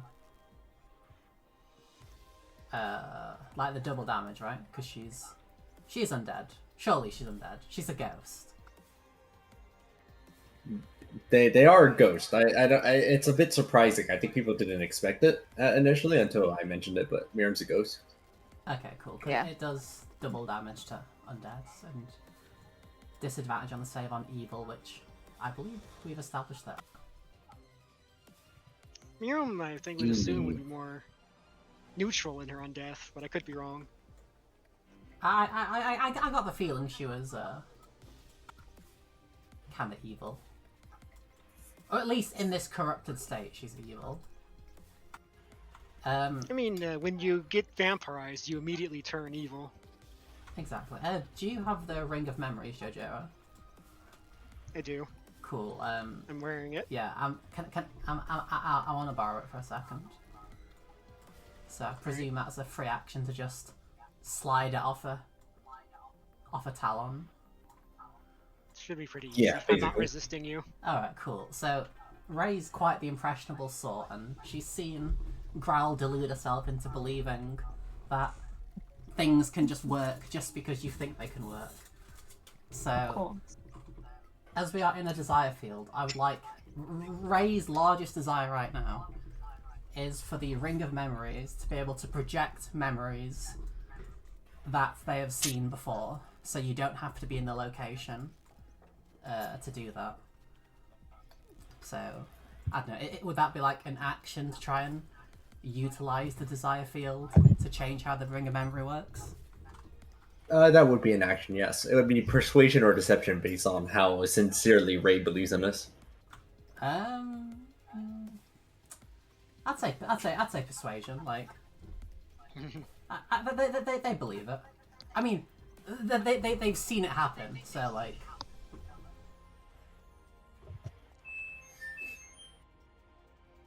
Hey, that's pretty good. You can add a 3d4. thank you. Rats. Oh my god. That's so unlucky. You could put that in the quotes channel. Yeah, they're a ghost. We could. I'm guessing that doesn't work. It surprisingly does. Oh. You just had to believe.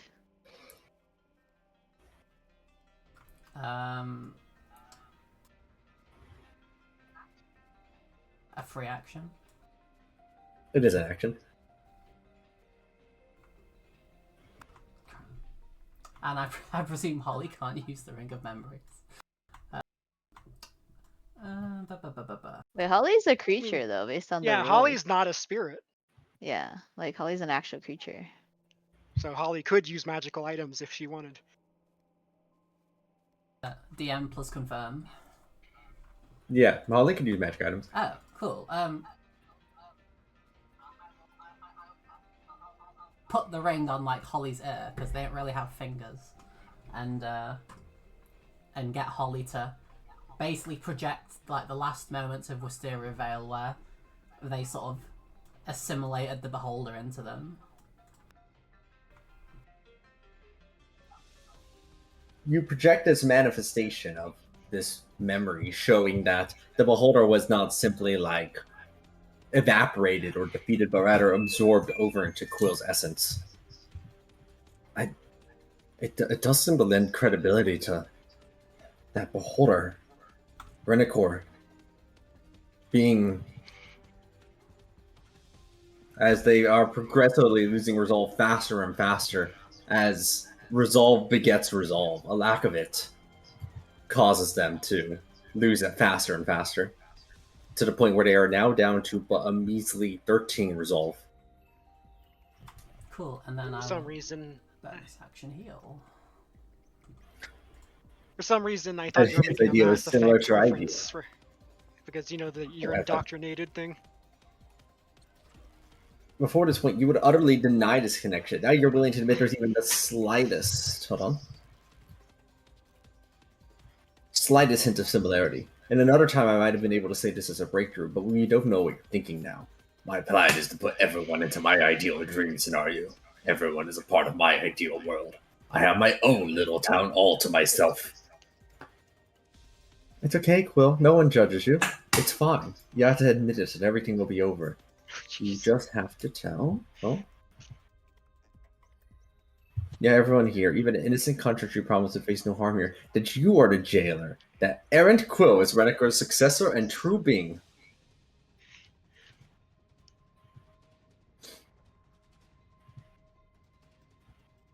So something seems to shift, Elocution, as you reach up to this point, as you notice that what has previously been so effective up till now, suddenly their eyes just grow a little bit vacant. No, my mission must be complete. There is so much more that we can expand and accomplish here. I cannot waver. As they actually gained a little bit of resolve this time, rather than losing any further. I think all our resolve combined, we might have enough to drop him to 0.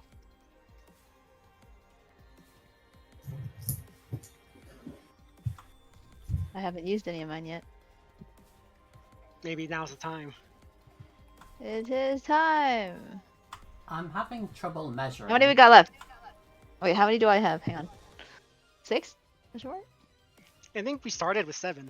Oh, 7? I thought we had 8. I used a lot of mine. 1, Oh wait, 2, no, maybe 3, it was 7. Maybe I'm 5, 6, going 7. crazy. I have 7. I'm also prone for whatever reason. Why am I prone? That was part of the time you hit 0 once, and that it automatically makes you unconscious. Oh, that makes sense. It happens sometimes. Yeah. Sorry, I have to reload my Foundry because it was slowing down a bit. But I believe it is Miriam's turn next.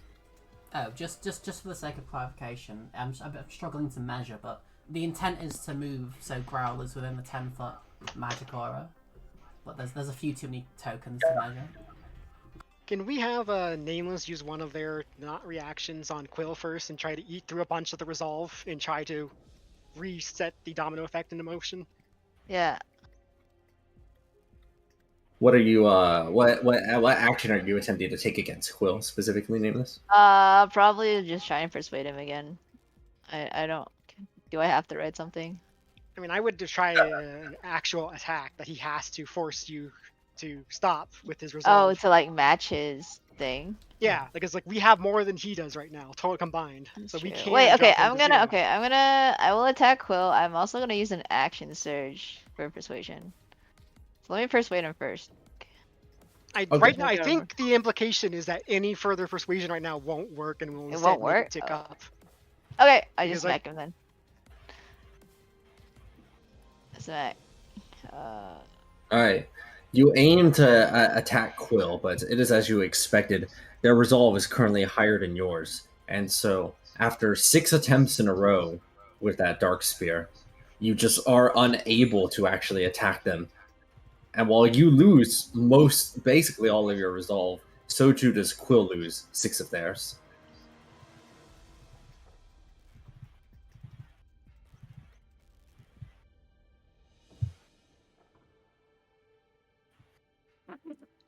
Alright.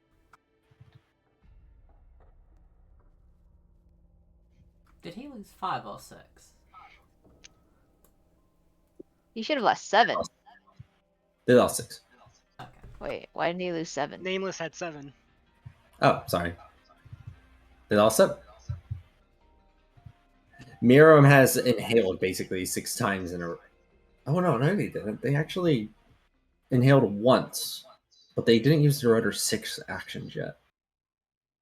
They cannot So they teleport. could do something. They could do something else with these 5. That's why. So they inhale twice, which is about to go about as well as you'd expect, which is they breathe out at you, Jojura, as you're maintaining this wall that their breath is unable to impact the people behind you with. And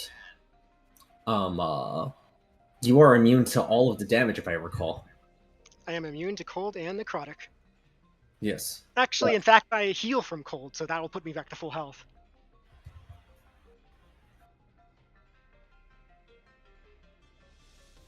They had something. Miriam does actually have something. With 5 legendary actions, they do have something they can do. They've never had the opportunity to do it up till now. You see this time when they use their soul draining presence by using 5 legendary actions. They're actually able to expand the area out. I want to to use my encompass. reaction. Oh, And I'm going to use the Ruby of Defiance. I'm going to expend my 7th level spell slot to send a neutralizing psionic blast straight at her. yeah. As they're about to unleash this massive AoE soul draining effect outward to everybody, you use your Ruby of Defiance, and it's a con contest, isn't it? It's a contest of con saves. Whoever has rolls higher wins. Okay, you got 24. Yours is actually 63, not 73. Yes. And because I spent a 7th level spell slot on that, the effect is completely negated. All right, as the massive AoE blast is cancelled. All right, Miriam still has a regular turn left, so not surprised when they decide to merge over here. They still have 4 attacks, which they will go ahead and chuck down over at. Who are they aiming at? Well, there's either Probably a dragon who can't be hit, a monk with a cat who can't be hit, or there's me. So, Yeah, they'll probably continue just going for you, Ray. okay. I mean, Elo's also there. Oh, true, actually. Yeah, do you want to hit Elo? No, they're going Yeah, they're all at disadvantage still. 44 and 33, so that's 10 damage. Miss. The 33 you hit will hit. My AC is only 32. Okay. Oh, whoops. Yeah, okay, that hits. Hit. Okay, cool. So that's 41, 6, and then 10. What is the damage from the Phantasmal Bite? Because that hits.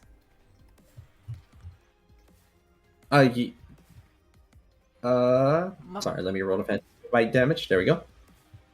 53, 41. Cool. And I'm resistant to all non-natural damage.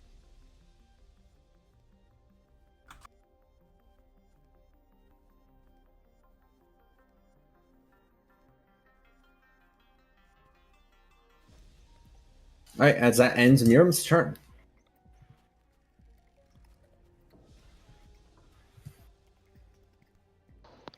Y'all can counterspell, right? Yes. I do have it. Basically, fucking... It doesn't let me measure how far away I need to be from Quill. Because, like, his token is really huge for some reason, even though it doesn't look like it.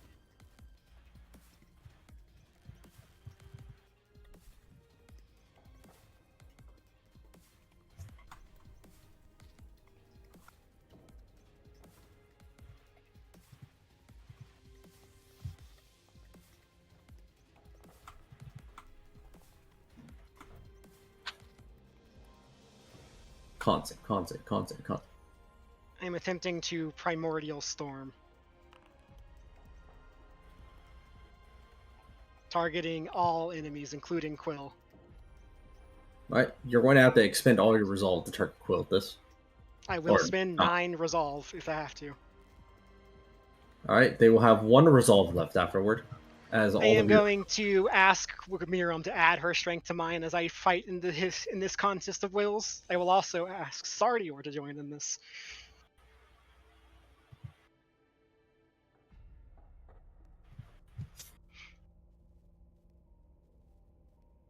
Trying to get that final bit of extra momentum there from the resolve. Hold on 1 second.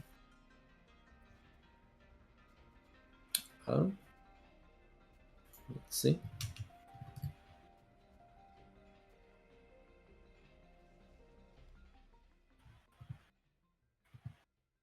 Miriam's already given the resolve that he can. Asking Sardir, though, definitely is a different one, since this is the first time you've asked Sardir for assistance as their scion. Thus, calling down from the heavens or not heavens, I guess, wherever Sardir is, really. He's a little bit of everywhere. Yeah.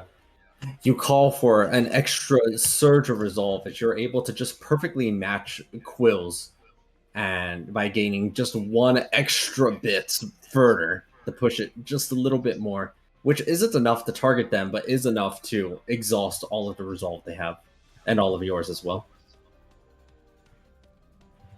And you might need to let me remove the resolve before, and I can re-roll the damage.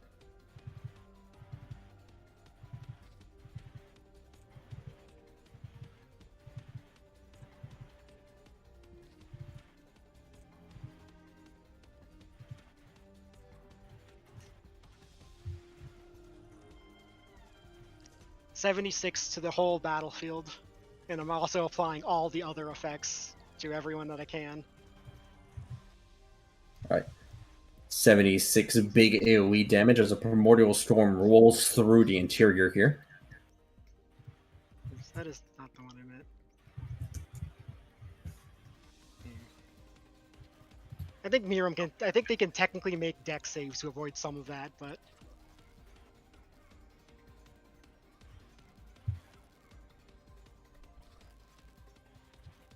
if you do want them to dex save it against that, they can. Nah, too much effort. Okay. I am applying like all the other effects though. Everything is difficult terrain, everything is blinded, so on and so forth. All right. On Quill's move.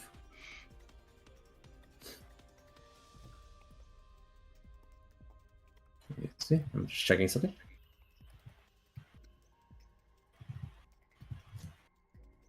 He summons a Oh wait, beholder. last time they didn't cast a spell last time. They used They made more mannequins. yes. Didn't they cast Cloud of Daggers? But it was on the field, so it didn't work. Oh no, they did that during their own turn.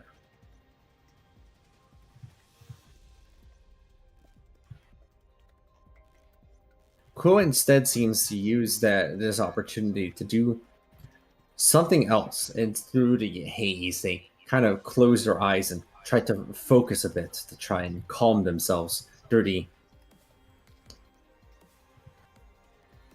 what's happening here. Thus, managing to regain 2 of their resolve through simply maintaining their mantra and believing in their cause, even against all opposition and to the contrary.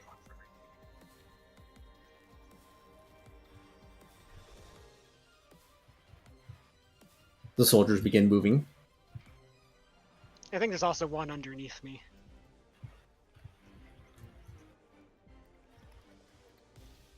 Those can't reach Holly or Ray because they're flying. And they will instead go for elocution. Plunging attack. Alright, so this is going to be 3 attacks over at you, Juju. I think there is one more like, near my top left. Oh yeah, I see it. Alright, so 4 attacks. Inspired Swing 1. Inspired Swing 2. Inspired Swing 3. That's a crit. I'm immune to crits. So it's 22 damage then. I will take it. And that's another 24 damage. Elocution, these 2 inspired swings are heading at you. So that's a 43. These are all slashing, yes. And 26.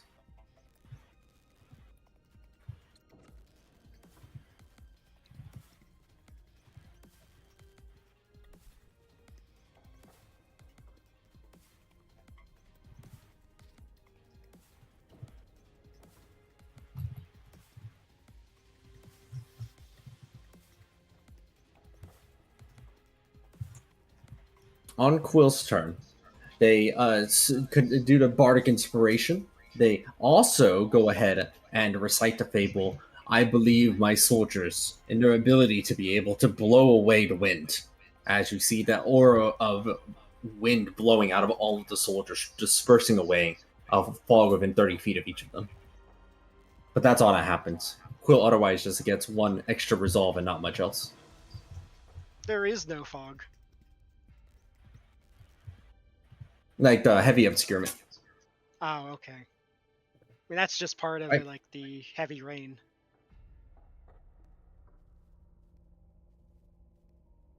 It is back over to all of your turns.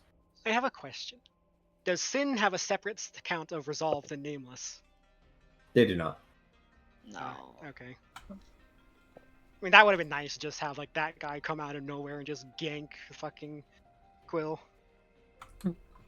Start of turn effects. Can you put a white mark on Quill and Miriam, and then Wait, how much resolve does he have left? 3. I So just if realized I someone- never used the action surge persuasion unless Jay like just put it in. I think it was decided the persuasion wasn't a good idea because he seems Oh, to be well, okay, gaining that's from right. That's right. persuasion, yeah. Okay. He was gaining Resolve from her Persuasion attempt, so it seemed too risky.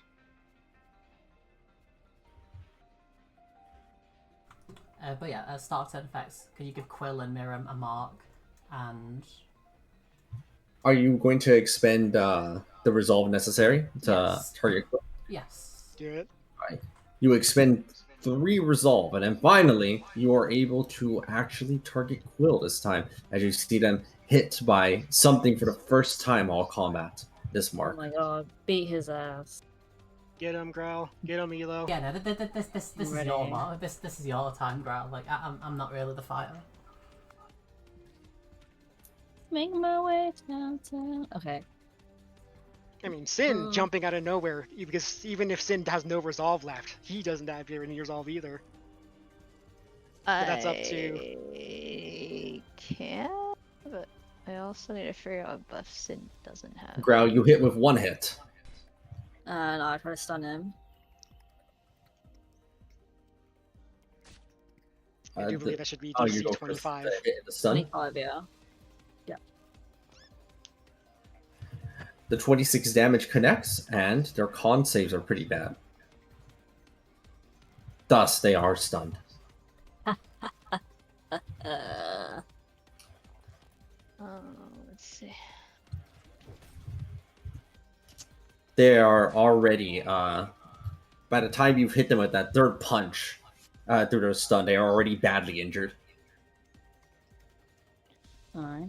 And then, I'm gonna ask Miriam if she still thinks knocking him out would be a bad idea right now. Okay. I was too busy punching. Yeah, let me. I kind of forgot how to play this. As game. the final punch goes ahead and hits onto Quill, right there, they are knocked unconscious. Good. All right, I'm gonna I undo lost what I my just did. key. Hang on. Okay, this is back since you don't need a text. As they get knocked unconscious, the manifestations everywhere dissipate. Pew, pew, pew, pew, pew. I did warn you I'd beat the shit out of you. Oh, sorry. I'm gonna try commanding Miriam to stand down now.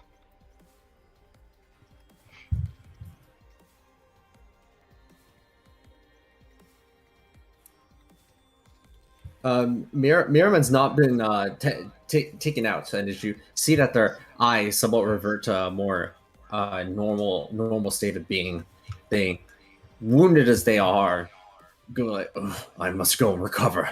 I've taken too much damage."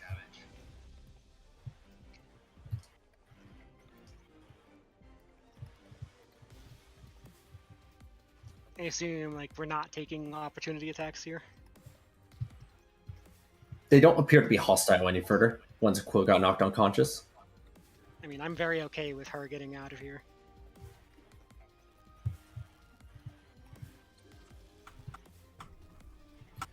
As you see, that appears to end the initiative there. She didn't even say thank you. I mean, she's not really herself right now. It's part of being a ghost. I've been hearing this The thing "they're is- a ghost" thing for the past insert narrative I time mean- here. The things that make you when you become a ghost decay over time, even for those mentally mighty like us dragons.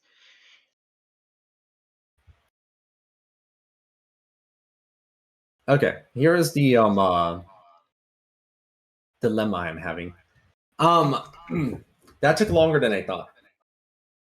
Have you tried giving him less resolve? And I mention it because as they're knocked unconscious and you gather around our body with all the manifestations having dissipated, the door is starting to open. And so this is the dilemma, because we have already gone to, I think, 4 hours, I believe. Is that correct, based on the time stamp? Or at least, No. yeah, I think it's about 4. It's been like 5 hours, Is it not? isn't it? 4.5, right? It's been nearly Oh, 5. it's been almost 5. 4.5, right? And thus, I Yeah. do not want to make you. That would be what's already supposed to be quite a long session is about to extend into mega extra super long, and I do not think that is a wise idea. And it may be a consideration to actually, for the first time, do a second half to this. I'm pondering if that's. I am going to ask what you would all prefer, because I am not sure. I have What to the right- go in How like 20 long? minutes anyway, so Yeah. I don't know how long Hmm. you plan for it to be, but I have to go soon. I mean, Right. Let's just go ahead and just do that as a part 2 then. This has never happened before. Usually I'm pretty good at estimating how long things take. It's alright. I mean, Too much resolve. there's a lot of damage and other things on this party.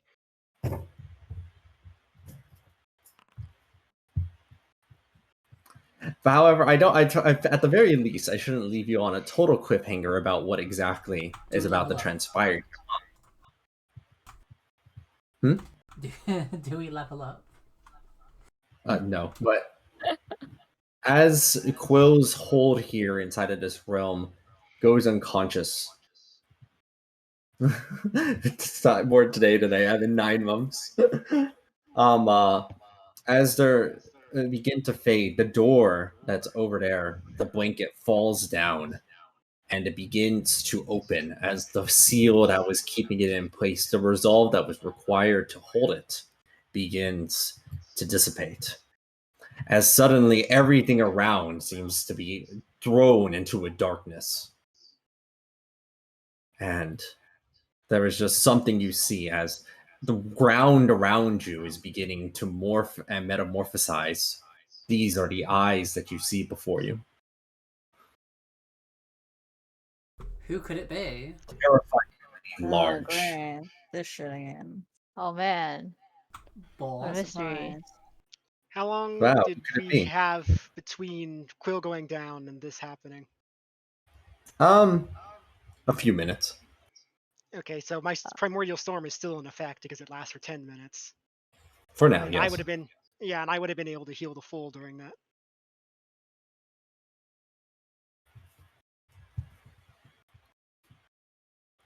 All right, but that's the first time that this has ever happened, so it's a new experience for me. There you go. It's so unusual. Usually these only go once, like one session. So I'm like,